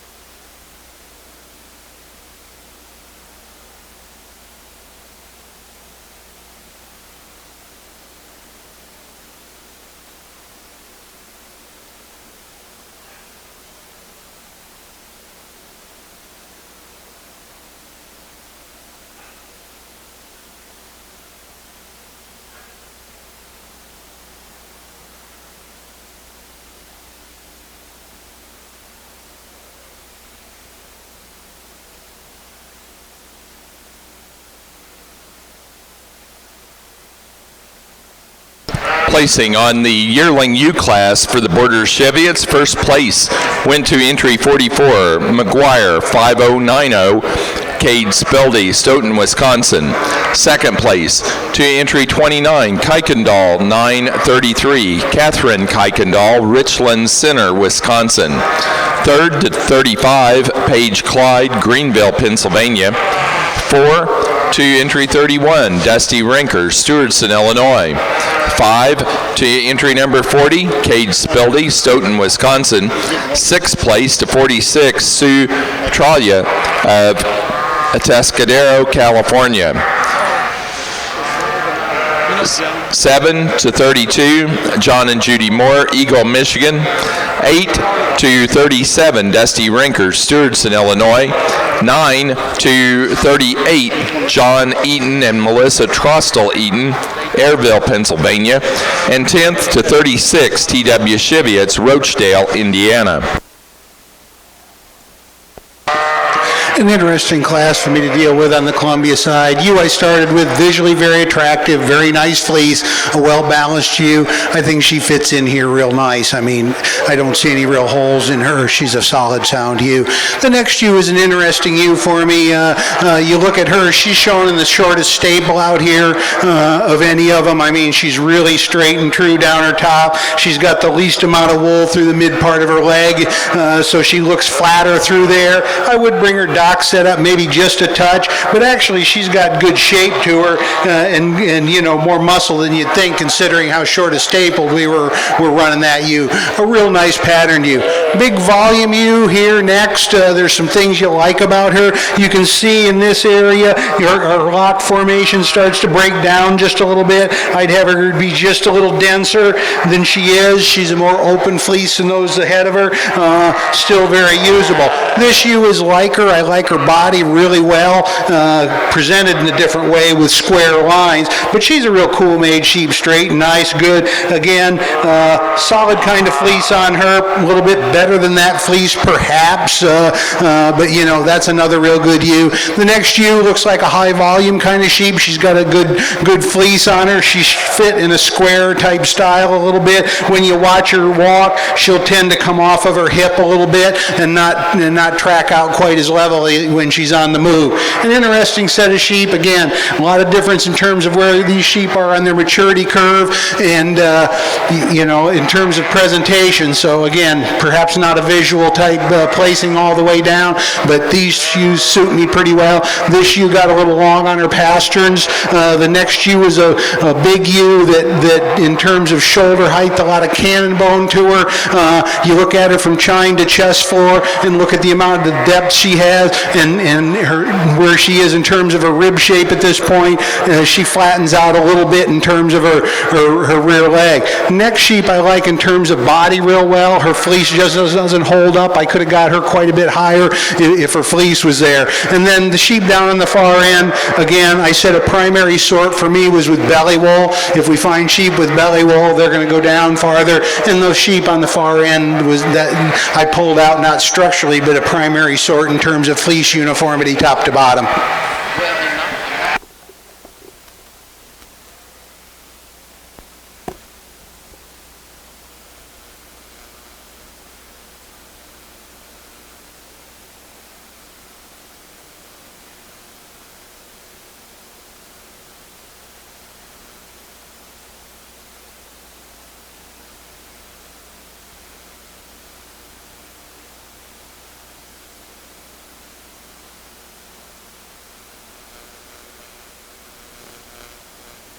Now ready for Columbia March ewe lambs, March and later ewe lambs.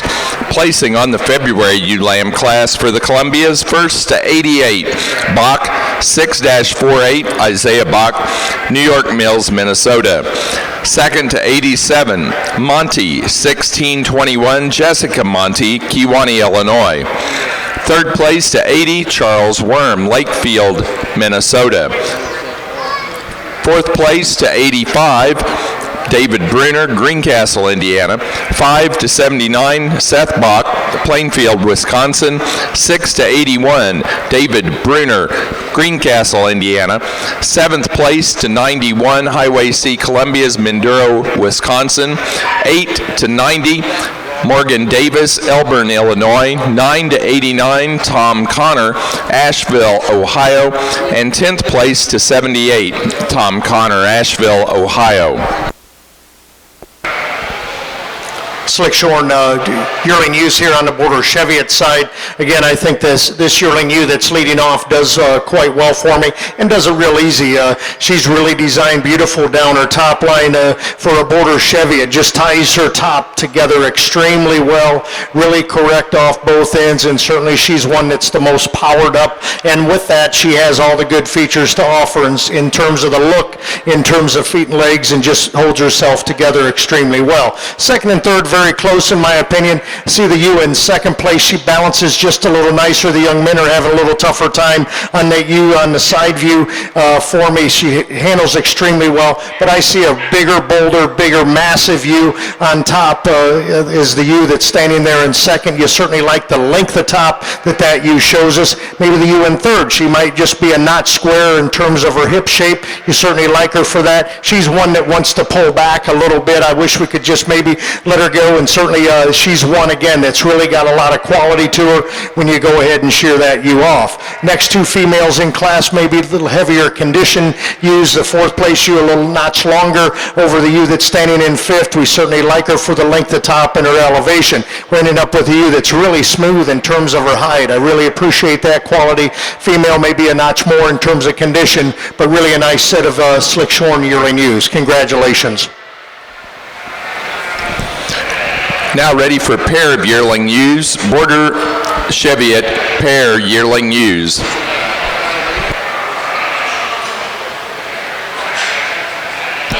Placing on the Slickshorn yearling ewe class for the border Cheviots, first place, Martin 761, Paige Clyde, Greenville, Pennsylvania. Second place to entry number 50, Moore 972, John and Judy Moore, Eagle, Michigan. Third to 51, Dusty Rinker, Stewartson, Illinois. 4 to 33, John Eaton and Melissa Trostel Eaton, Airville, Pennsylvania. And 5 to 49, John and Judy Moore, Eagle, Michigan.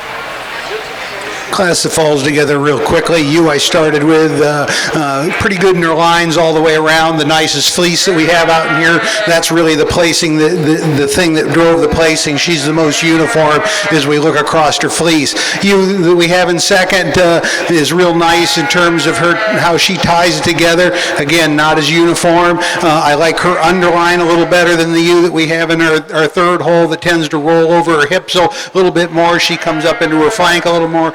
Again, a nice pattern kind of ewe that I'd like to fix the fleece on. They're in our fourth hole. Interesting group, flowed pretty quickly.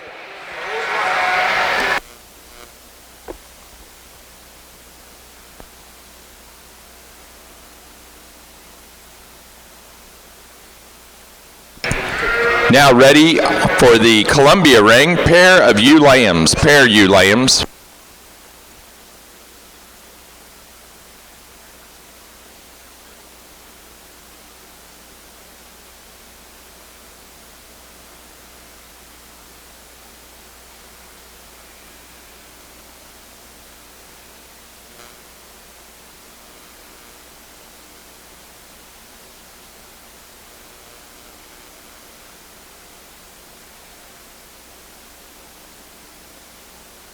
I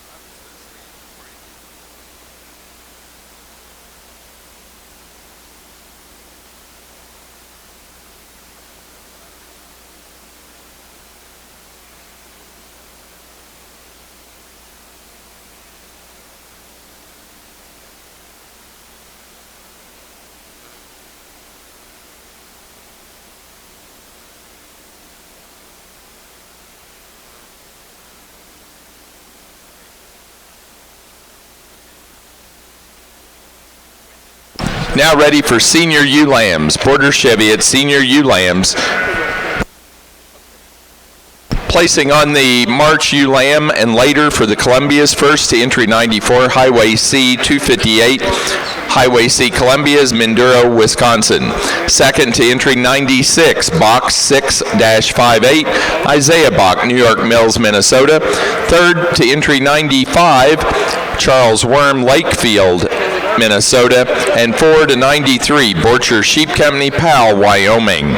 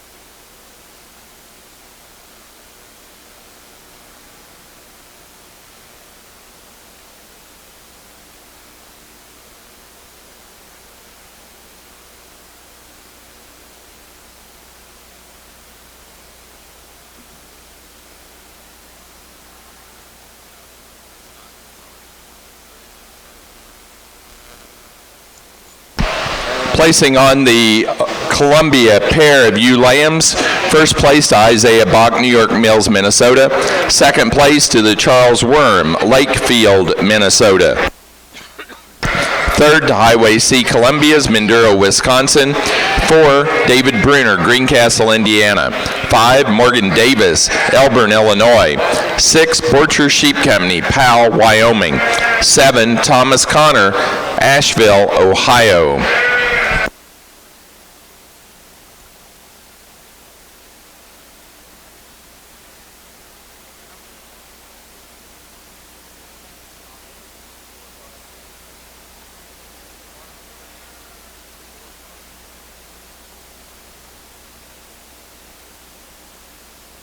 Okay, listen. Attention in the barn. There have been many requests about on-site requests to leave early. So there's been many questions and on-site requests to leave early from the North American Electric Production. The barn superintendents have consulted with the North American management, and management's decision regarding this issue is that all exhibitors will remain at the North American until Thursday after the Sale of Champions, as it is stated in the premium book. Unless you have a previous letter from Steve Kelly, you have that letter, we'll present it to the show management here, our superintendents, and the time that is stated on that letter will be honored as your time of release. If you have any questions, please come up and see. Well, I guess I better move over this way a little bit. We have some really nice females here in our Columbia show. I commented this ewe how much I liked her. Certainly not the biggest one. Great height to length ratio. Really has that long flank. Percentage as well. Good hip length. You're looking at a sheep that has probably the least staple variation in terms of presentation that I've come across. She's one that when you shear her out, she'll be really cool. I really like her a lot. Certainly she doesn't have as much bone, as much foot size as the ewe behind her. Again, the question is, where do you make the decision and the trade-off of what has the most utility? Is bone a true indicator of doability, or is it a correlation trait that we tended to think that was the case often, and sometimes it isn't? For me, muscling is a really good indicator of utility and doability. I've seen very few heavy muscled sheep that I've run into that were real hard doing kind. That ewe behind her, obviously more cannon bone, more stoutness at this point. She's real true in her lines. I think both of those ewes are really nice. Hard decision to make for me between those two, but today I'm going to go there for our junior champion here, for our reserve junior champion. Just a sweet pattern, nice sheep.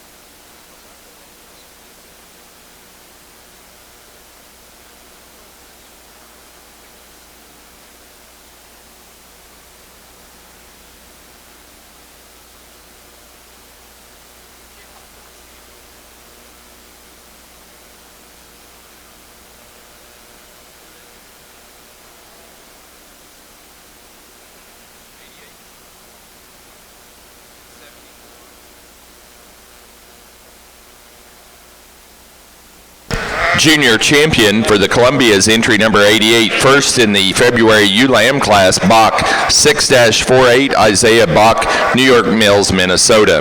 The reserve junior champion came out of the January class. Entry number 74 is Gertz 2283, Morgan Davis, Elburn, Illinois. Now showing for grand and reserve grand champion ewe.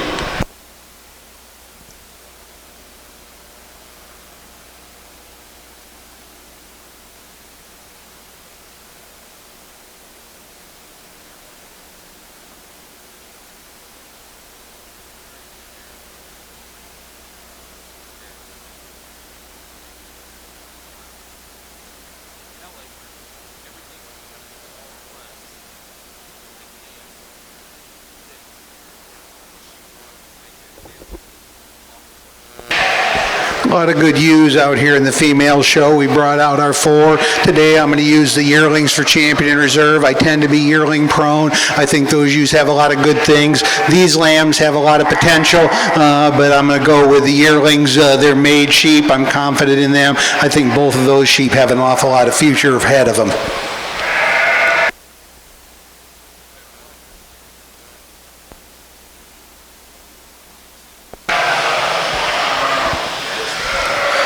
Senior ewe lambs here, and I think these top 3 are very, very competitive. Certainly they're very similar in terms of their type and kind, and certainly I think they go together very nicely. They're very structurally sound and correct, each one of these females, and when you put them in motion, they just track and travel. Certainly like the show ring savvy that they have, if you will, in terms of their look. And I just see the ewe in first place. For this class, she's lean enough for me and still has quite a bit of width. There's no wool whatsoever down her top. What you see is what you get. She's as straight as they make them. You certainly like them for that. She's extended extremely well up through her front end, very clean and neat, and still is very powerful when you get your hands on her and handle the width and length of top. Just goes together in a very nice package. The ewe in second and third, I think in terms of condition, you certainly like the ewe in second. She just handles herself a little nicer and a little neater, especially in that lower forerib. You certainly like her for that. Again, very structurally sound and correct, and she might just be a notch leveler about that dock over the ewe that's standing in third. And again, we're just pulling little straws. Really good females in these top 3. You certainly like the third place ewe in terms of her style and balance about her. Again, a very structurally sound and correct female. Smaller statured ewe here, a little different kind, but really pretty. You certainly like her for that. I think she's just better days are ahead. You look at her as she stands there, she's very correct on all 4s. You certainly like her for that. And again, I think she's just going to come into a very nice yearling ewe. Certainly the ewe sitting up here in the top 5 for the young lady. A little heavier condition female here, but really big in terms of mass. You certainly like her for that. Really wide top, really complete, and she handles that weight very well around the ring. Certainly a very nice class of senior ewe lambs. Let's give them a nice round of applause. Thank you. Columbia exhibitors, your next class.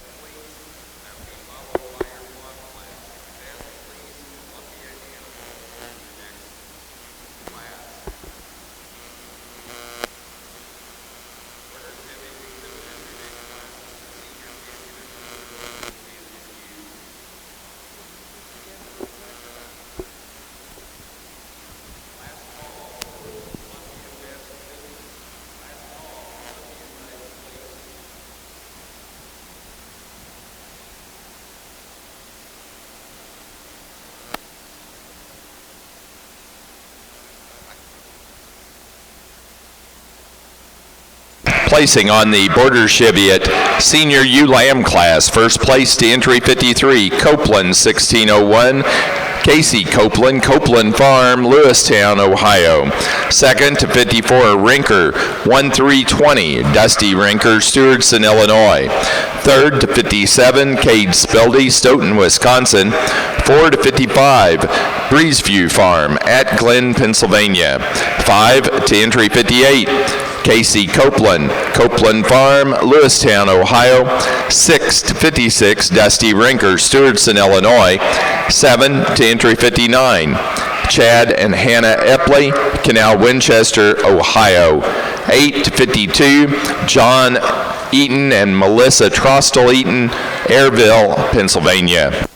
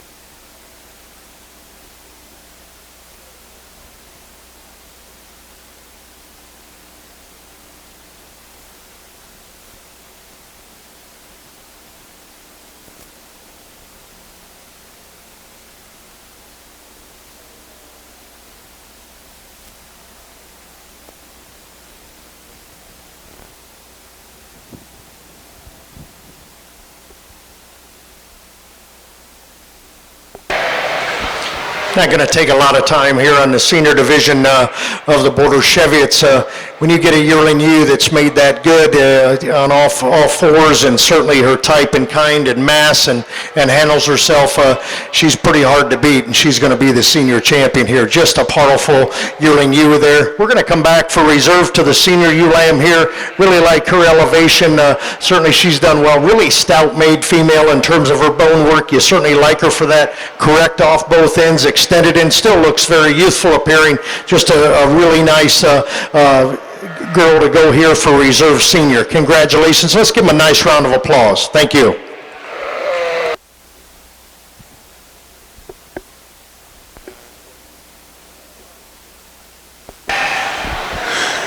Best fleece when you're judging a live show is an interesting concept. How do you really pick it? When you're judging a wool show, clean yield's number 1, staples number 2, uniformity's number 3. Unless you're talking, say, a hand spinner class, where then the visuals start meaning more. They want luster and character because you're selling a fleece to an A person. So, when we're talking about what do we want for best fleece, I think that's something the breed needs to decide. What do they need to narrow the range, the micron range? Certainly, I care about uniformity. I've always been in the live show worried about density a lot, because that is one half of the equation on clean yield. The uniformity thing you saw that I told people I was death on belly wool, that didn't grow staple, and I threw it down, so we figured nobody would bring one of those out here. Second and most important to me when you're looking at wool is touch. I do more in terms of grading with my hands than with my eyes. When you touch a fleece and it's got a really great handle, you've got several factors involved. One, of course, is fineness. The finer fleeces will handle softer. The more uniform fleeces in terms of standard deviation will handle softer. The more you narrow that micron graft, the better touch you're going to have. And then there's comfort factor that's important to me when you're talking about these. What percentage of the fibers would be over 30 microns where people really start feeling that harshness and are affected by it. So those are things that breeders need to think about. When we look at the Columbia breed, they're a breed that has fleeces that don't have a huge amount of character, but they're pretty good overall, and I think you got to decide when you're growing these, it's a niche business. Are you going to cater to hand spinners? Are you going to cater to intermountain range markets? Or what are you going to do? So a lot of things to think of in terms of fleece. To me, this ewe right here has as dense a touch fleece as any. It's not the brightest white. It's uniform side to breech. When you handle it, it's got a good touch to it internally. That's the one that I'll pick, and I'll acknowledge that there isn't a big marginal difference. When people start saying we want wool to be more of a primary sort in classes, sometimes even if I want to do that, the marginal differences in that trait is more uniform than it is in structure. So each time you have to work through those. Good fleece sheep, a good show. Thanks for letting me judge. We'll pick the flock, and then that'll be that.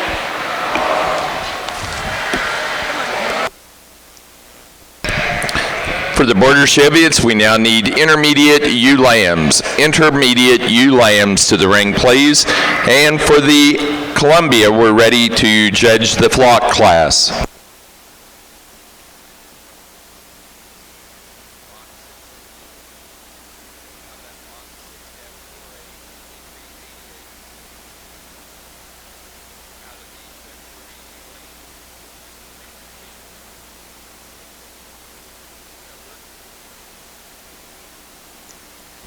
Best fleeced animal in the Columbia show was entry 88 out of the February ewe lamb class, Bach 6-48, Isaiah Bach, New York Mills, Minnesota.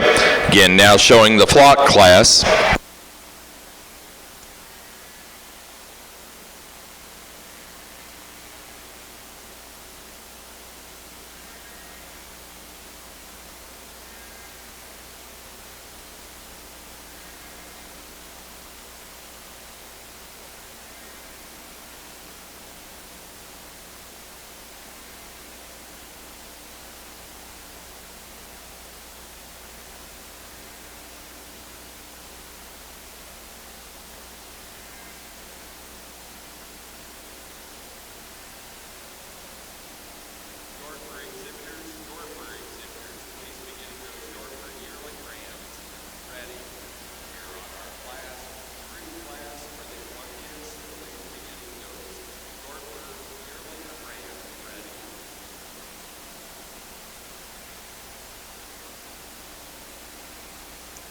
placing on the flock class for the Columbias. First place in the flock and also the winner of the Premier Exhibitor Award is Isaiah Bach, New York Mills, Minnesota. Second place to Highway C Columbias, Minduro, Wisconsin. Third to Borcher Sheep Company, Powell, Wyoming. And fourth to Tom Connor, Asheville, Ohio. That does conclude our Columbia show. Our judge today has been David Cook of Ohio.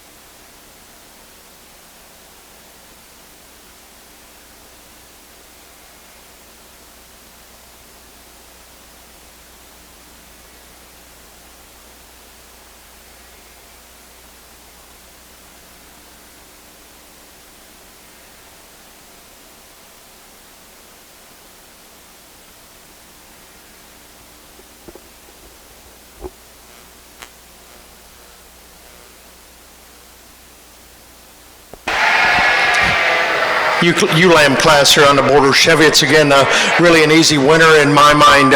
Just illustrates a lot of correctness, and with that, really a lot of goodness in terms of body shape and makeup, that lower third in terms of rib shape. She's just very youthful and really strong in terms of her top line. Just a real easy topper in this particular lineup. I think second fits in there very nicely, really extreme pattern. I think, again, a very lean sheep.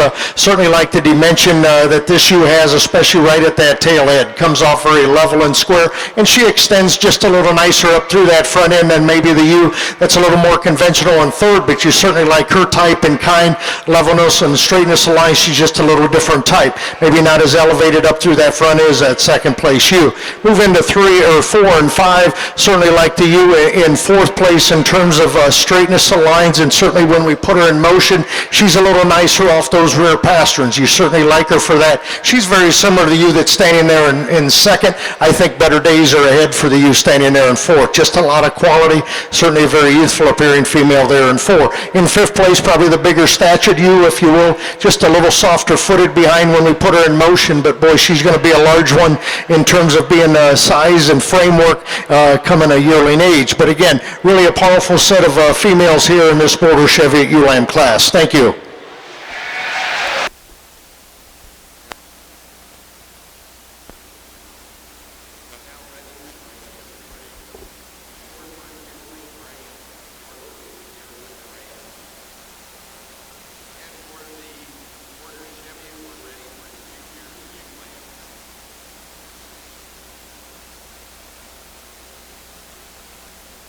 Placing on the Border Chevy at intermediate ULAM class, first to entry 61, Spildy 4016, Cade Spildy, Stoughton, Wisconsin.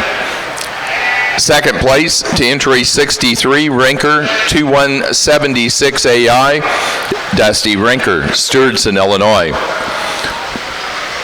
Third to 65, Breezeview Farm at Glen, Pennsylvania. 4 to 64, Dusty Rinker, Stewardson, Illinois. 5 to 60, John Eaton and Melissa Trostel Eaton, Airville, Pennsylvania. 6 to entry 62, T.W. Shivitz, Roachdale, Indiana. And 7 to 66, Casey Copeland, Copeland Farm of Lewistown, Ohio.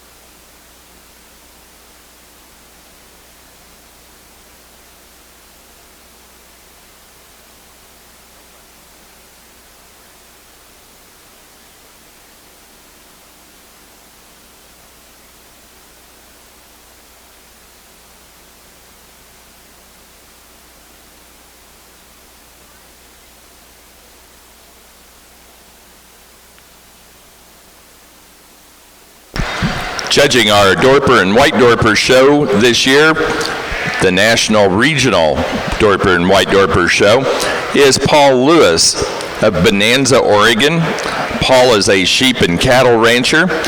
He has raised sheep since 1965, and he started a white Dorper flock in 1997. Let's welcome Paul Lewis from Oregon to your show.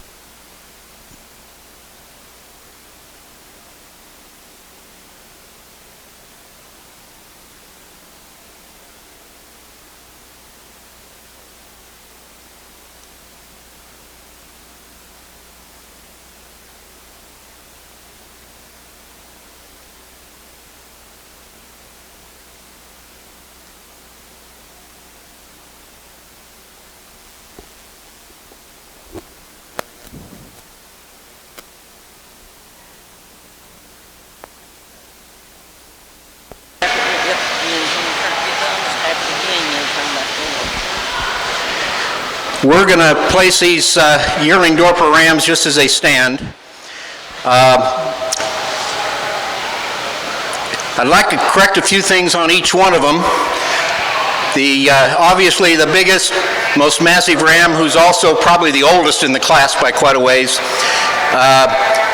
Just like to see him travel a little smoother, but he's a big, smooth ram, carries his thickness all the way through. The second place ram is not quite as smooth, not quite as put together and pleasing as far as the view goes. Good solid ram. The ram I have in last place at this point in third, I'd like to see a better set of testicles on him and a little better makeup through his rear end. So.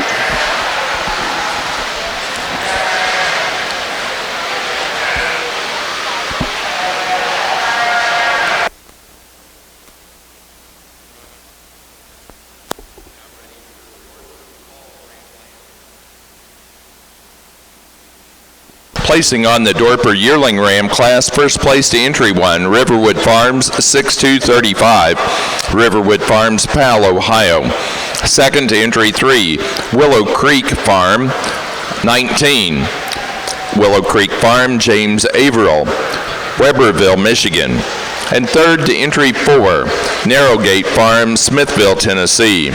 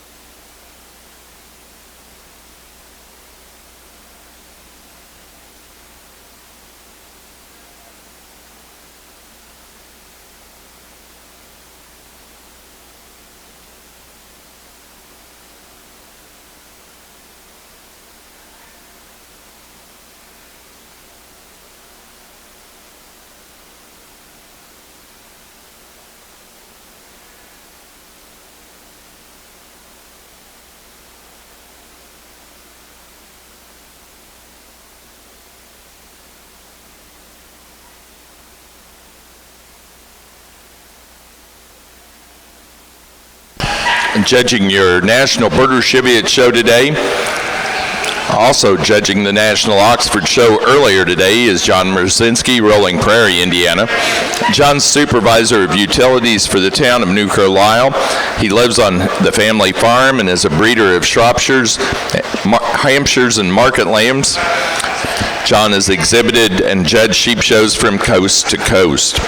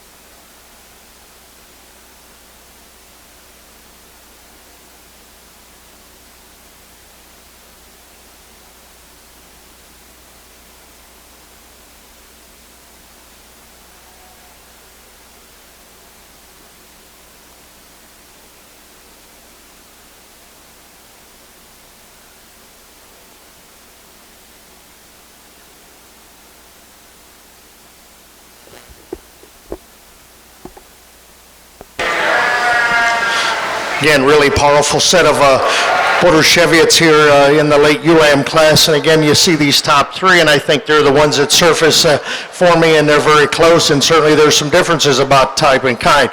But again, you see the young man's ewe that's in first. Certainly maybe she's the heaviest ewe in the class, and with that, she still handles herself very well. She's big statured, if you would, in terms of her framework, and with that, she's still structurally sound. She's clean and neat about her front end. She still looks like a Border Cheviot. Again, look at 2 and 3, and I think that's a very, very close placing. I see the young lady's ewe that's in second, maybe a notch longer when you view them from the side, and that's where that one gets around the third place ewe. In terms of their body type and conformation, really very similar. I just see the ewe in second place, just gives us a notch more in terms of total length. Really the beautiful ewe to look at is the one that's in 3. You certainly like her off both ends. Really bold, really big structured. I certainly like her for that. She's very level and square. Maybe not quite the longer ewe amongst the top 3, but certainly a lot of power in terms of look. Then we move into a little smaller statured ewe here, but again, really a lot of style, a lot of balance about her. That's where she gets around the next ewe. She balances out, a little stouter in terms of her structure in that regard. Maybe the ewe that's standing in 5, a little bigger in terms of her stature. Certainly like her for that. She's a notch longer. Maybe you don't like that neck and shoulder junction quite as well as we see in some of the ewes directly in front. But again, really a powerful ewe to look at from that side profile, that show ring savvy. Really a good set of ewe lambs here. Let's give them a nice round of applause. Thank you. Now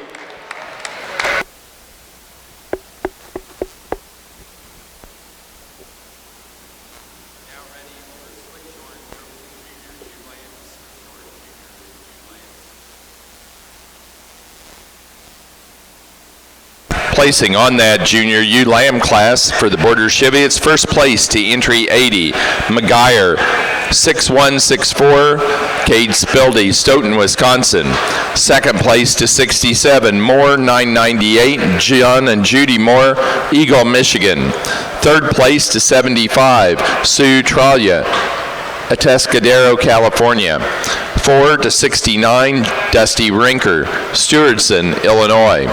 5 to 78, Paige Clyde, Greenville, Pennsylvania.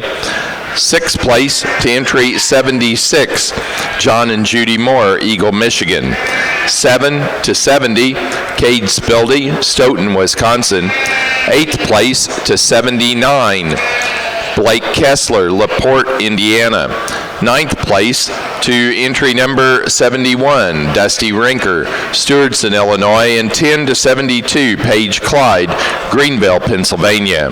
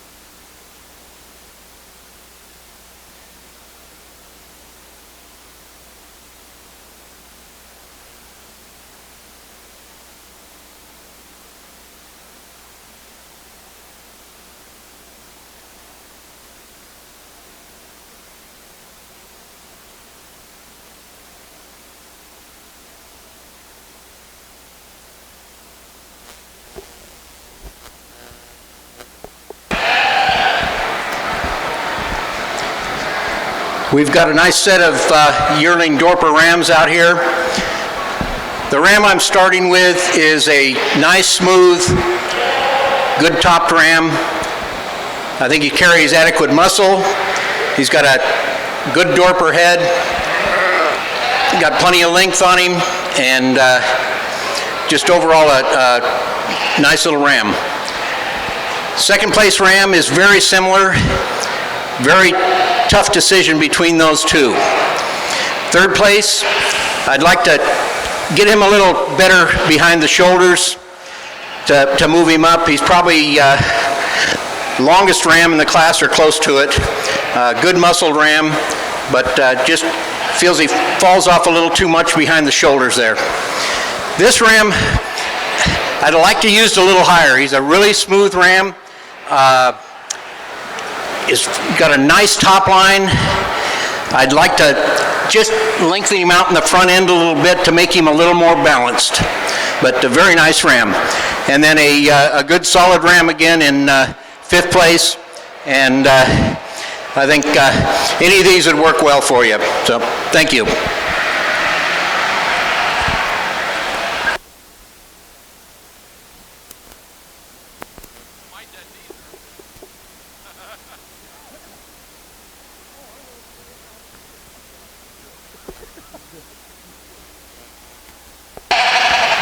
Slickshorn ewe lambs here, and I think a class really went together extremely well, and I guess it sorts itself in terms of correctness of feet and legs. You see the 1 and 2 ewes there, very similar in terms of their balance. See the ewe for the young lady there in first place, a notch longer and a notch more in terms of being correct on those front pasterns. That's where she excels, and certainly you like the bone work, a little bigger circumference, if you will. Maybe not quite as level about that, Doc, as do you in second, but I see a lot more good in that female that's winning the class there in first of correctness, length of top, and certainly maybe as much power, if you will, in terms of muscle as the ewe that's in second. You certainly like the ewe in second place in terms of total volume, especially right in that lower third of her body.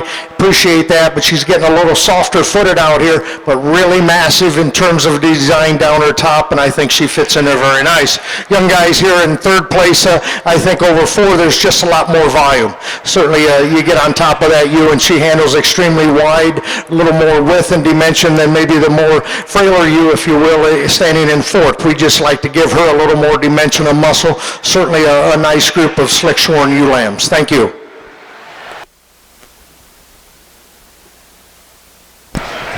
Now ready for pair of ewe lambs. Pair ewe lambs, please, for the Border Cheviots.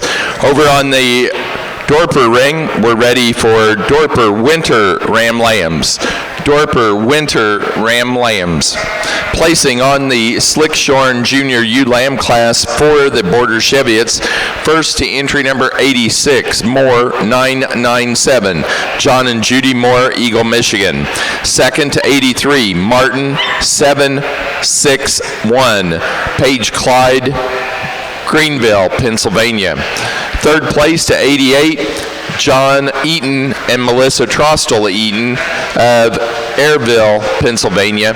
And 4 to entry 85, John and Judy Moore, Eagle, Michigan.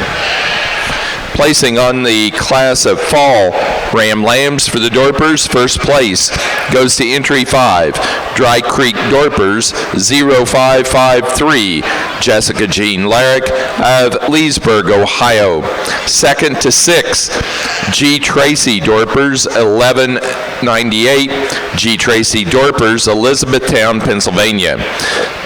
Third to entry 8, Riverwood Farms, Powell, Ohio. 4 to entry 9, Fleetwood Farms, Springville, Indiana. 5 to entry 12, Narrowgate Farms, Smithville, Tennessee.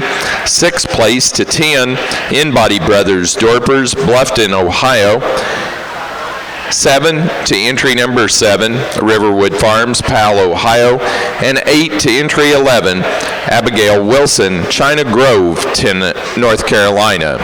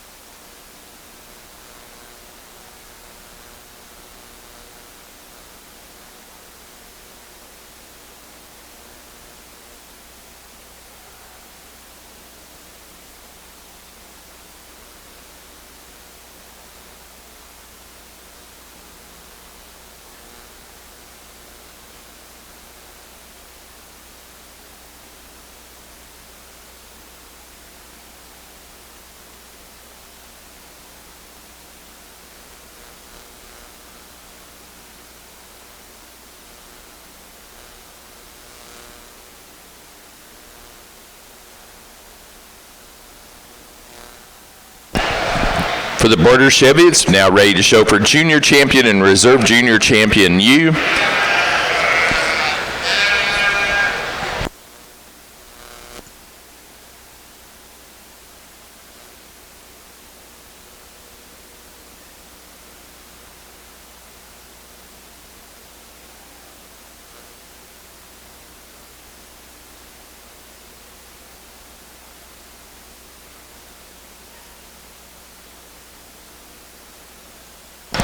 Placing on the pair of ewe lambs for the Border Chevy, its first went to Cade Speldy, Stoughton, Wisconsin. Second, John and Judy Moore, Eagle, Michigan. Third to Dusty Rinker, Stewartson, Illinois. 4, Paige Clyde, Greenville, Pennsylvania. And 5 to Blake Kessler, LaPorte, Indiana.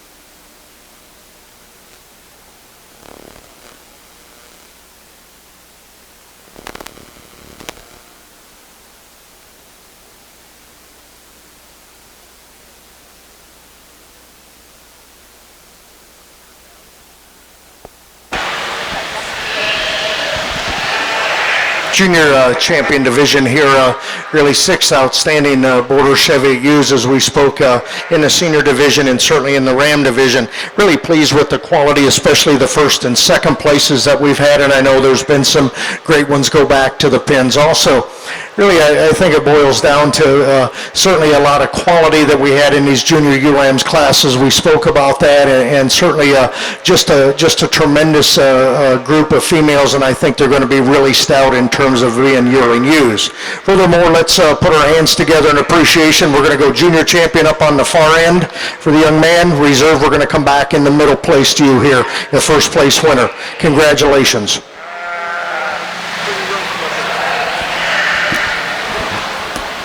Good to go.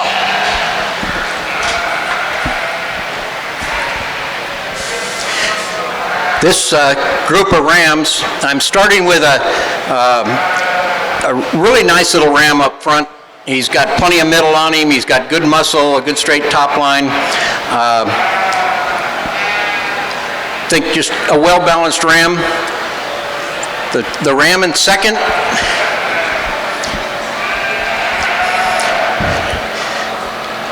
Doesn't quite carry the thickness as the top ram. I'd like to see him a little, for his size, a little more muscle across the top. The third place ram is obviously the tallest ram in the class. I'd like to see a lot more middle on him, volume-wise, and a little more thickness through the top of him also. This little ram at the bottom, he probably would have stood higher. He doesn't have adequate testicle development at this point, and so he is where he is at this time.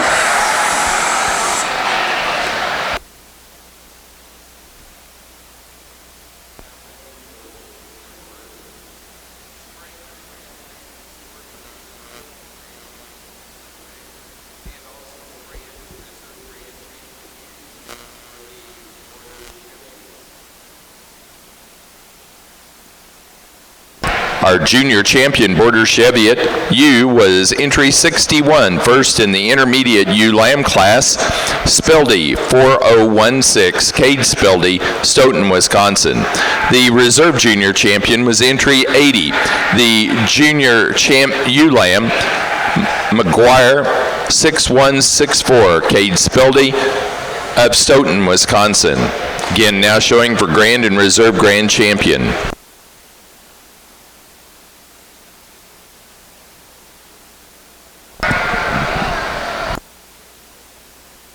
Placing on the Dorper Winter Ram Lamb class, first place went to entry 15, Fleetwood Farms 142, Fleetwood Farms, Springville, Indiana. Second to entry number 16, Riverwood 6480, Riverwood Farms, Powell, Ohio. Third to entry 13, Riverwood Farms, Powell, Ohio, and 4 to 14, Lobdell Dorpers, Freeport, Illinois.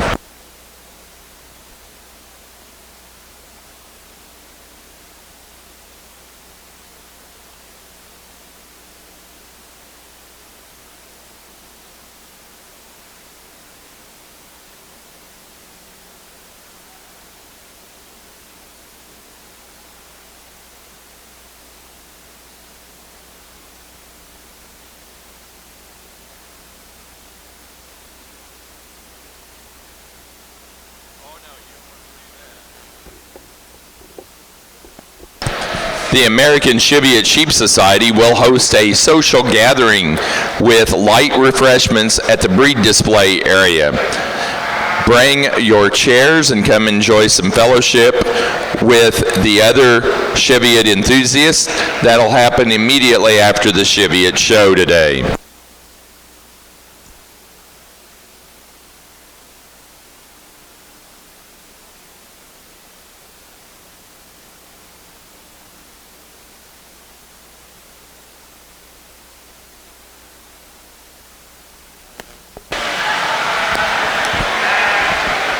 We're not going to spend a lot of time here on the Border Cheviot side.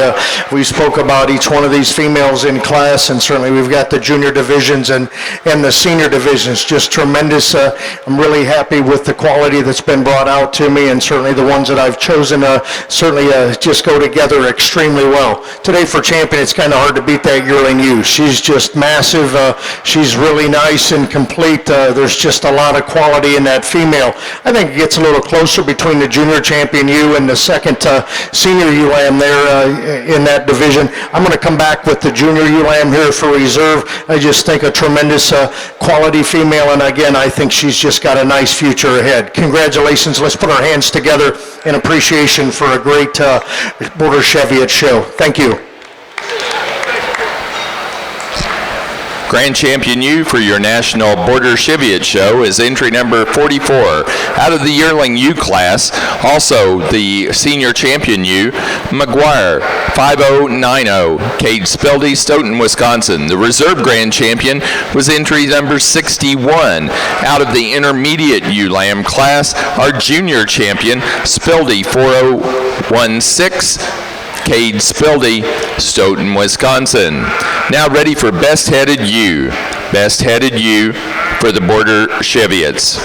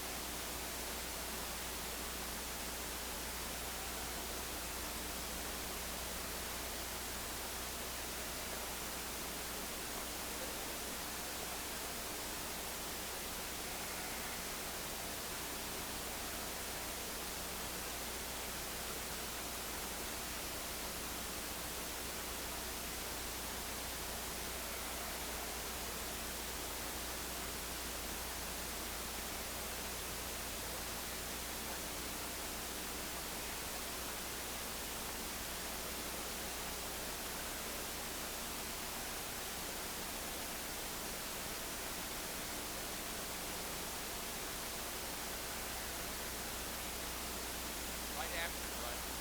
I added that part. I did add that part.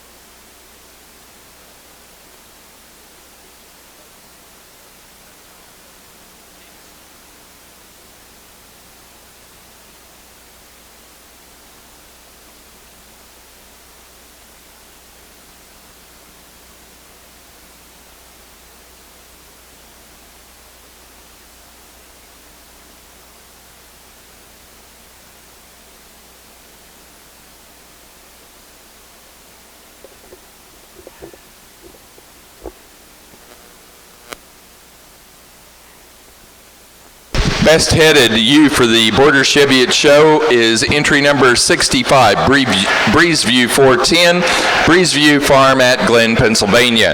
Now ready for mixed pair of lamb. Okay, we've got quite a bit going on in this class of ram lambs.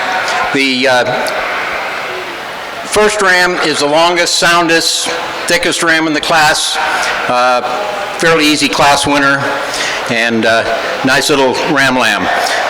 I'd like to see a little better balance on the ram in second. I think he needs to be just a tad longer and with a little more middle for his height to give him just a better appeal. The third place ram,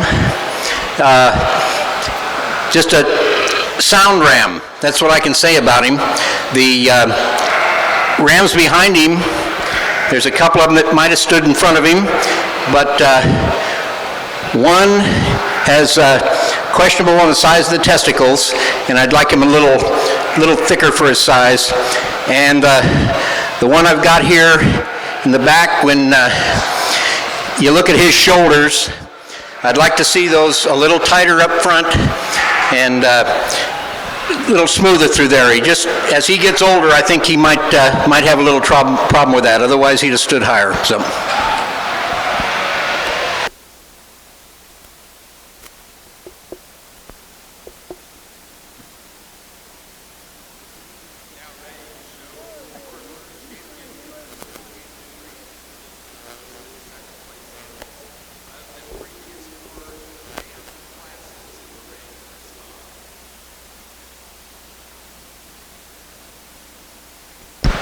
Placing on the Dorper Spring Ram Lamb class, first place to entry 19, Riverwood 6523, Riverwood Farms, Powell, Ohio. Second place to entry 20, Lobdell Dorpers F1611, Lobdell Dorpers, Freeport, Illinois. Third to entry number 25, Linda Dahl, Pleasureville, Kentucky. 4 to entry 23, Fleetwood Farms, Springville, Indiana. 5 to entry number 21, InBody Brothers Dorpers of Bluffton, Ohio. And 6th place to 24, Helsley Horwitz of Zephyr, Texas.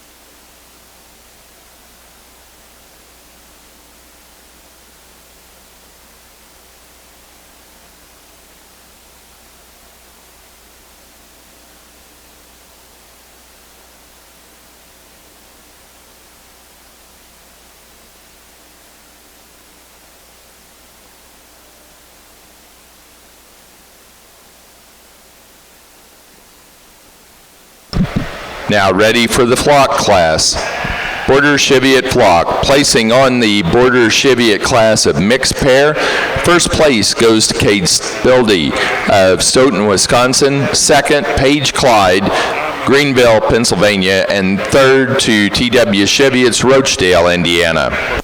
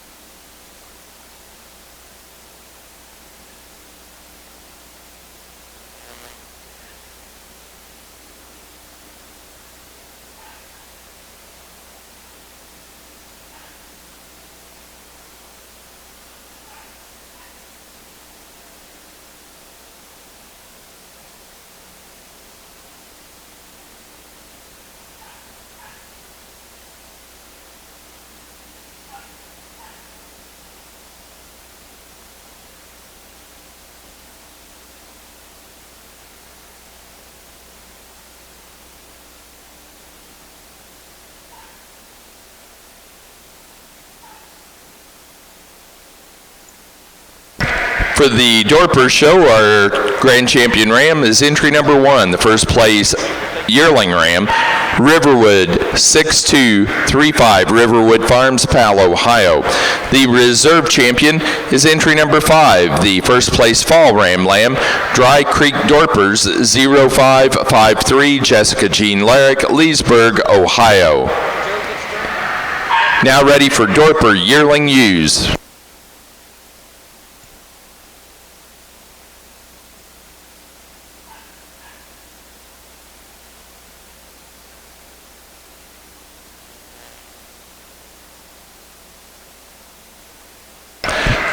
For the flock class for the Border Cheviots, first place goes to Cade Spildy, Stoughton, Wisconsin, and Cade is also the winner of the Premier Exhibitor Award for this year's National Border Cheviot Show. Second in the flock to Dusty Rinker, Stewardson, Illinois. Third in the flock to Paige Clyde of Greenville, Pennsylvania. That does conclude our National Border Cheviot Show. Our judge today has been John Merzinski of Rolling Prairie, Indiana.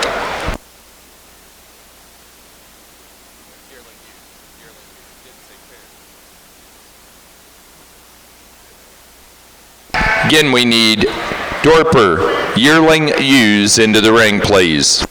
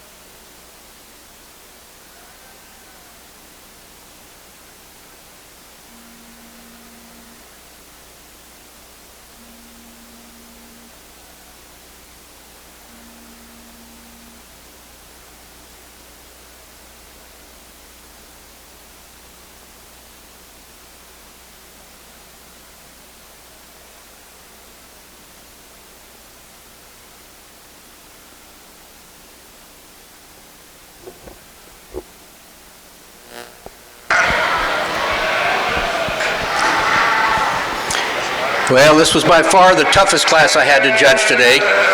We've got some just really nice ewes, including a lot of them that I had to put down since we only talk about the top 5. But there's some just solid, good ewes in this class all the way down. And, it's a very good showing for all of you. The ewe I'm starting with is a really well-balanced feminine ewe. Got a lot of thickness to her, yet she keeps her femininity through her, a lot of muscle. A very similar type of ewe in second place. Both really good ewes, and if you want to switch them around, go ahead, but it's a tough decision between those two.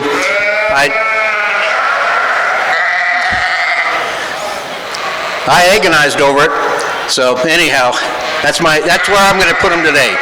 The ewe in third doesn't show the mass, or the ewe in fourth. Both of these ewes have lambs on them, and you got to give them credit. They've got their femininity. They've got good length. They're straight. They're going to be putting a lot into these lambs right now, but they're nice ewes and really solid. I'd like to stretch out the ewe in fifth place with a little more length to give her a little better balance, but a nice solid ewe with a lot of thickness in her and a lot of femininity through the head and the neck in that area. Thank you.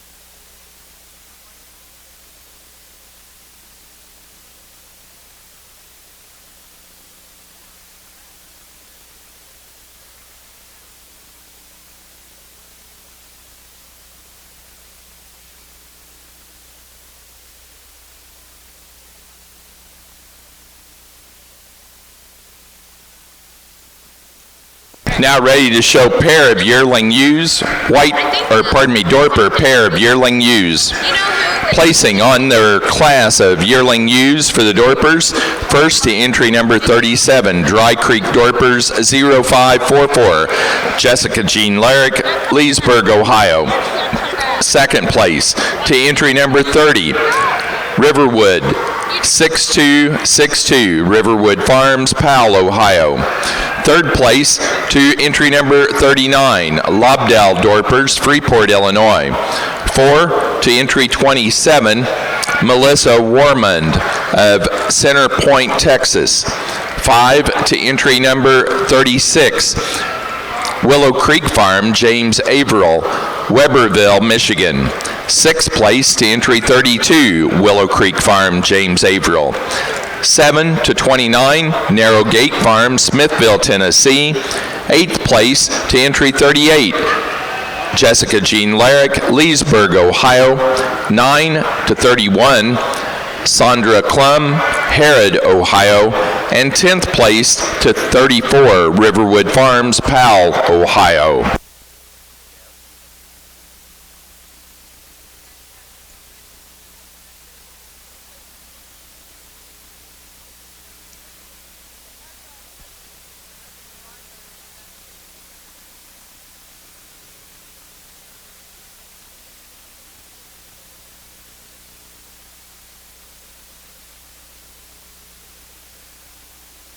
Hey, Alan, the numbers on that last class, the Dorper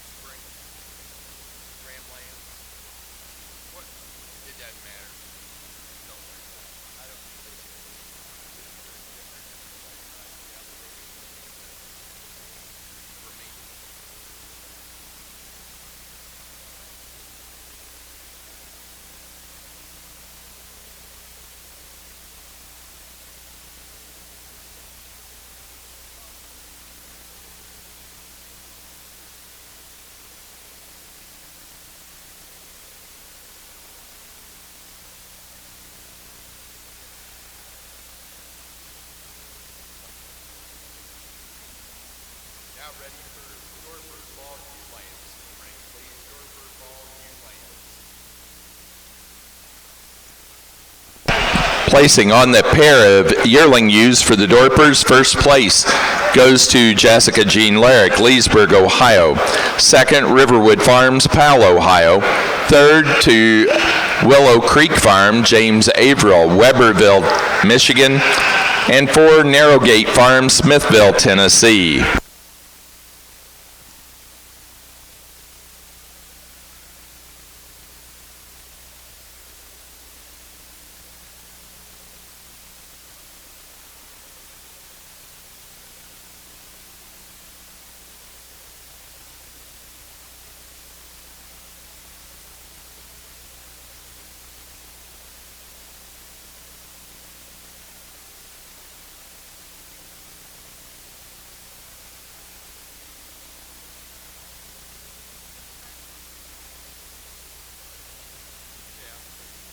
Sometimes you do. We don't really talk five. All right.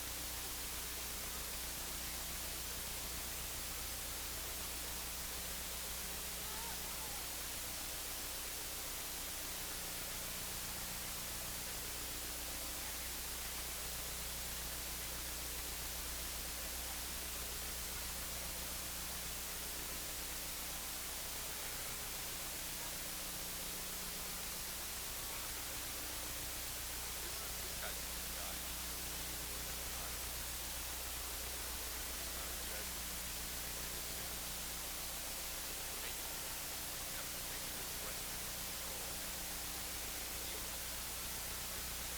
We don't. We don't.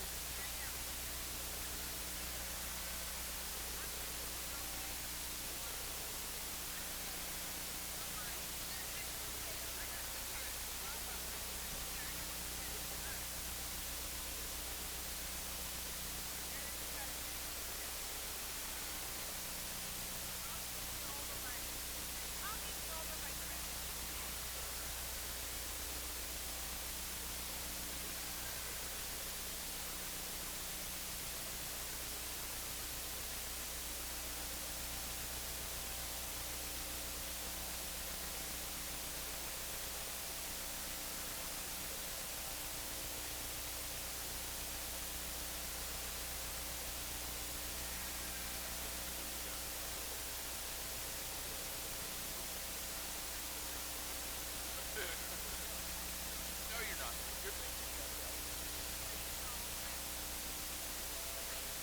Oh.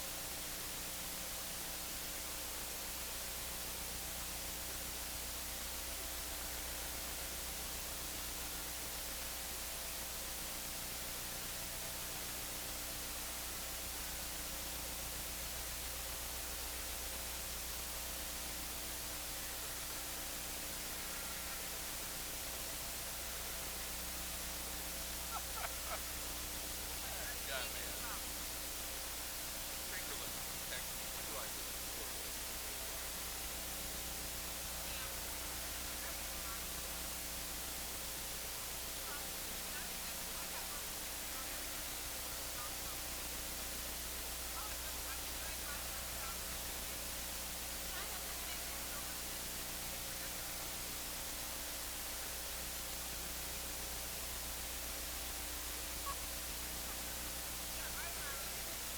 No. They know. That way, if they get them, they'll be surprised.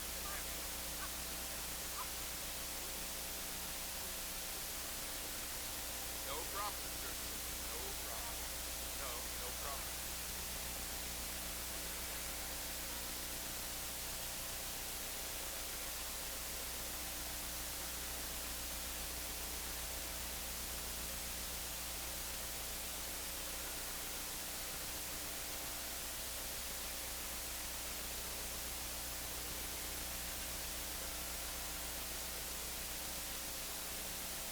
Big Alan.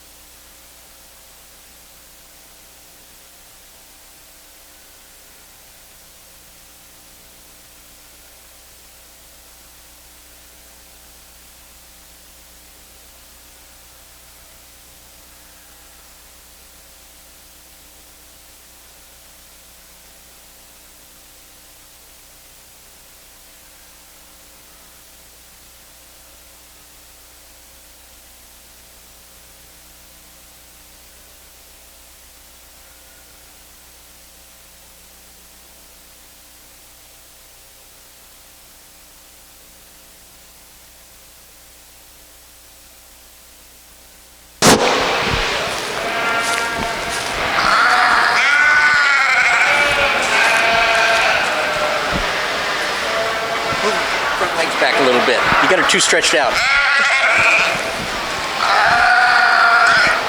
Very good class of fall ewes. And very close between the top pair. I really like the thickness, yet the femininity of this first ewe. She carries well, she's well balanced, and just a pretty ewe with a lot of meat in her. The second place ewe is a just nice smooth top ewe. To me, she's carrying too much condition.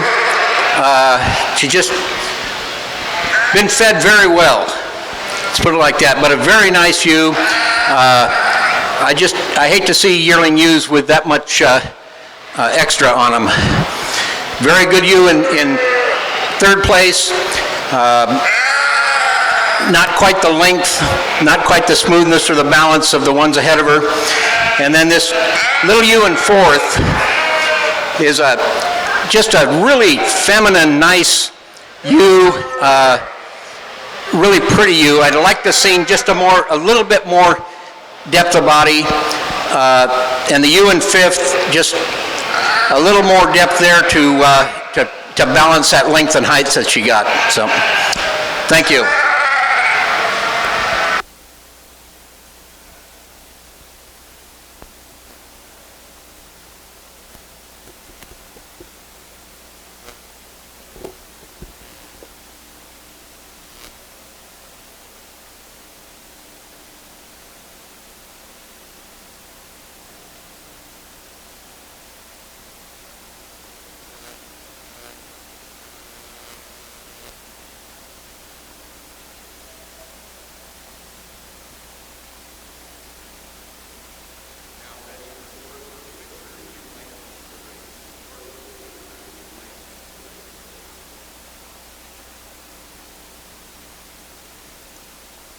Placing on the Dorper Fall Ewe Lamb class, first place to entry 45, Lone Star, 1626, Jessica Jean Larrick, Leesburg, Ohio. Second to entry 43, Riverwood, 6386, Sandra Klum of Herod, Ohio. Third to 41, Jessica Jean Larrick, Leesburg, Ohio. 4 to 46, Willow Creek Farm, James Averill, Weberville, Michigan. 5 to entry 44, G. Tracy Dorpers, Elizabethtown, Pennsylvania. 6 to 50, Melissa Warmond, Center Point, Texas. 7 to 48, Sandra Klum, Herod, Ohio. 8th place to entry 52, Stuart Klum, Herod, Ohio. 9 to 51, Melissa Warmond, Center Point, Texas. 10 goes to entry number 47, Willow Creek Farm, James Averill, Weberville, Michigan.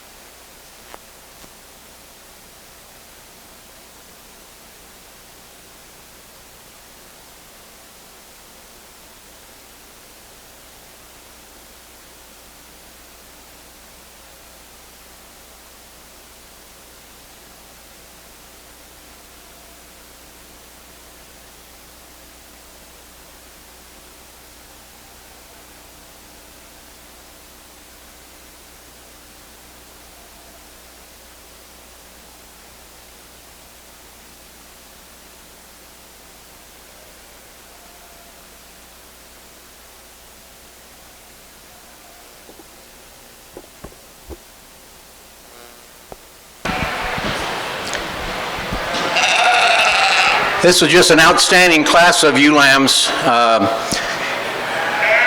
Put a little pressure on me trying to pick an order, and I had to put some really good sheep down out of the top 5. This class went really deep, and there's some really, really nice ewe lambs down there that on another day probably would have been standing up here. So the first place ewes are real feminine, good fronted, just nice type ewe, and good maker of a brood ewe. She's got thickness to her. She's got a good top. She moves out nicely. Second place, another outstanding ewe. I'd like to see just a tad more depth of body to her, but good length, good muscle, and very, very feminine, outstanding ewe. Third place ewe, a little shorter made, not quite as long as the 2 above her, but still a feminine, good fronted, well-muscled ewe. Fourth place, this ewe might have stood up in the top 1 or 2. I'm going to criticize her for the extreme dock. I just don't see that kind of dock necessary in a sheep, and I'm going to place her down because of that. The last place, fifth place ewes that we talked about, another real nice feminine ewe, good thickness to her, good femininity, clean fronted. She'll make just a great brood ewe. So, thank you.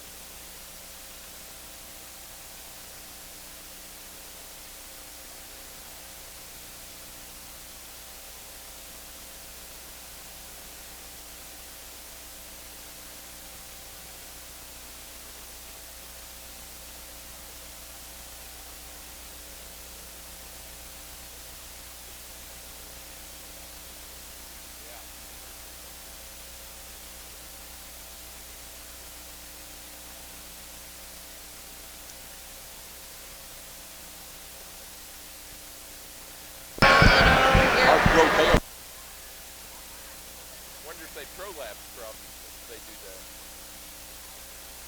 Yeah, I have too.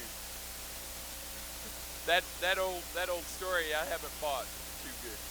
I think it's genetic mostly, sometimes feed. Yeah. Placing on the winter ewe lamb class for the Dorpers. First place goes to entry 67, In Body 1605, In Body Brothers Dorpers, Bluffton, Ohio. Second place to entry 71, Riverwood 6458, Riverwood Farms, Powell, Ohio. Third to 61, Willow Creek Farm, James Averill, Weberville, Michigan. 4 to entry 63, G. Tracy Dorpers, Elizabethtown, Pennsylvania. 5 to 72, Melissa Warmond, Center Point, Texas. 6th place to 62, Caitlin Plank, Hillsdale, Michigan. 7 to 70, Lobdell Dorpers, Freeport, Illinois. 8 to 69, Riverwood Farms, Powell, Ohio.